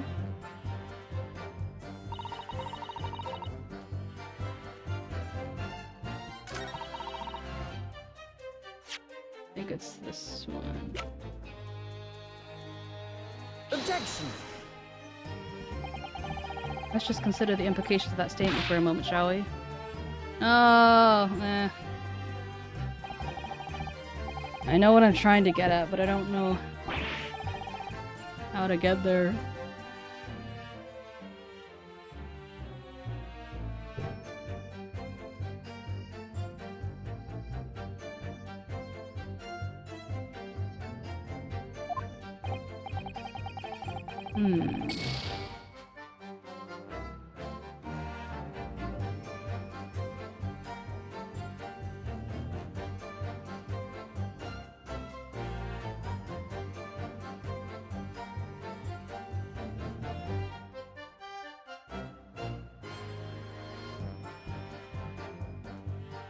I'm going to look up a little bit of help.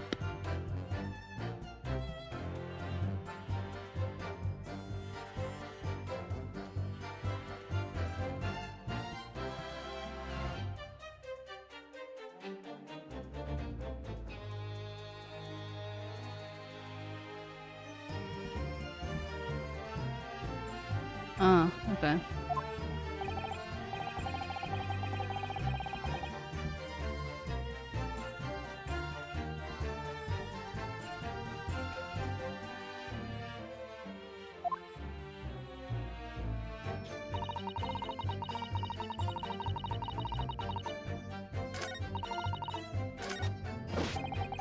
And then take my eye off the crime scene. Hold it!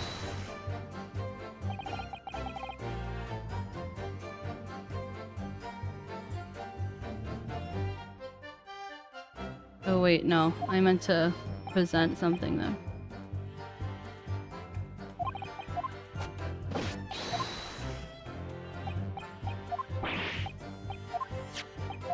Yeah. I know what I want to do. I want to show him the bouquet at the same statement. But you know, maybe if I could go backwards, it would be easier.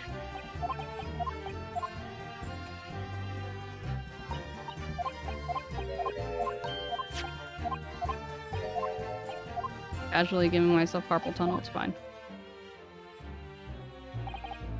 1, 2, 3, 4.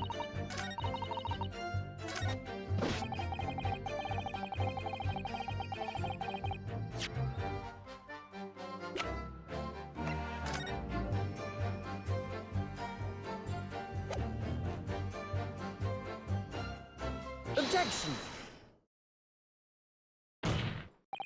You claim, Constable Beat, that there was nothing to report in the 15 or so minutes you were guarding the scene. But that cannot be. What do you mean to say? In your testimony just now, Mrs. Beat, you explained to the court that when you arrived back at the scene of the crime with the policeman assigned to that beat, the bouquet you had dropped at the victim's side was no longer anywhere nearby. Objection! Yes, on the opposite side of Briar Road, where the victim was attacked. But considering the size of the meager bouquet. It is a single sorry blossom that can be so described. It is no doubt it was blown in the wind across the street back to the gutter where it belongs. Nika, Objection! But if that were the case, why did Constable Beat not testify to the fact?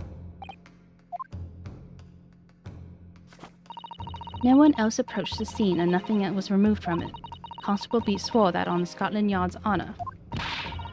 But the bouquet belonged to me. It has nothing to do with the case. That's why Rowley didn't mention it, I'm sure. No, because sadly it's not only your bouquet we're talking about here.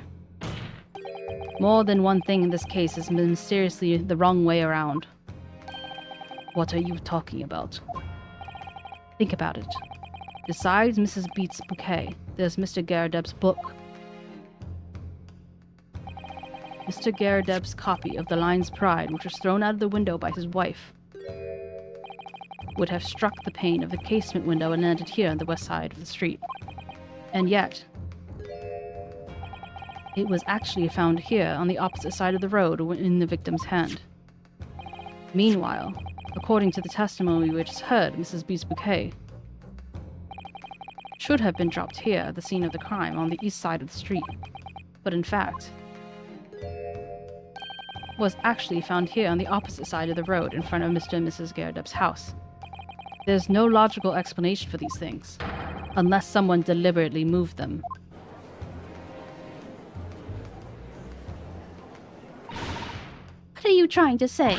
The way you're talking, it sounds like my Rowley's done something wrong. Don't you listen to that, a word that scrawny lawyer says. Wittering on about books and banquets. Why should we care? It's nitpicking is what it was. Oh good, Miss 𝗟𝗶's come round. You might call it nitpicking, Miss 𝗟𝗶. But deliberately meddling with the scene of a crime is a criminal offense. It's called tampering, Mr. Naruhodo. But the person responsible for this tampering cannot admit to it, for a very subtle but compelling reason. Objection! Tampering. You've barely heard the term before. Tell us, my learned friend. Who would have possibly had the cause to carry out such an elaborate deception? Yes, there's someone who tampered with the scene of the crime that evening. All the evidence and all the testimony points to that one particular person. Counsel, I must demand that you substantiate this conjecture. Oh, who are you saying is responsible for the tampering with the scene of the crime? Why, none other than Rowley Beat. How old is she? 21.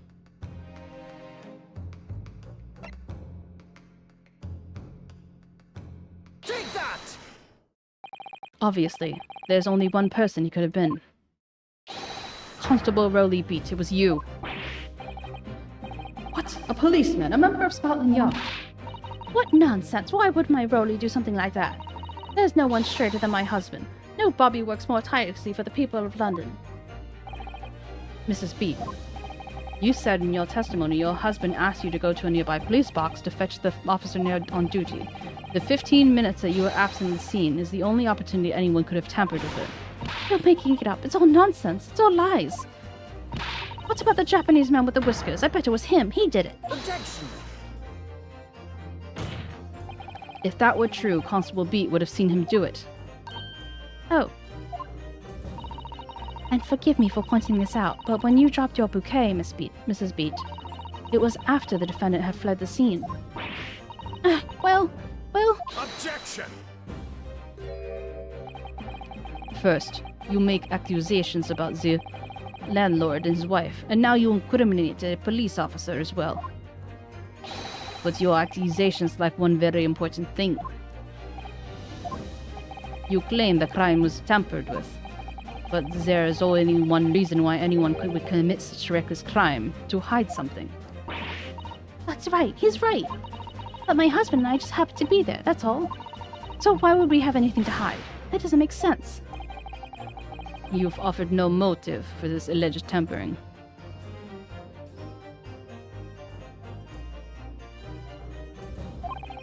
And until you do, your accusations are nothing but empty threats. Constable Beat has a very good reason for wanting to tamper with the scene of the crime. It's the key to this entire affair. Mr. Naruhodo, have you managed to solve this mystery? Counsel, you have made a very serious accusation against a London police officer. If you are mistaken, I'm sure I need not point out that your reputation as a lawyer will be irrevocably damaged. With that stark warning in mind, you will now explain to the court the motive of this alleged tampering. Yes, my lord.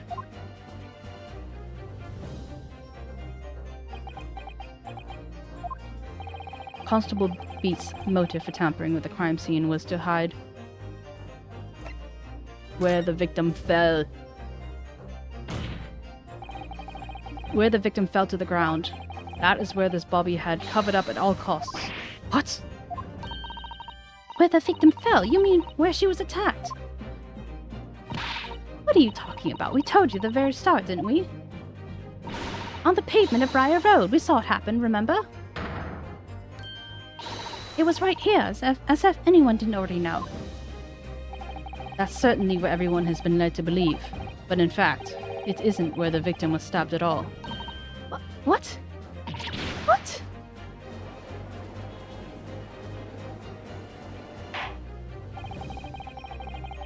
I'm beginning to wonder where this tumultuous trial will end, Counsel. If that is your assertion, then the court is dying to know Miss my Nipponese friend. Where are you proposing that the crime actually took place that evening?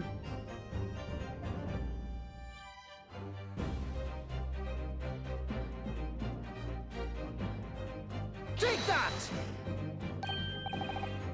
But that's on the opposite side of the road. I don't understand. On the evening in question, Mr. 𝗟𝗶𝗀𝘀's book fell directly down from the open window above, and your bouquet, Miss Beat, never moved at all. What did move was the scene of the crime itself. Good gracious! Objection! Perhaps you haven't been listening to the ample testimony the court has heard. But these witnesses saw the moments the attack took place. That's right, I saw it with my own eyes. That was 5 o'clock in the evening and already dark. There was the typical London fog on the ground. When you saw the incident unfold and ran to the victim's aid, that was actually on the west side of Briar Road. No, that's not true. It can't have been. Constable Beat then arranged for you to be absent for a while by sending you for help. And during the 15 minutes while you're away, he transplanted the crime scene. He moved all the things shown in this print, the victim herself, the 4 books. He moved everything, in fact, to the pavement on the east side of Briar Road. Extraordinary. But the constable overlooked one thing. What? What did he overlook? The bouquet, I presume. Exactly. Prosecution told the court just a few minutes ago the discovery of the rose bouquet. Lord Van Zeek said it wasn't noticed until the morning as it lay where the street lamps cast no light. Yes, it couldn't have been seen in the dark, obviously. Which is why it was the only bouquet that was found in its original position on the pavement on the west side of Briar Road. And that is the defense's theory about what really happened that evening. How do you respond? Constable Rowley Beat.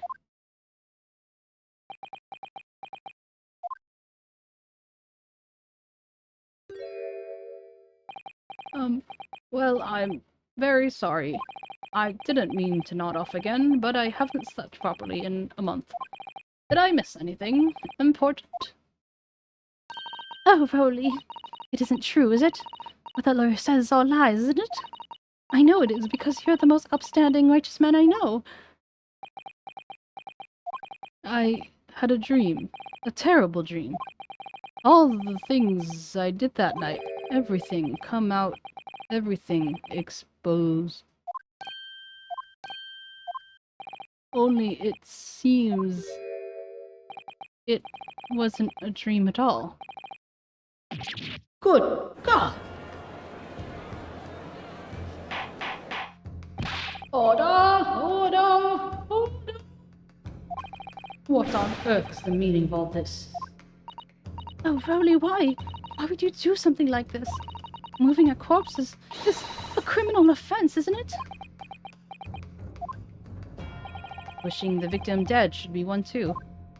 Constable, explain yourself. Why did you do this? Why would you do this? As a respected member of Scotland Yard, your duty is to protect the good people of London town. I can't say, sir. What? I really am ever so sorry about all this. For damaging the Yard's reputation, for everything. I have a possible explanation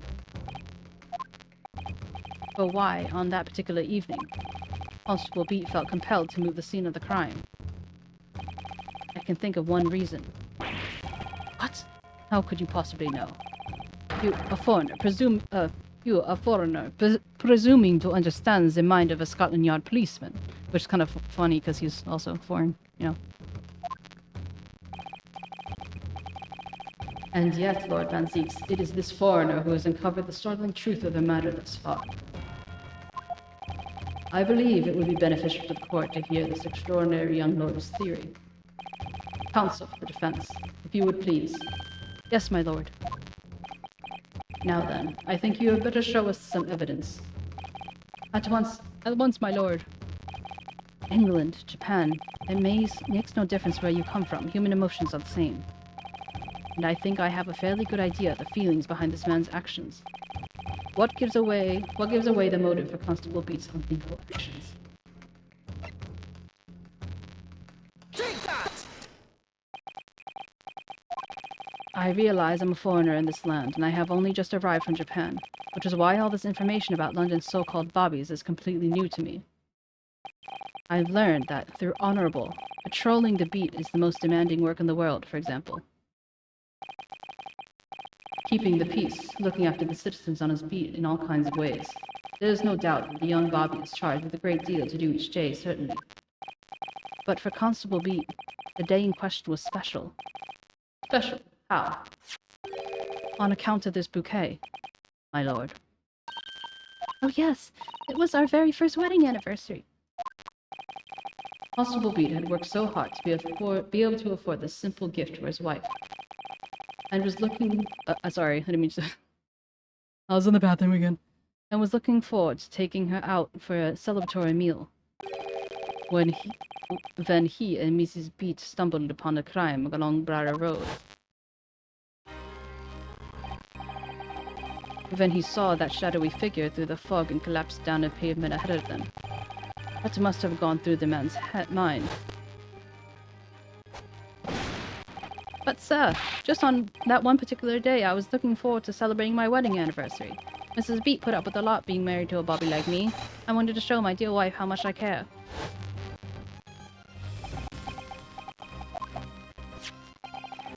This is the warrant card that Constable Beat offered to lend me earlier.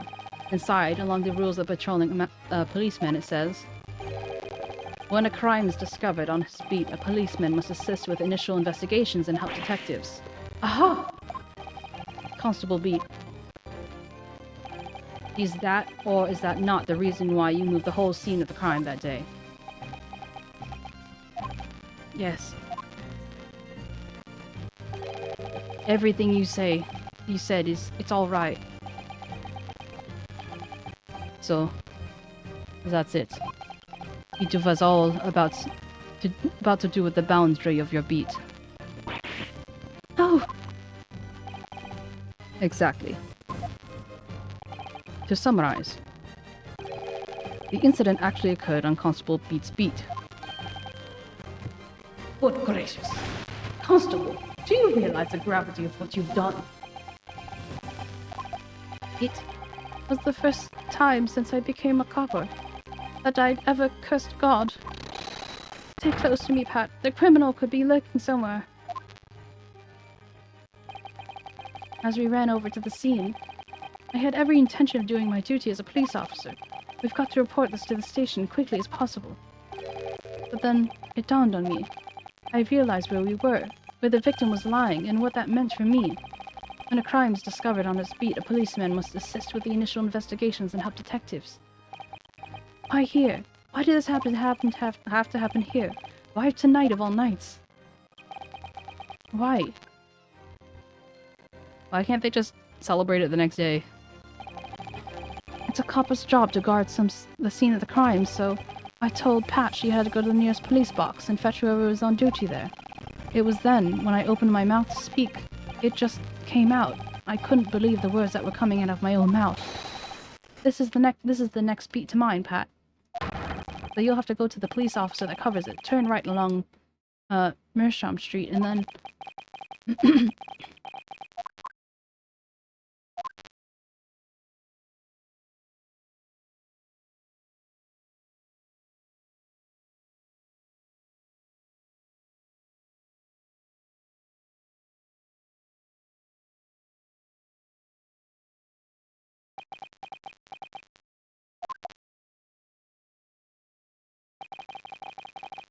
I'm Oh my god. I'm sorry. I'm oh sorry. Oh, Constable. I just wanted that one night to take my Patricia out for dinner. Oh, Rowley. Just that one night. You knew that if the incident was on your beat, your evening of celebration would be ruined. And so you decided to move the entire crime scene outside your jurisdiction. Just across the street to the east pavement of Briar Road, which falls under the neighboring beat's care. You see, I thought, well, I was sure the victim was dead, you see. I beg your pardon? Oh, of course he did. Otherwise, my Rowley would have never left the poor woman freezing on the cold pavement. Ah, I see your meaning now.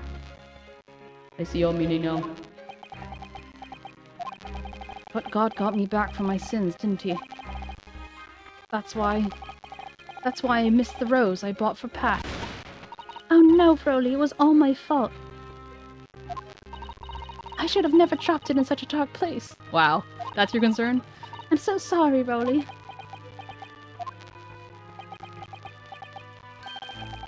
And can you tell us, Constable, how many books did you remove from one side of the road to the other in total? Huh? Oh, 4 it was. Yes, definitely 4. 3 of them dropped by Mr. 𝗟𝗪𝗀, and the 4th being the one that fell from the window upstairs in Mr. 𝗟𝗶𝗀𝘀's household, of course. But what made you place that book in the victim's hand? When all the others were scattered haphazardly around, I mean. Oh, well, sir, that's because that's how I found it.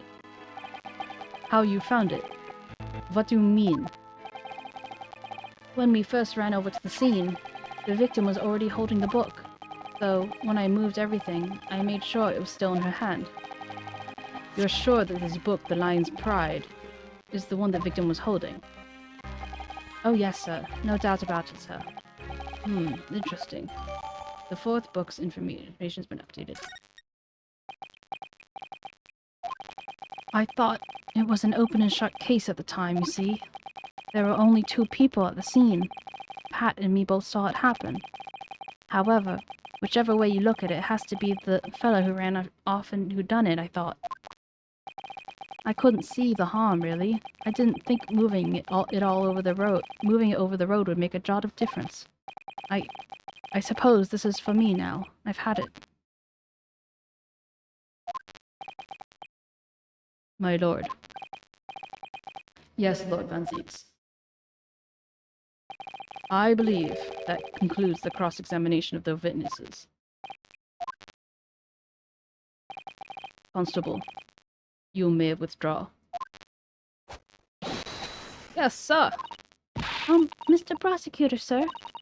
What will become of my Rowley? What will happen to him? For now, you are free to go home. The police will contact you in due course. Please, don't punish my husband. This was all my fault. It's because I'm always moaning at him for coming home late. Leave it now, Pat. Let's go home. I'm tired. All right then, my love. One last thing, Constable. Sir, let this be a lesson to you.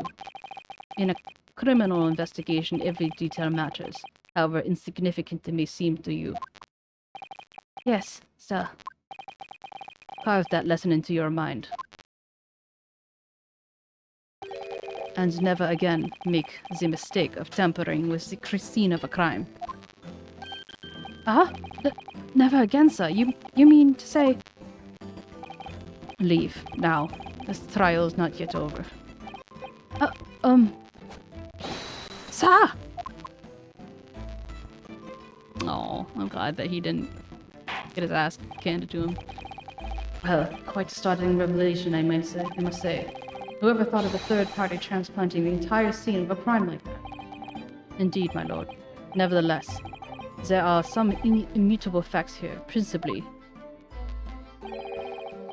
that the accused, Mr. 𝗟𝗶হি𝗸𝘀, is the only person who have committed the crime. Ah, come on. Again? No, I disagree. Now that we know the true scene of the incident, there's someone else. Another person who will be responsible for the knife in the victim's back. Forgive me for being presumptuous, but I believe the prosecution is probably well aware of this possibility already. Lord 𝗟𝗟, is this true? Judge, can't you get this yourself? Why do you have to... Yeah. Very well. Name the person if you will, and further investigation is warranted. The prosecution has no objection to the trial continuing. You will name this other person who will have had perpetrated the crime. Take that! The defense would once again like to request the cross-examination of the new witness, my lord. Once again? My assistant made the same request earlier. In order to finally reveal the truth about this case, it's imperative that we cross-examine juror number 4, Mrs. Joan 𝗟𝗶. Me! Oh, dearie, me! Objection! Actually, her voice is low. Me! Oh, dearie, oh. That request has already been denied. Objection! But the situation is very different now. Mrs. 𝗟𝗶, answer me this. What do you want now, you little toad? At the time of the incident, you were engaged in a violent argument with your husband, Mr. 𝗟𝗶, Mr. John 𝗟𝗶. In the course of the argument, a minor house fire was ignited, and to clear the smoke from the room, your husband opened the window that looks out over Briar Road. Well, what of it? You threw this book at your husband when he was cornered with his back against the window. Upon striking the pane of the open-top hinged casement window, the book plummeted directly down, finding its way to where we know now to be the true scene of the incident. Yes, and as I said, what of it? During the argument, you were beside yourself with rage. As such, you threw not just books, but anything you can lay your hands on. So, let me ask you one more time, Mrs. 𝗟𝗶. Is this knife the one that removed from the victim's back? Have you really never laid eyes on it before?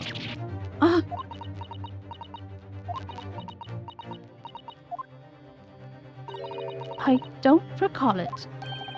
Seriously. Am I supposed to remember everything I picked up and threw at my husband? And anyway, the man over there isn't all that regalious as the members of the jury didn't testify, didn't he? Conveniently, yes. Objection! No, I have no recollection of saying that at all, number 4. Oh! Make no mistake, your jurors are not special in any way. You are not immune to the judicial system. If you know something about this knife, madame, let the truth come out. But That's just a common or garden knife. It could come from anywhere. We have several like that at home. If one went missing, how would you expect me to know? What's that? Are you joking? What you're saying, Miss... What are you saying, please, Miss 𝗟𝗶𝗸𝘀? Now you listen to me. I refuse to believe all this nonsense. I couldn't bear the thought that I'd injured someone. You hear? I couldn't bear it. Oh, the poor woman. So, yes, I want evidence. I want to see hard evidence if you're going to insist that this is being my fault. Hey, welcome back, Cat. We're at the what do you call it? The climax of the trial. How you feeling? If you... Oh no, we're taking a break. Ah.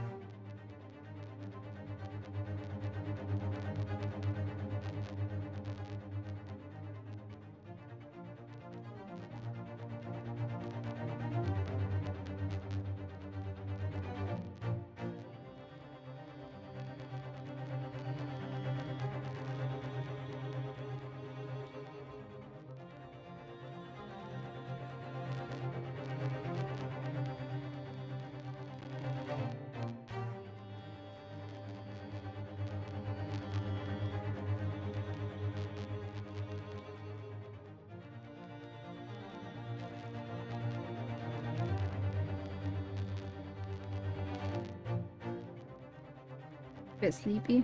Did you get any good work done? I don't know if you can hear me.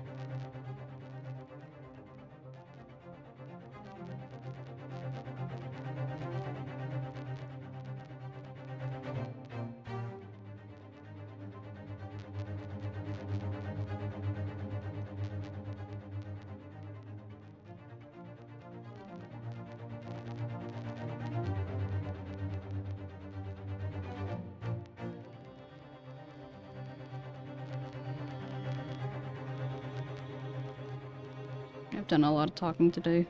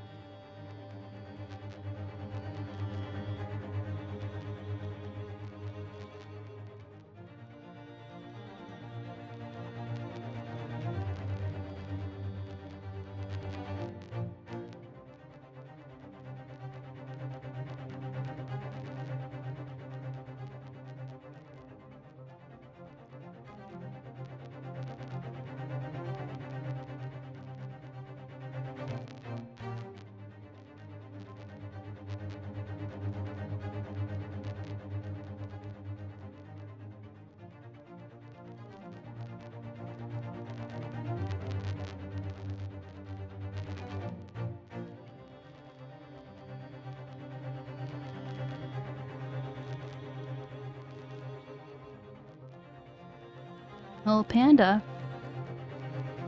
Ooh. That's cute. Welcome back, everyone. What's the panda for? Is it for anything in particular? Or just he likes pandas?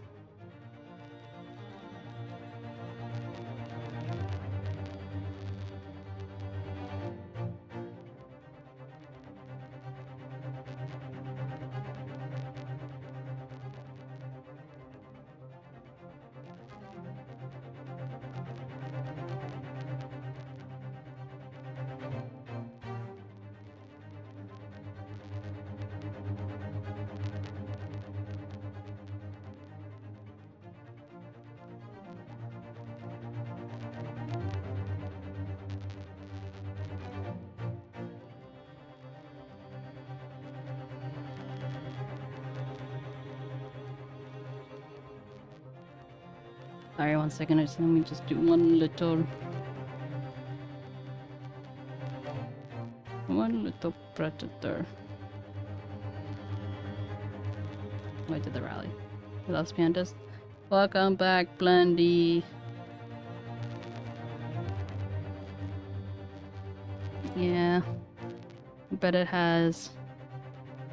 Are you, about to, lock up and stuff?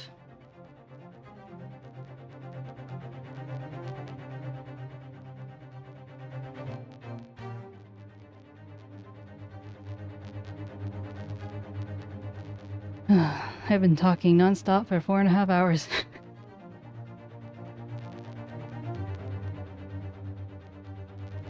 Road up?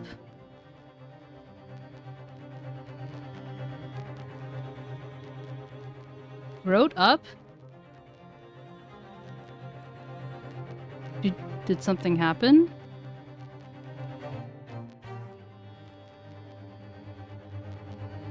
Damn. Well, you don't have to talk about it right now.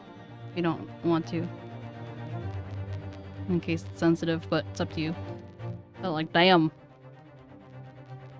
Oh, I'm worried. Ooh. What could Blendy could have possibly done? No, my Blendy.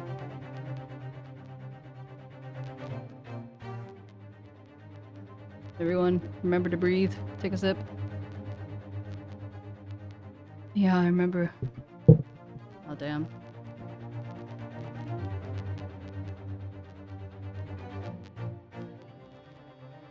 Was it someone who was, like, equal to you, under you, above you? You're going to have to prove to me that I threw that knife if that's what you think.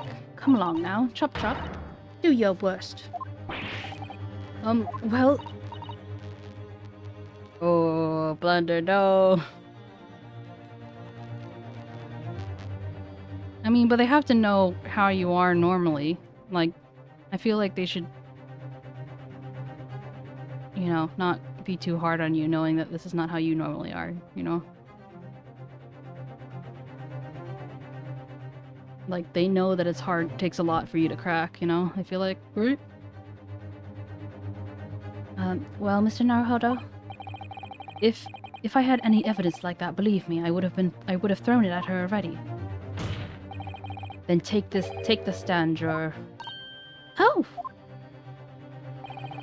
The prosecution does not object to the defense's request to cross-examine this woman. Thank you, Lord Van Zieks. I'm going to have to testify. Juror number 4. As I'm sure you will appreciate, having observed it with your very own eyes today, witness testimony can lead to the most extraordinary truths being unearthed, truths of which the witnesses themselves may not have even been aware. Dearie me. So I demand your full and unadulterated testimony, Mrs. 𝗟𝗶. And mark my words, in this court of law today we shall extract the truth. Do you concur, counsels? Certainly, my lord. Oh, that's what I've been hoping for, my lord.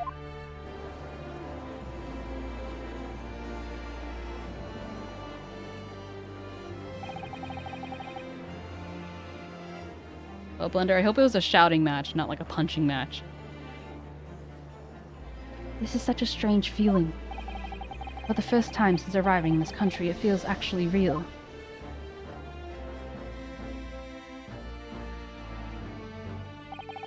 I'm here, in the Old Bailey, and I'm a lawyer.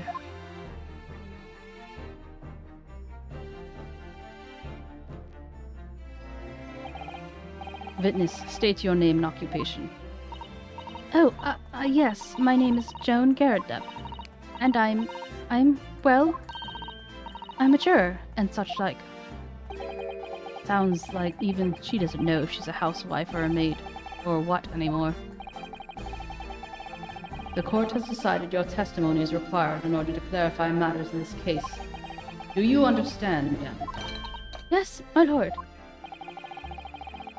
You will tell the court everything that took place in your household on the evening in question. And I warn you, do not attempt to hide the truth.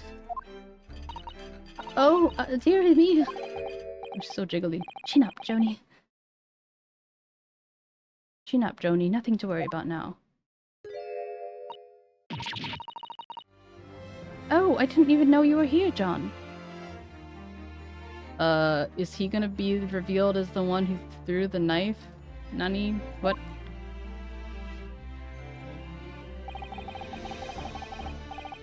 It wasn't only you in that room, old thing, was it? Rather, I think I'd ought to testify as well, don't you? But what about your knee, dear? Don't you worry about that. Hardly notice it. What is with all these loving couples? This is so strange. I'm not the sort of chap to leave a comrade to face disciplinary action alone. Oh, John! I presume you are Mr. John Garrett. Yes, sir. Former second lieutenant of the 3rd Regiment of the 4th Northumberland Fusiliers, sir. Seen my fair share of action and now living the quiet life, as it were. A quiet life. The quiet life. Were you not engaged in an incendiary battle with your spouse in the day in question? Well, yes. Quite. I believe this may present a first in the proud history of the British court. Calling a juror to the witness stand is unprecedented. However, the court will hear your testimony now in juror number 4 and that of your husband. You will recount clearly and concisely the events of your home at the time of the incident in question. Sir, at once.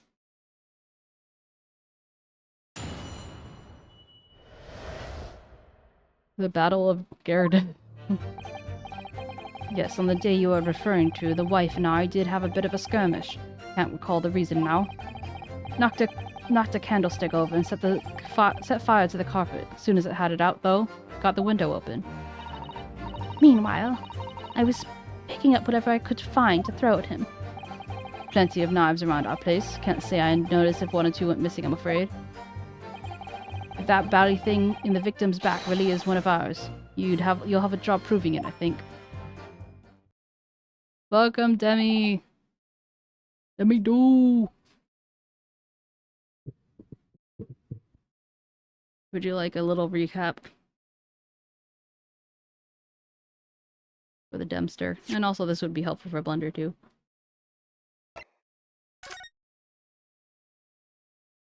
Is everyone listening? Are you ready? Yes, we are winning, son. My throat is losing, but we are winning. So, this is where the body is found, with a book in hand, a burned book in hand, and a knife in the back. And initially they thought, oh, maybe he came from this bookstore, because that would be the obvious place, because it's the closest place to where the defendant lives. But in fact, there was construction being done over here, so he had to go the long way around. And he was saying that he saw someone fall. And we determined that it could have actually been... Wait, can we see him? No, we can't see him. One of the jurors has a green overcoat. And he's also old and kind of fat. So he could have looked like the victim. And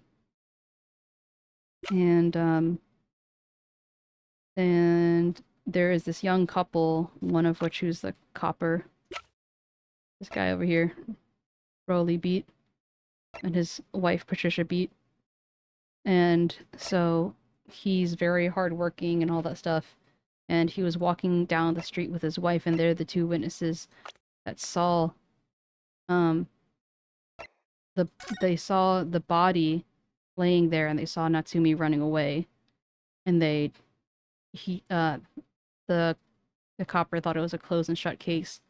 But the way that it goes, the way that the rules are for Scotland Yard is that if it's on your beat, basically on your street in your jurisdiction, then you have to be the one to investigate and stuff like that.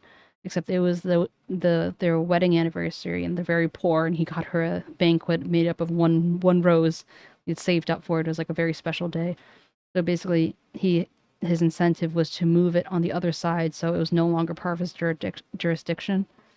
So he basically tampered the evidence by moving it across the street, and because he thought it wouldn't make a difference, and he wanted to be able to still have dinner with his wife and stuff like that. And so did I say banquet again? I meant bouquet. I don't know why I keep saying banquet. Bouquet. It's an anniversary bouquet of 1 flower. And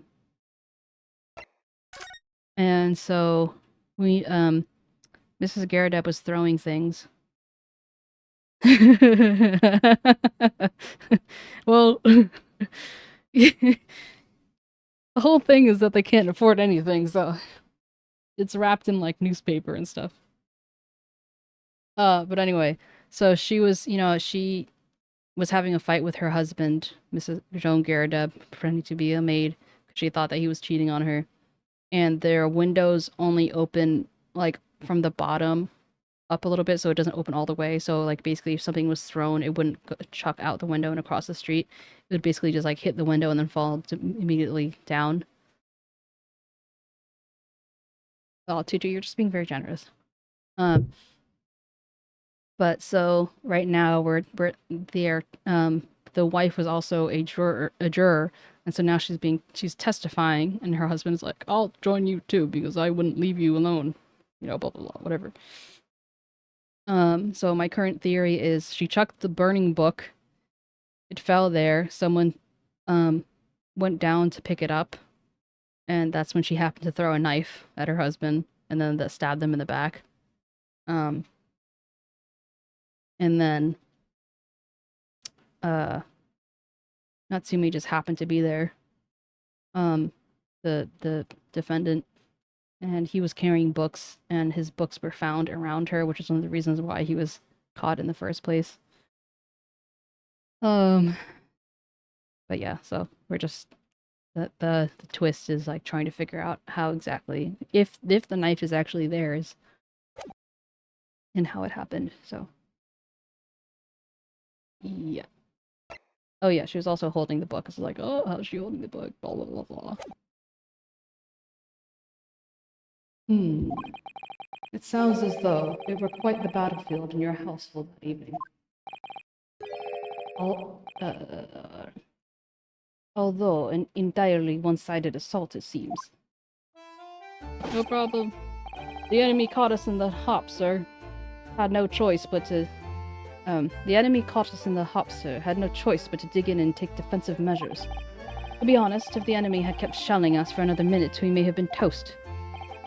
Of course, a veteran such as myself is only too aware of every battlefield. You're just a gnat's whiskers from death at any moment. Are we still talking about a marital quarrel here? Well, I must say I'm dubious that this testimony will shed any light on the origins of this jackknife. In combat, one's focus narrows that surroundings are barely noticed. These witnesses may not be able to offer anything more than they have testified already. This may be a dead end. 𝗟𝗏𝘀 may well be right. Well, whatever the chances, we only have this last cross-examination to uncover the truth, Mr. Naruhodo. No problem. I mean, okay, enjoy. Yes, I'm afraid so. Oh, way to stop the music. Very well, counsel. Begin your cross-examination.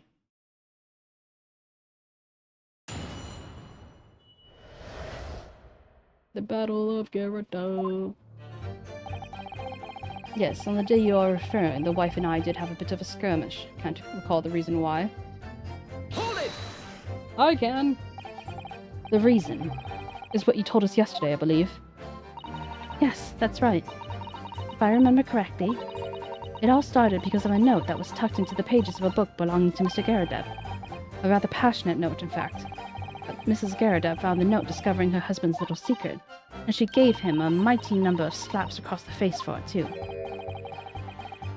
What a sordid state of affairs. Hell on earth. I say, when a chap says he can't recall such things, it's common decency not to drag it all up. And besides, half of it was wide of the mark anyway. A likely story. These waters run very deep.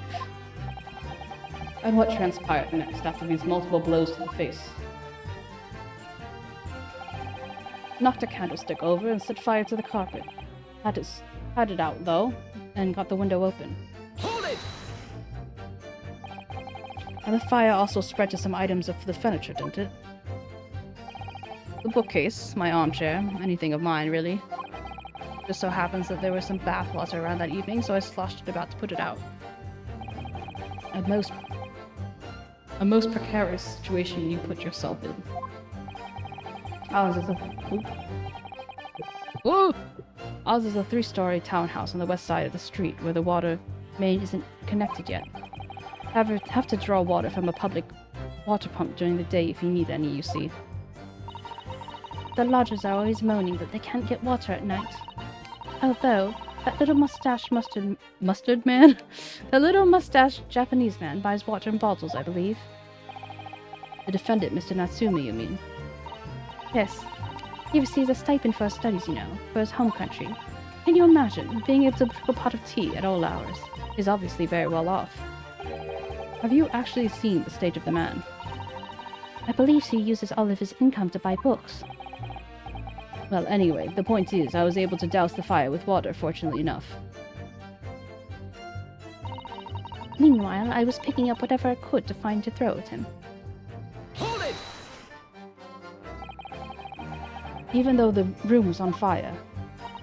As far as I was concerned at the time,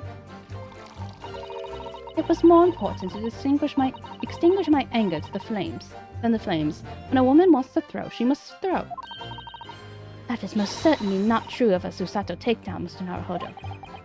How did she know I was thinking that? So, please cast your mind back and try to remember. Was a knife among the items you threw at your husband that day? In all honesty, I don't recall. But I feel I must point out that I'm no monster. Let me see. Some bread, a cabbage, garlic, a towel, and a sponge, a napkin. Jupiter. Oh, Jupiter! Excuse me. Do you have something to add, sir? Mr. 𝗟𝗶𝗀𝘀. Oh, hey! Oh, don't shoot! Oh, I beg your pardon. Did your wife's remark just now bring something to mind? Nothing of any significance, no. Just that the barrage of projectiles I don't think launched in my direction was somewhat more solid than she implies. Books, bricks, and a fire poker, I seem to recall. Ouch. And the woman's aim is uncanny. She landed directly in my— Ah! Good grief, woman, we're not at home now. This is a court of law. What do you say? She landed a direct hit with every bally. Oh, dearie me, ever so sorry, my dear. What's she even doing with that teapot in here? Honestly, John, I would never have thrown such things at you, obviously. Well, take a look at this then. How do you suppose that happened, Your pipe, sir. Had this thing in my hand as usual at the time of the onslaught. Knocked it clean out with one of her soft projectiles, she did, yes. And when I went to pick the thing up, it was broken in two. I'd like to see a sponge do that sort of damage. Your pipe was broken. It would never have been sent flying unless it was hit by something pretty solid. Anyway, I've managed to bandage the thing up for now. Huh, you all want to exaggerate, aren't you, dear? I wonder what we should make of this account. Could be important. The defendant believes that Mr. 𝗟𝗶𝗀𝘀's remarks just now are of great significance. Objection. This VOD veteran's words only tell us one thing. Betray a fiery wife and pipes as well as hearts may be broken. Sentimental wisdom, perhaps, but hardly worth adding to the formal testimony. Indeed, common sense, one might say. One? In that case, would you at least permit us to examine the pipe, sir? Well, I don't see why not. Oh, dearie me. There you go again, trying to ingratiate yourself with a young lady. Very well. The court will accept the gentleman's pipe as evidence. I hope I didn't speak out of turn, Mr. Naruhodo. I was just feeling rather disappointed for you that your request was turned down. Oh no, it's fine. Thanks to Sato-san, we have some new evidence to work with. We should examine it carefully.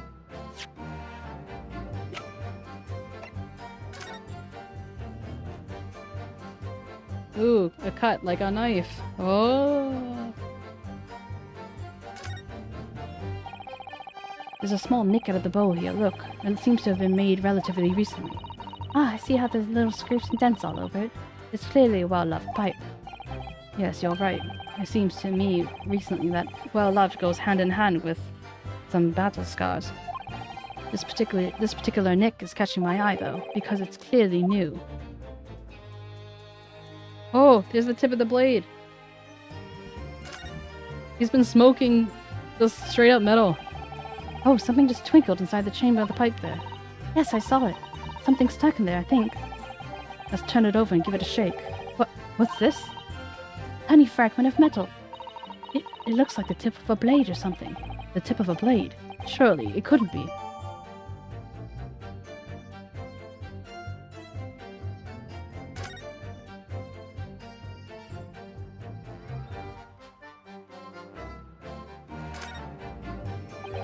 It looks to be a sorry state with that bandage around it, doesn't it? Welcome back, dummy. But for some reason it feels slightly ominous to me, like it's trying to shout out a warning. Probably because it's the same blue as Mr. 𝗟𝗶's gown. I suppose it must have sentimental value to Mr. 𝗟𝗶, given that he's gone to such trouble repairing it like this. Either that or he can't afford to replace it.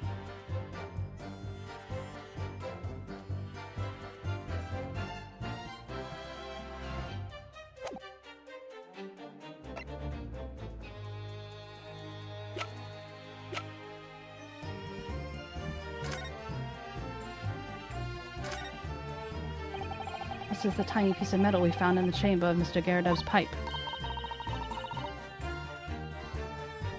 You're welcome. It looks like the tip of a blade or something. Tip of a blade? Is something wrong, Mr. Naruhodo? I don't really know. There's just something niggling to me, but I can't quite put my finger on what it is. Perhaps in that case, it would be wise to examine some of the other pieces of evidence again. Yeah, it's gonna be the knife.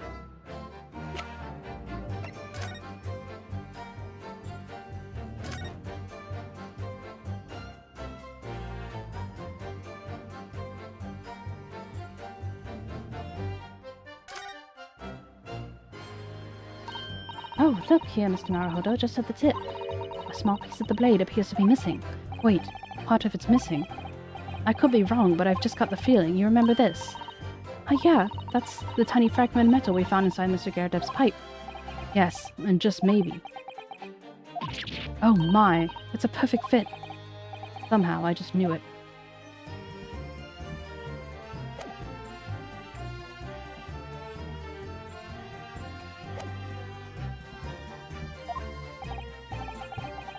Well, thank you for that. Rebuttal, Mr. 𝗟𝗶. Now if we could return to the crux of the matter. What can you tell the court about the knife used to attack the victim? Plenty of knives around our place. Can't say I noticed if one or two went missing, I'm afraid. Hold it! Sorry, would you care to elaborate? Nothing to say, really. Rather partial to a spot of carving, you see, pipes and whatnot. Fishing tackle, you know, that sort of thing. It's a passion we both share. I like to carve little wooden trinkets too. And there's my leather work. Sorry to say, we're always losing knives around the place, and we have dozens of the things. They sell them at the market sometimes, 20 for the price of 19. Needless to say, I snap them up. John prefers to use 2 knives at mealtimes too, instead of a fork and knife. What the hell? Now, John, we don't want the people to think I'm some sort of savage. Ah! There we go again with the scaldings. Why are they always being so evasive? I imagine it's because they don't want us to believe it. They can't bear the thought that it might have been one of their knives that injured the victim. which is entirely understandable, of course, but still. Go on with your testimony, witnesses. Sir, if that ballet thing in the victim's back really was one of ours, you'll have a job proving it, I think. Will I? Will I really? Objection!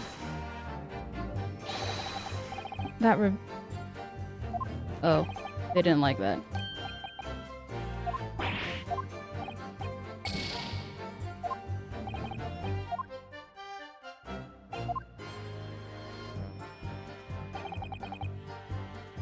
Hold it! So you've no intention of admitting it was your knife, unless we can produce proof. Even though there's no other credible possibility if Mr. Natsume is innocent. Objection! You forget, my Nipponese friend. That has yet to be established and the accused is not responsible for the attack. As if I could forget. If only there was some way to know who had handled the knife.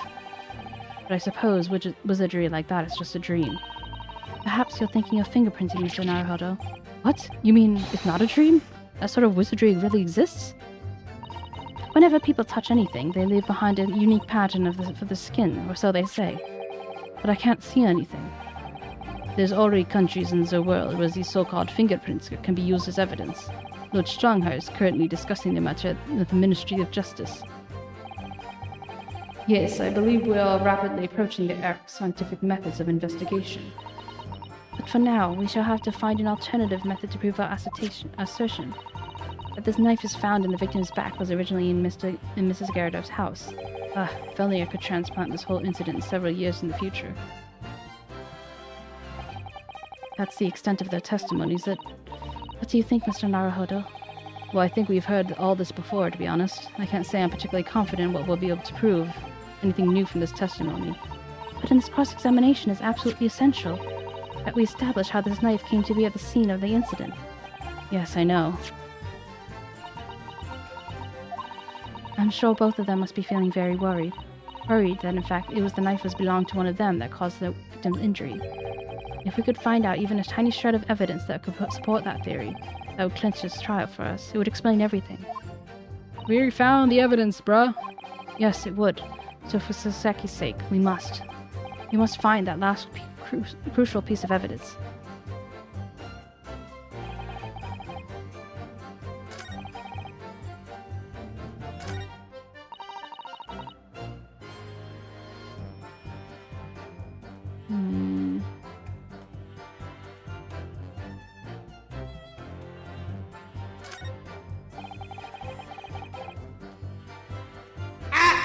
Ah!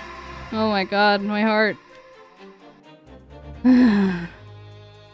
I know, Kat. I say the same. No, the judge did not sneeze. I mean, kind of, but also, like, what the fuck, my heart.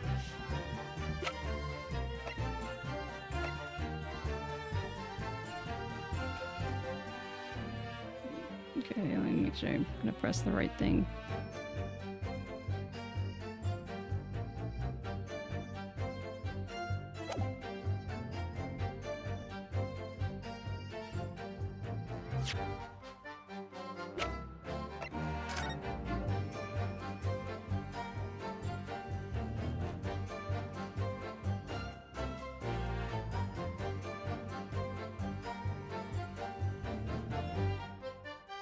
Now you're fine, Tutu. I'd attack you anyway. I stop at no one. Objection! I've attacked Demi too. Welcome back, Carlo. Wow.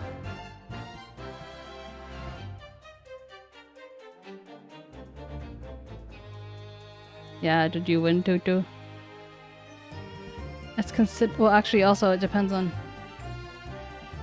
It also, what is the thing that you focus on with your specialized?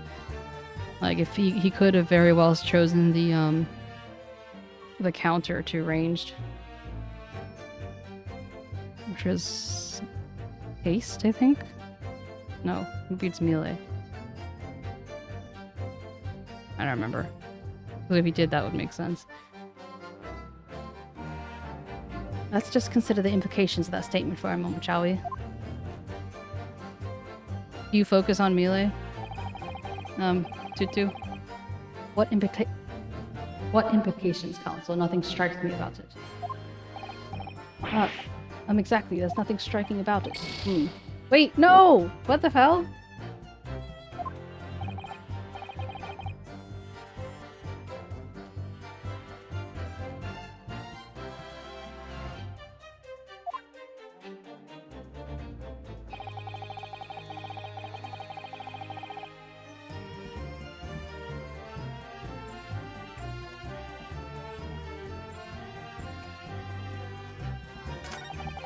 Oh wait, I didn't mean to click.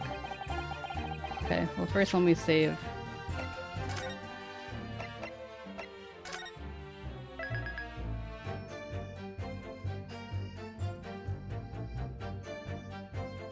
Yeah, but if it's just the specialized ants, my specialized ants are,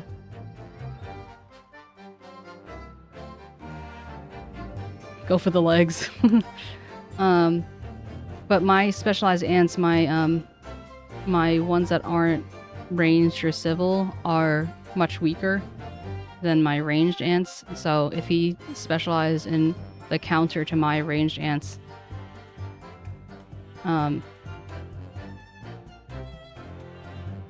if he specialized in the counter to my specialized ants, then obviously they're gonna do more damage to them.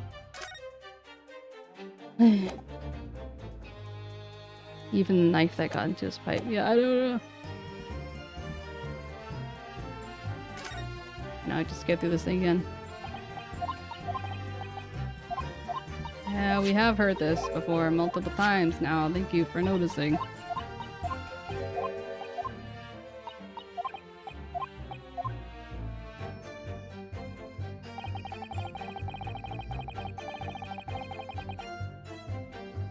Yeah, well, that would explain it. You do.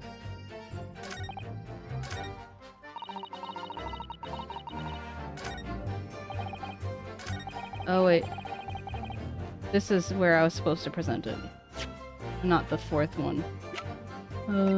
Dumb.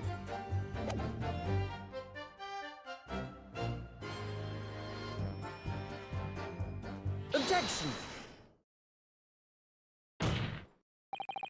Mr. 𝗟𝗶, could I ask you to take a good look at this, please? You can ask, but I can't see a bally thing. You can't. Used to call me Dead-Eyed Deb back in the regiment, of course. But that was some time ago. Even when I'm trying to enjoy a large print book by the fire these days. I struggle to tell a B from a D and P from a Q, to be honest. Oh dear, he does. Dearie me, it's rather weary being asked about every other letter and every other word. You must be very dizzy. What is that? A tiny scrap of metal?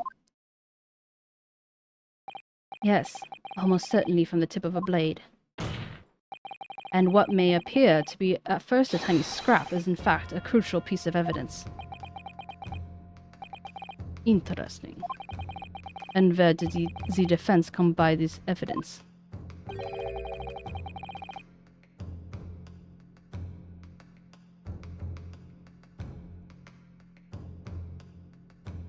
Yep, there's also that. It was lodged in the chamber of Mr. 𝗟𝗶's pipe. My pipe, you say? By Jove, I wonder how it got there.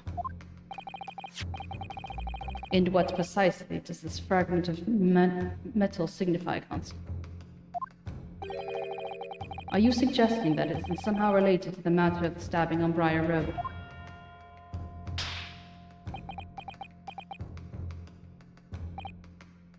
I am. What? When putting together with another piece of evidence already in the court record, I believe this tiny fragment of metal will unravel the whole truth of this case, my lord. Oh, look, she's on a box. Oh, his butt is burned. That's such a cute detail. You appear rather confident in that extraordinary statement, Counsel. Very well then, present the pertinent evidence to the court. What evidence, when paired with this fragment of metal, allegedly reveals the truth of this entire case?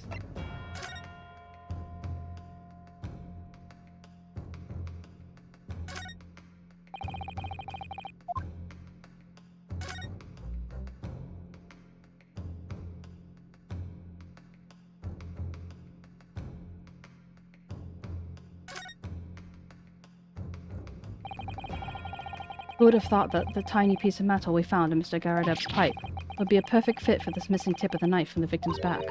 Extraordinary, isn't it? And it fills me with a sense of awe. It's surely proof that miracles can happen. Yes, a more miraculous proof I could not ask for. Oh yeah, I think I was supposed to just Take that! do this. This is the knife that was found in the victim's back. If you look closely, you will see there that there's a small piece at the tip of the blade that's missing. A common issue with inferior blades sold at unsavory street markets. Criminals who use them regularly leave the tips lodged in their victims' bones. And what of this particular knife?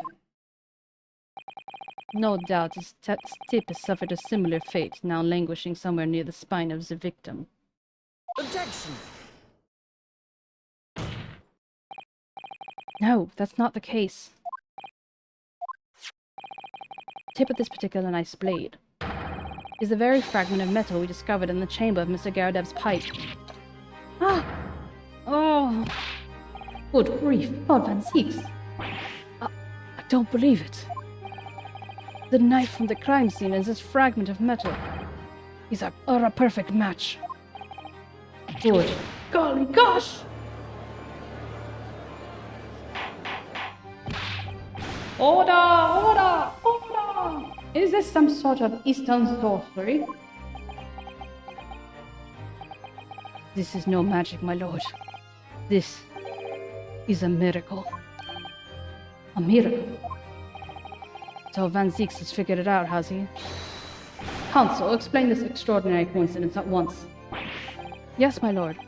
The crucial point that we have to ask ourselves here is, when did the fragment of metal find its way inside Mr. 𝗟𝗶's pipe? Something that was clarified for us in the most recent witness testimony. Have this thing in my hand as usual at the time of the onslaught. Knocked it clean out with one of her soft projectiles, she did. Yes. Would have never been sent flying unless it was hit by something pretty solid.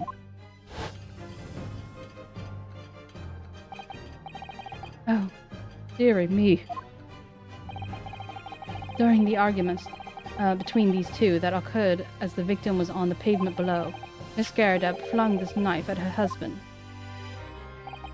However, the knife missed Mr. 𝗟𝗶 and instead striking the pipe in his hand at the time, which caused the tip to break off, of course. Good lord. Yes, and that is when the tiny tip of the blade... Oh wait, I keep mixing my accent, I'm tired, okay? Found its way inside Mr. 𝗟𝗶's pipe. The chances of that are 1,000,000 to 1. And yet, there's no other credible explanation for how the tip of the blade ended up in your pipe.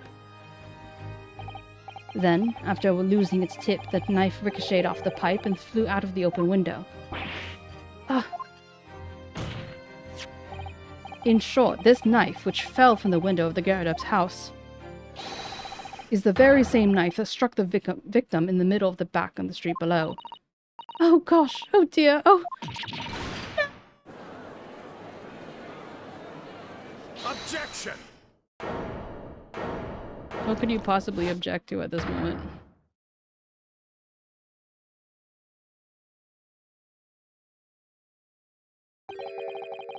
A full-bodied theory. I'll give you that.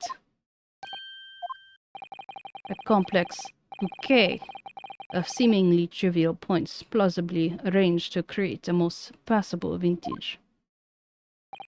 Allow me to toast my learned friend's characteristically Nipponese approach to bottling his argument. I'll go back at it. Sorry. But after all, it is just a theory. The bottle, I fear, is corked. Because you see,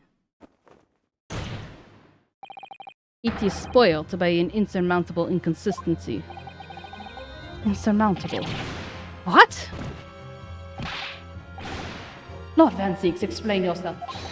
What is this inconsistency you claim to have identified?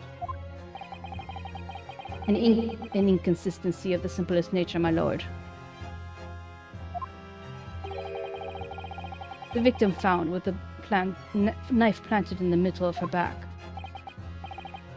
Yes, her...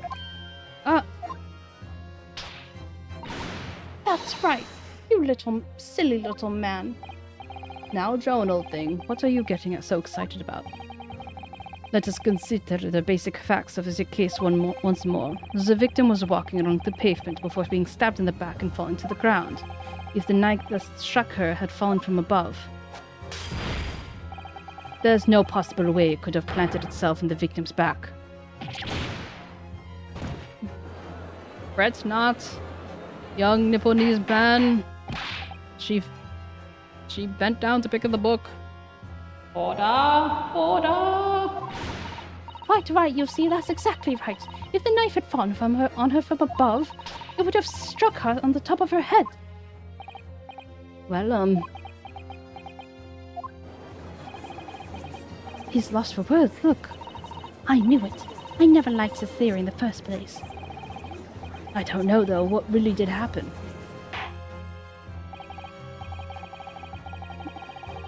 It would appear the defense has made a rather spectacular blunder.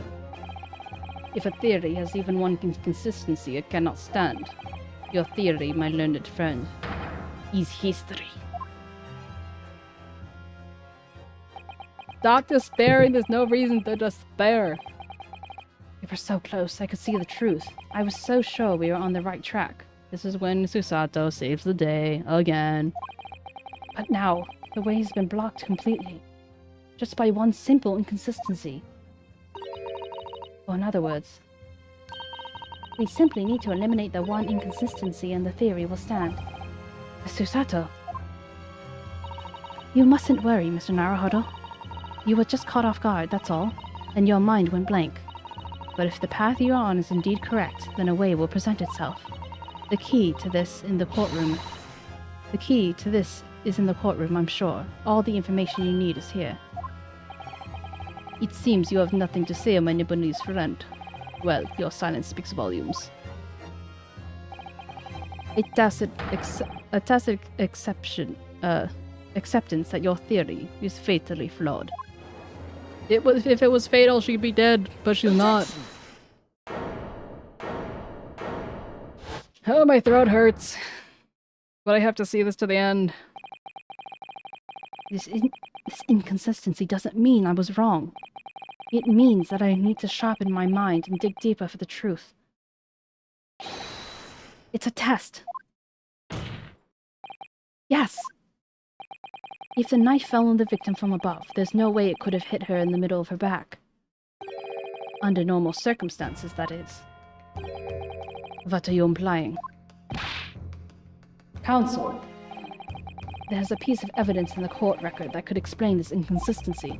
It could explain how the knife that fell from above could have pierced the victim's back. We already have the answer. Goodness! Utter madness. Surely this must be the last time.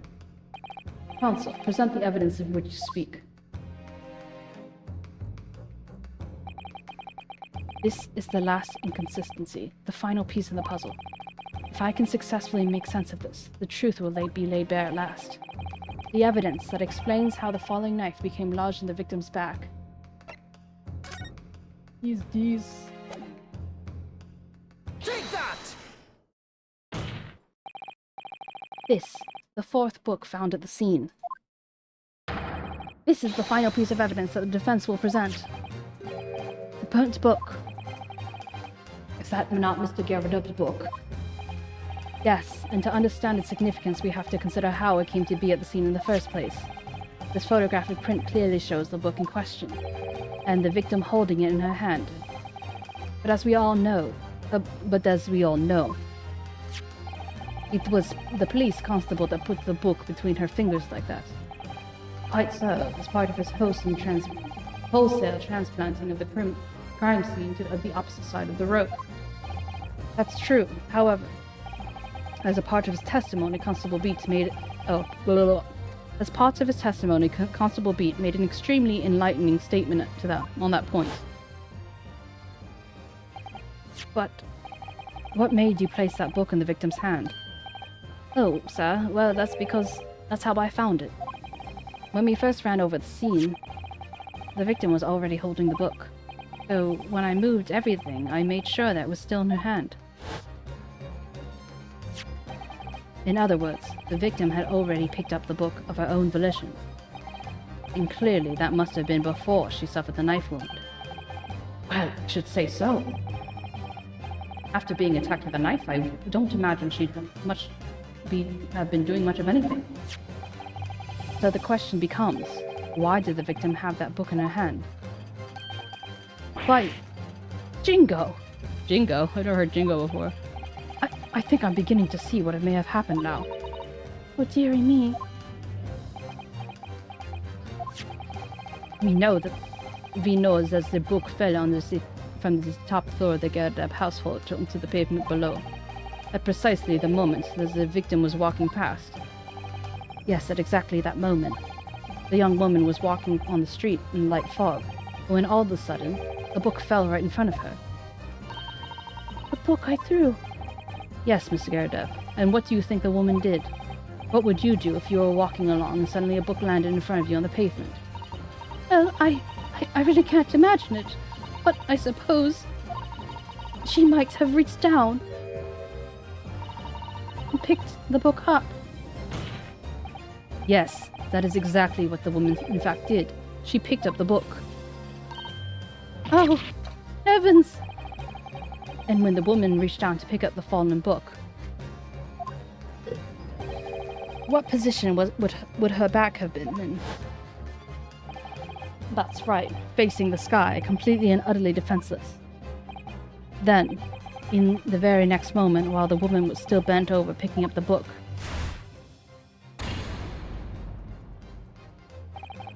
the next object fell from the room above, the jackknife, straight into the middle of her back. And at the same time, walking by chance directly behind Miss Green, was the defendant, Mr. 𝗟𝗍𝗀 Natsume. Well, I never. It appeared to Mr. Natsume that the woman simply collapsed onto the floor. In the dark and the fog, he didn't see the knife falling on her from above. Ah! And from the other direction, the constable and his wife saw no one but the victim and her apparent attacker, though there never really was a real culprit to run from the scene in the first place. No, this was nothing more than a series of unlikely events that culminated to an unfortunate accident. And that is the real truth behind this case.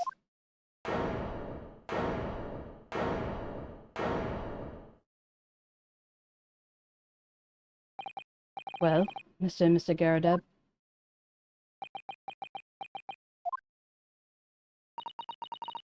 The very first time you showed me that knife, I had my suspicions. I wondered if perhaps it might have been something like that. There, old bean. Well, Mrs. 𝗟𝗶. Of course, I never meant for anything of the sort to happen, but it was all my fault, wasn't it?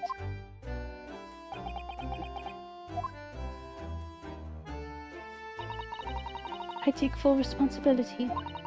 I let my anger get the better of me, and I threw that book. I threw that knife as well. John, dear. It's all right, I know. I'm ever so sorry. Truly. I'm sorry!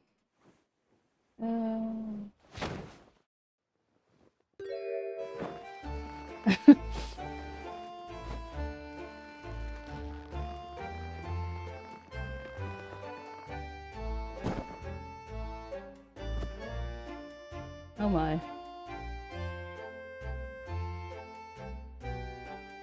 After all this, the Nepalese man didn't even get a voice. Lord 𝗟𝗪𝗀𝘀, what news of Mrs. 𝗟𝗀? She's been taken to the infirmary. It would appear that today's events had left her in an especially flustered state.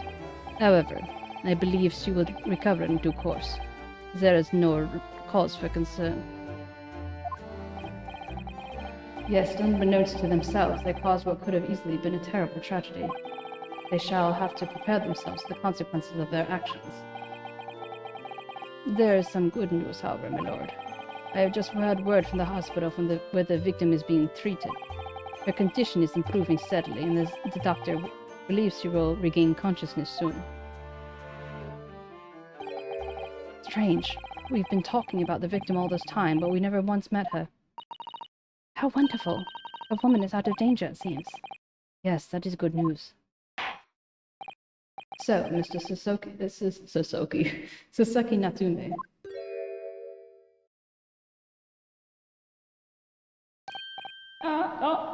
Yes.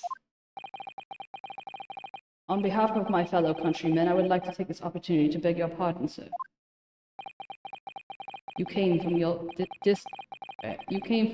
distant eastern homeland to study our great British culture. No, she never died. She never died. She was just unconscious in a comatose state. And have been repaid with immeasurable unkindness. Please accept our heartfelt apologies.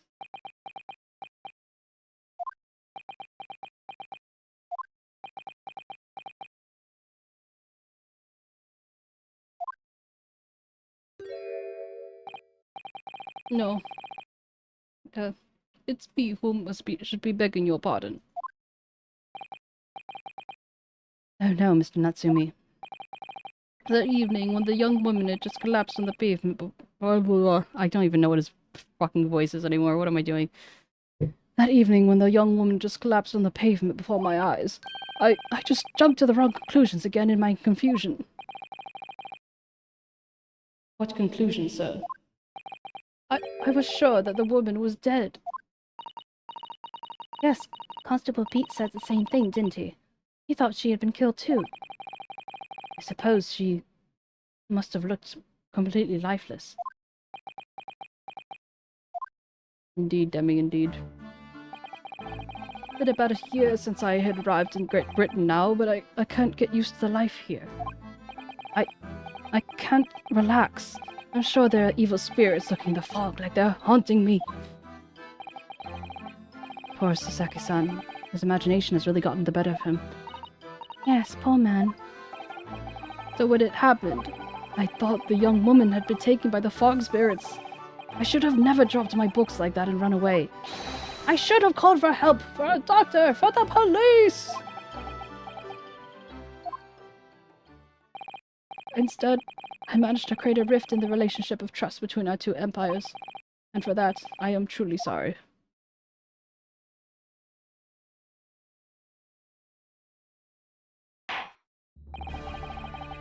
One could indeed say that there's some sort of mischievous spirit that's been at work here, I think. One that created a chain of unfortunate mishaps. We were befooled by the spirit and led to false conclusions. But thanks to Lord 𝗟𝗪𝗀𝘀 and our young lawyer here from the east, that chain has now been broken, and the spirit exorcised. I heartily commend you both. Oh! Now then, ladies and gentlemen of the jury. Yes, my lord. In concluding this trial, I must ask you one last time for your decisions regarding the defendant's culpability. Are you ready to present your findings to the court? As a foreman of this jury, I can assure you we reach a fair and just conclusion. I do declare the truth can be extremely cruel at times. Well, I didn't suspect the woman next to me, that's for sure. Sitting in for the old bean while she's out in action, you know. But I know what her decision would be. Does this mean I'll finally be able to get out of here and start work? Well, it's about time. I say, I'll have a corker of a story to tell the grandchildren when I get home, won't I?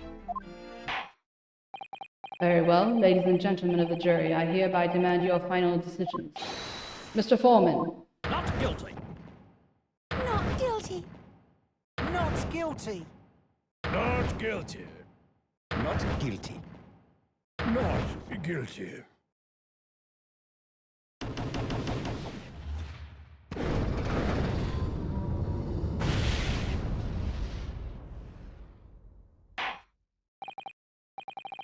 Very well, Mr. 𝗟𝗟 Natsume. I hereby pronounce you not guilty.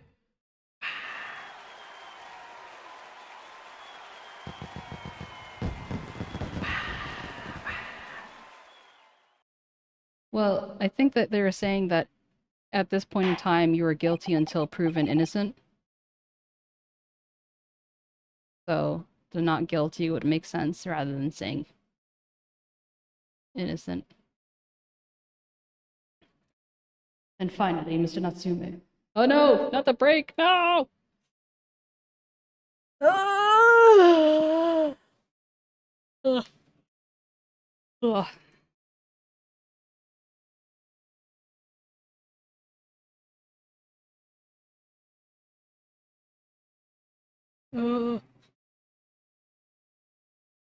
I'm definitely gonna fetch after this.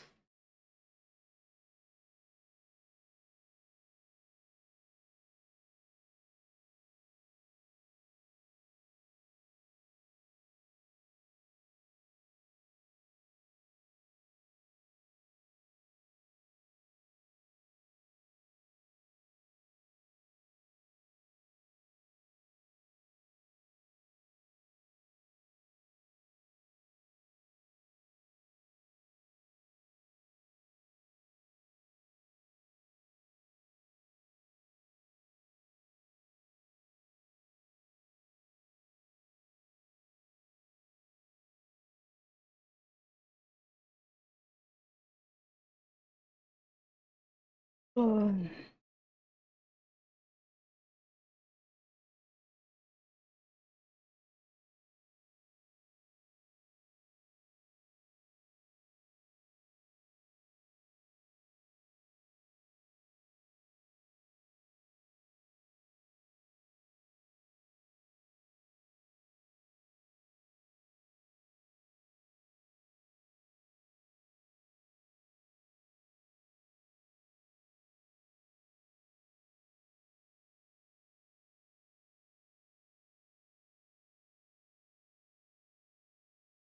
Oof.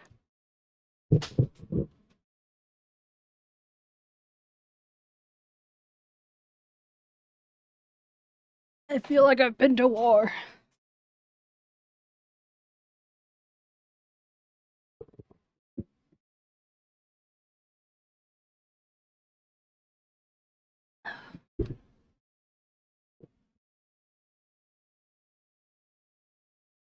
I haven't pushed this hard since I first started doing Ace Attorney.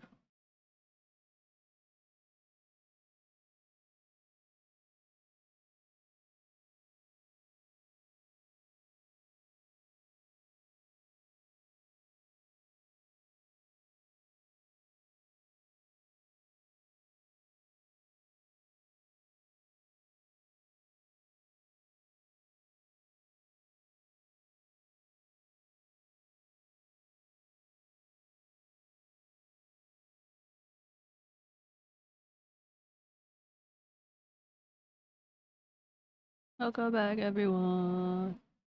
I know that sometimes by the time I end Ace Attorney streams, my energy has dropped significantly, at least in my voice acting. But I tried really hard today. I hope that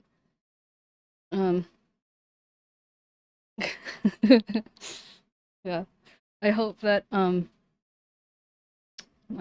you felt like my voice acting has been adequate to the end. I've been trying. But it's not done yet. We're in the home stretch. And finally, Mr. Natsume. Oh, yes, my lord, sir. You are now a free man once more. It is my hope that you will continue to further your education in British culture.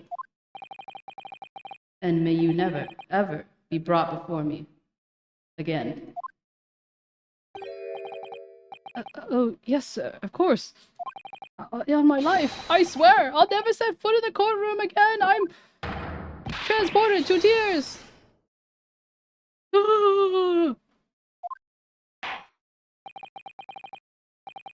Thank you, counsels. Court is adjourned. Yeah, I feel that too. That's why it's hard to, like, watch anime, because, you know, you're gonna wanna actually hear it in the voice and whatnot. I don't know. 20th February, 3:17 p.m. The Old Bailey Defense Antechamber. Oh, locum! Wait, you mean me? Of course! Is there any other locum here? Is there even one? Compared to the original locum student, Mr. Naruhodo Esquire, your name's become rather short, hasn't it? What's wrong with using my actual name? Oh, at last I'm free! I'm free! Joyful, joyous, jubilant, jubilation! Edie, Eddie, hearty, happiness, hurrah! oh, I am pleased. Mr. Natsume is delighted. Would it be so hard just to say that then? Aw, I'm so glad you feel that way, Kat. Thank you.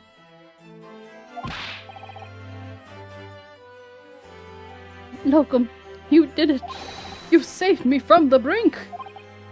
Well, what happened to the poor woman what happened to the poor woman was in no way your fault, after all. I'm just glad everyone could see that now. No, not that! Lovely lawyer, locum lawyer! Yes? I mean, as I said before, I just have never gotten used to life here in Great Britain.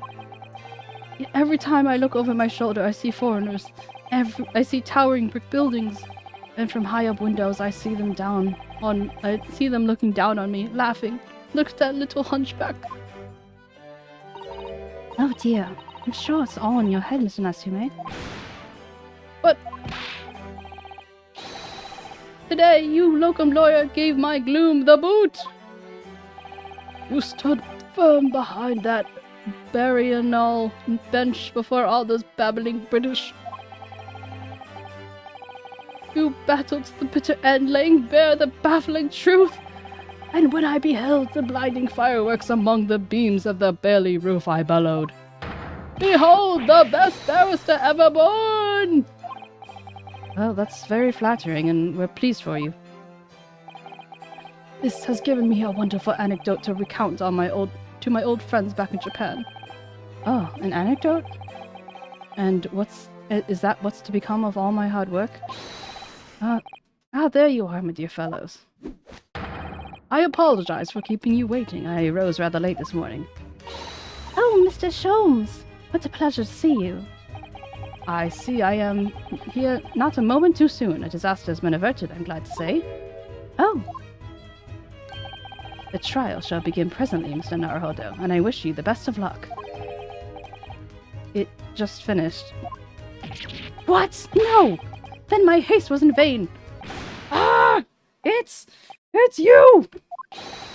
Herlock Sholmes! Oh, have we met, sir?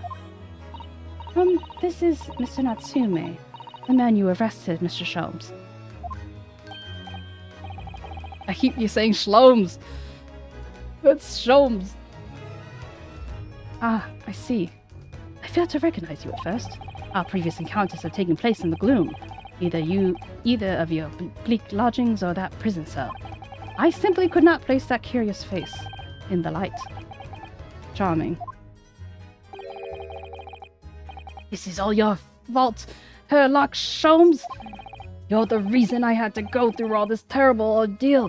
I'm going to give you a piece of my mind. My apologies, sir, but I assure you, I have placed you now. You're the fellow who abandoned that poor lady and ran off, are you not? Ah. Had she not been taken to hospital more urgently, I feel perhaps she would have regained consciousness by now. Oh. But it was unavoidable, I'm sure. We are but human after all. And there's a cat walking in front of me and I can't read anything that I'm supposed to be saying. But perhaps I can put on the cat cam since he's here, finally. We are but human after all. Anyone would have been shaken by such an experience. Is that right, kitty cat? Is that right, kitty cat? Look at that cat. Look at that cat. Fashionably late as usual. No, don't leave. Just stay right there. Look at that little belly. Look at that little belly. Where are you going, sir? Hi. I think maybe he wants to be held. You want to be held?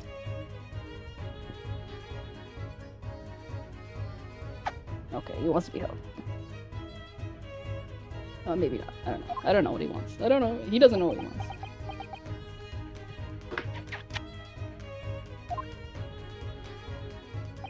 I do feel very badly about how I behaved. Oh, well, never mind. Now then, what was it that you wanted to say to me, sir? Nothing.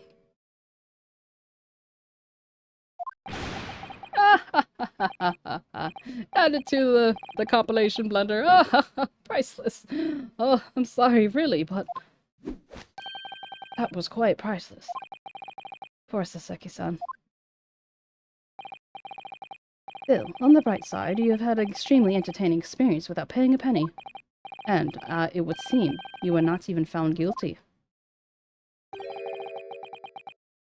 But there is no bright side. Whatever do you mean, Mr. Natsume?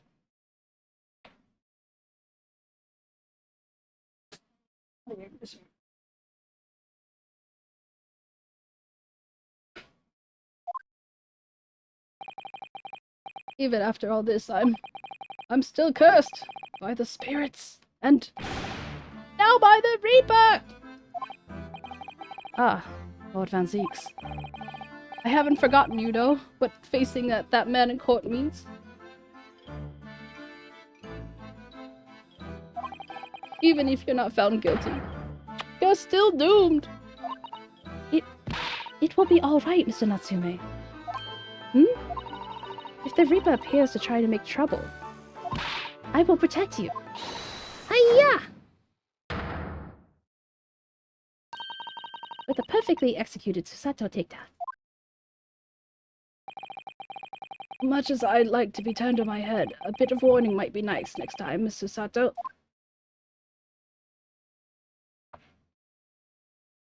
Greedy cat wanting cuddles. So, Mr. Natsume, what do you intend to do now? You mentioned something about recounting your experiences to your friends back in Japan.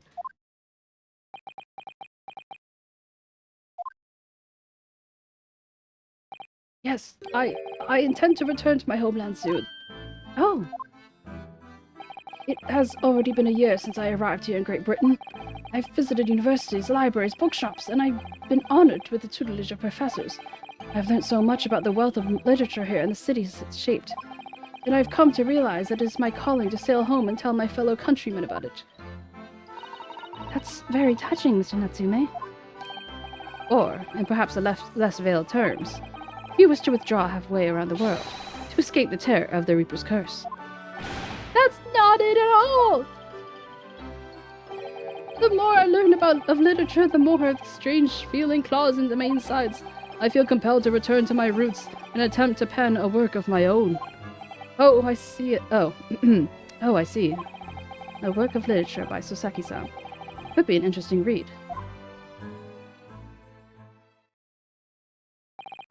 And what about Miss Susato and yourself, Mr. Naruhodo? Sorry, what about us? Will you return to Japan alongside your mustached compatriot? Why would we? A week has not yet passed since we've arrived in London. And only now does it feel as though we have finally found our feet. And you are accommodated in a hotel at present, are you not? That's right, but we need to find lodgings before it bankrupts us. I've calculated we can only afford another 10 nights before our entire budget is exhausted. Well then, you could take my... you could take my lodgings. Oh, the windowless room.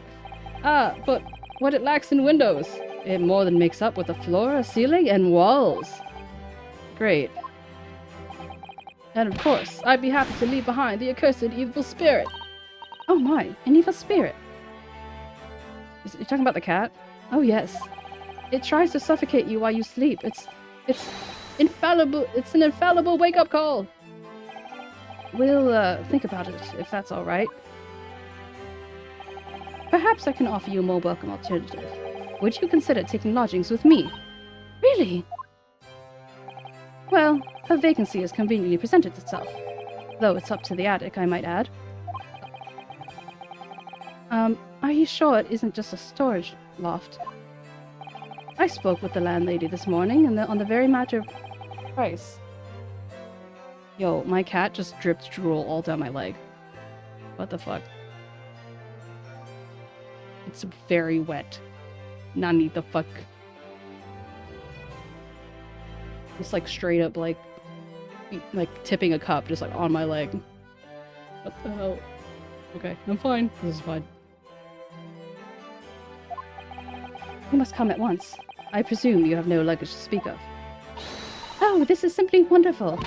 What an honor to be invited to take lodgings at the great detective's office attic. No, I'm not wearing pants. I'm never wearing pants. I'm just doused in cat drool. I'm too overcome for words. Me too, Susato. Me too. So suggesting we look elsewhere is out then. Then it is settled. Iris will prepare a welcome dinner this evening. And you must come too, Mr. Natsume, I insist. I don't know what to say, but thank you, and yes. Wonderful. Then I'll go and complete the paperwork for your formal release, Mr. Natsume. It shouldn't take long. Somebody's happy.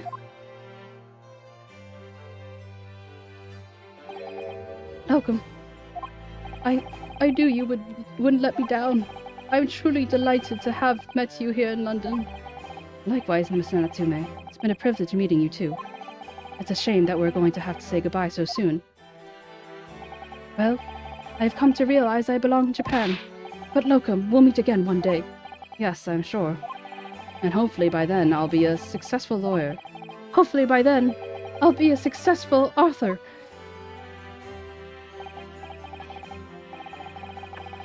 Well, my dear fellow, our carriage appears to have arrived.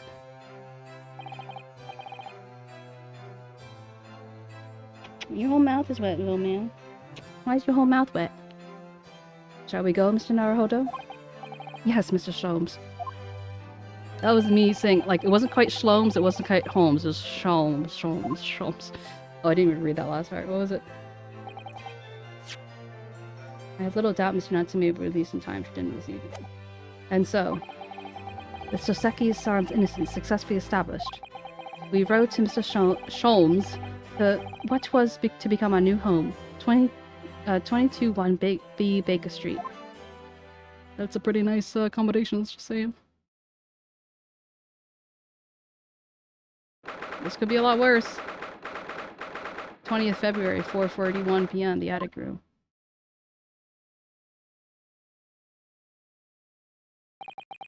So this is to be our new office, yes. Our office? I rather like the sound of that. I rather like the sound of that. Me too. It's simply wonderful, isn't it? I hope you can see this, Kazuma. It's only a small step, but I'd like to think that we're getting a little closer to your dream now. So, my dear fellows, do you like the place? Oh look, he's without a hat and coat. Oh, Mr. Sholmes, yes, thank you so much. His hair is paler than I thought it was. Oh, it's a delightful room, Mr. Sholmes. I simply adore it. Good, I'm pleased to hear it. Iris and I are delighted to welcome you. I hope everyone's hungry. It's nearly time for dinner. We'll eat as soon as Mr. Natsume arrives. We have a lot to celebrate. Iris, you must let me help you. All right then, Susie. You can be in charge of the salad. Splendid.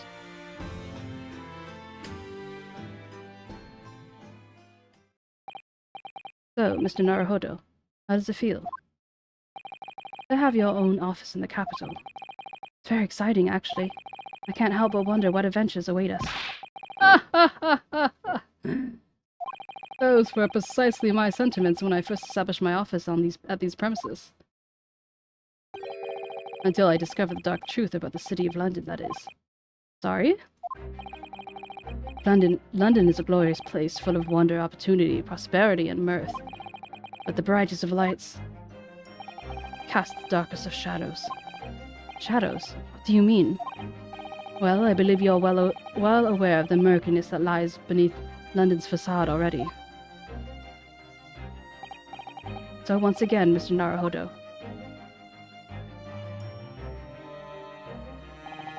Welcome to London. Ominous. Okay, bro.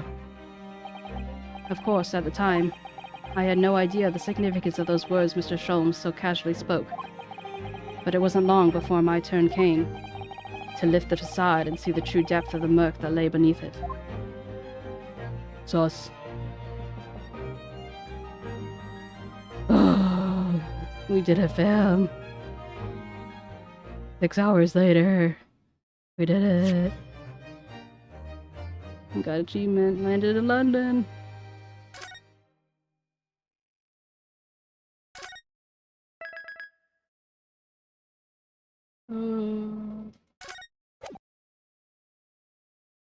The last one of this first, I think there's 2 games in this series, and this is the last episode of the first game. The adventure of the unspeakable story, the Hound of the Baskervilles. A hound it was, but not such a hound as any mortal has seen. Its eyes glowed with smoldering glare. The whole of its ox-sized body was outlined in white-hot flames. What could that possibly be?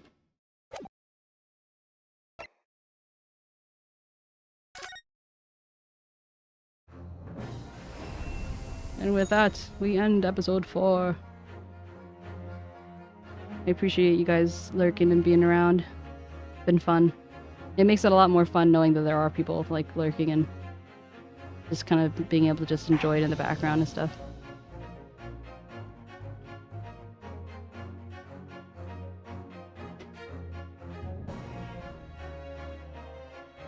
Okay. And my left arm is permanently positioned as a cat's personal what do you call it? What do you call this? Armchair? Armrest? Pulse?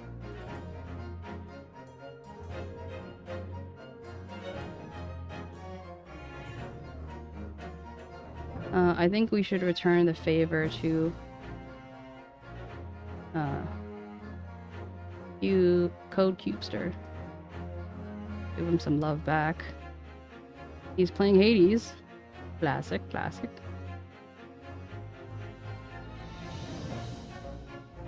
some reason I don't follow him. But I will follow him after this. Remember, flew for poof. Have a great day, guys. Hopefully I'll see you tomorrow if I still can speak.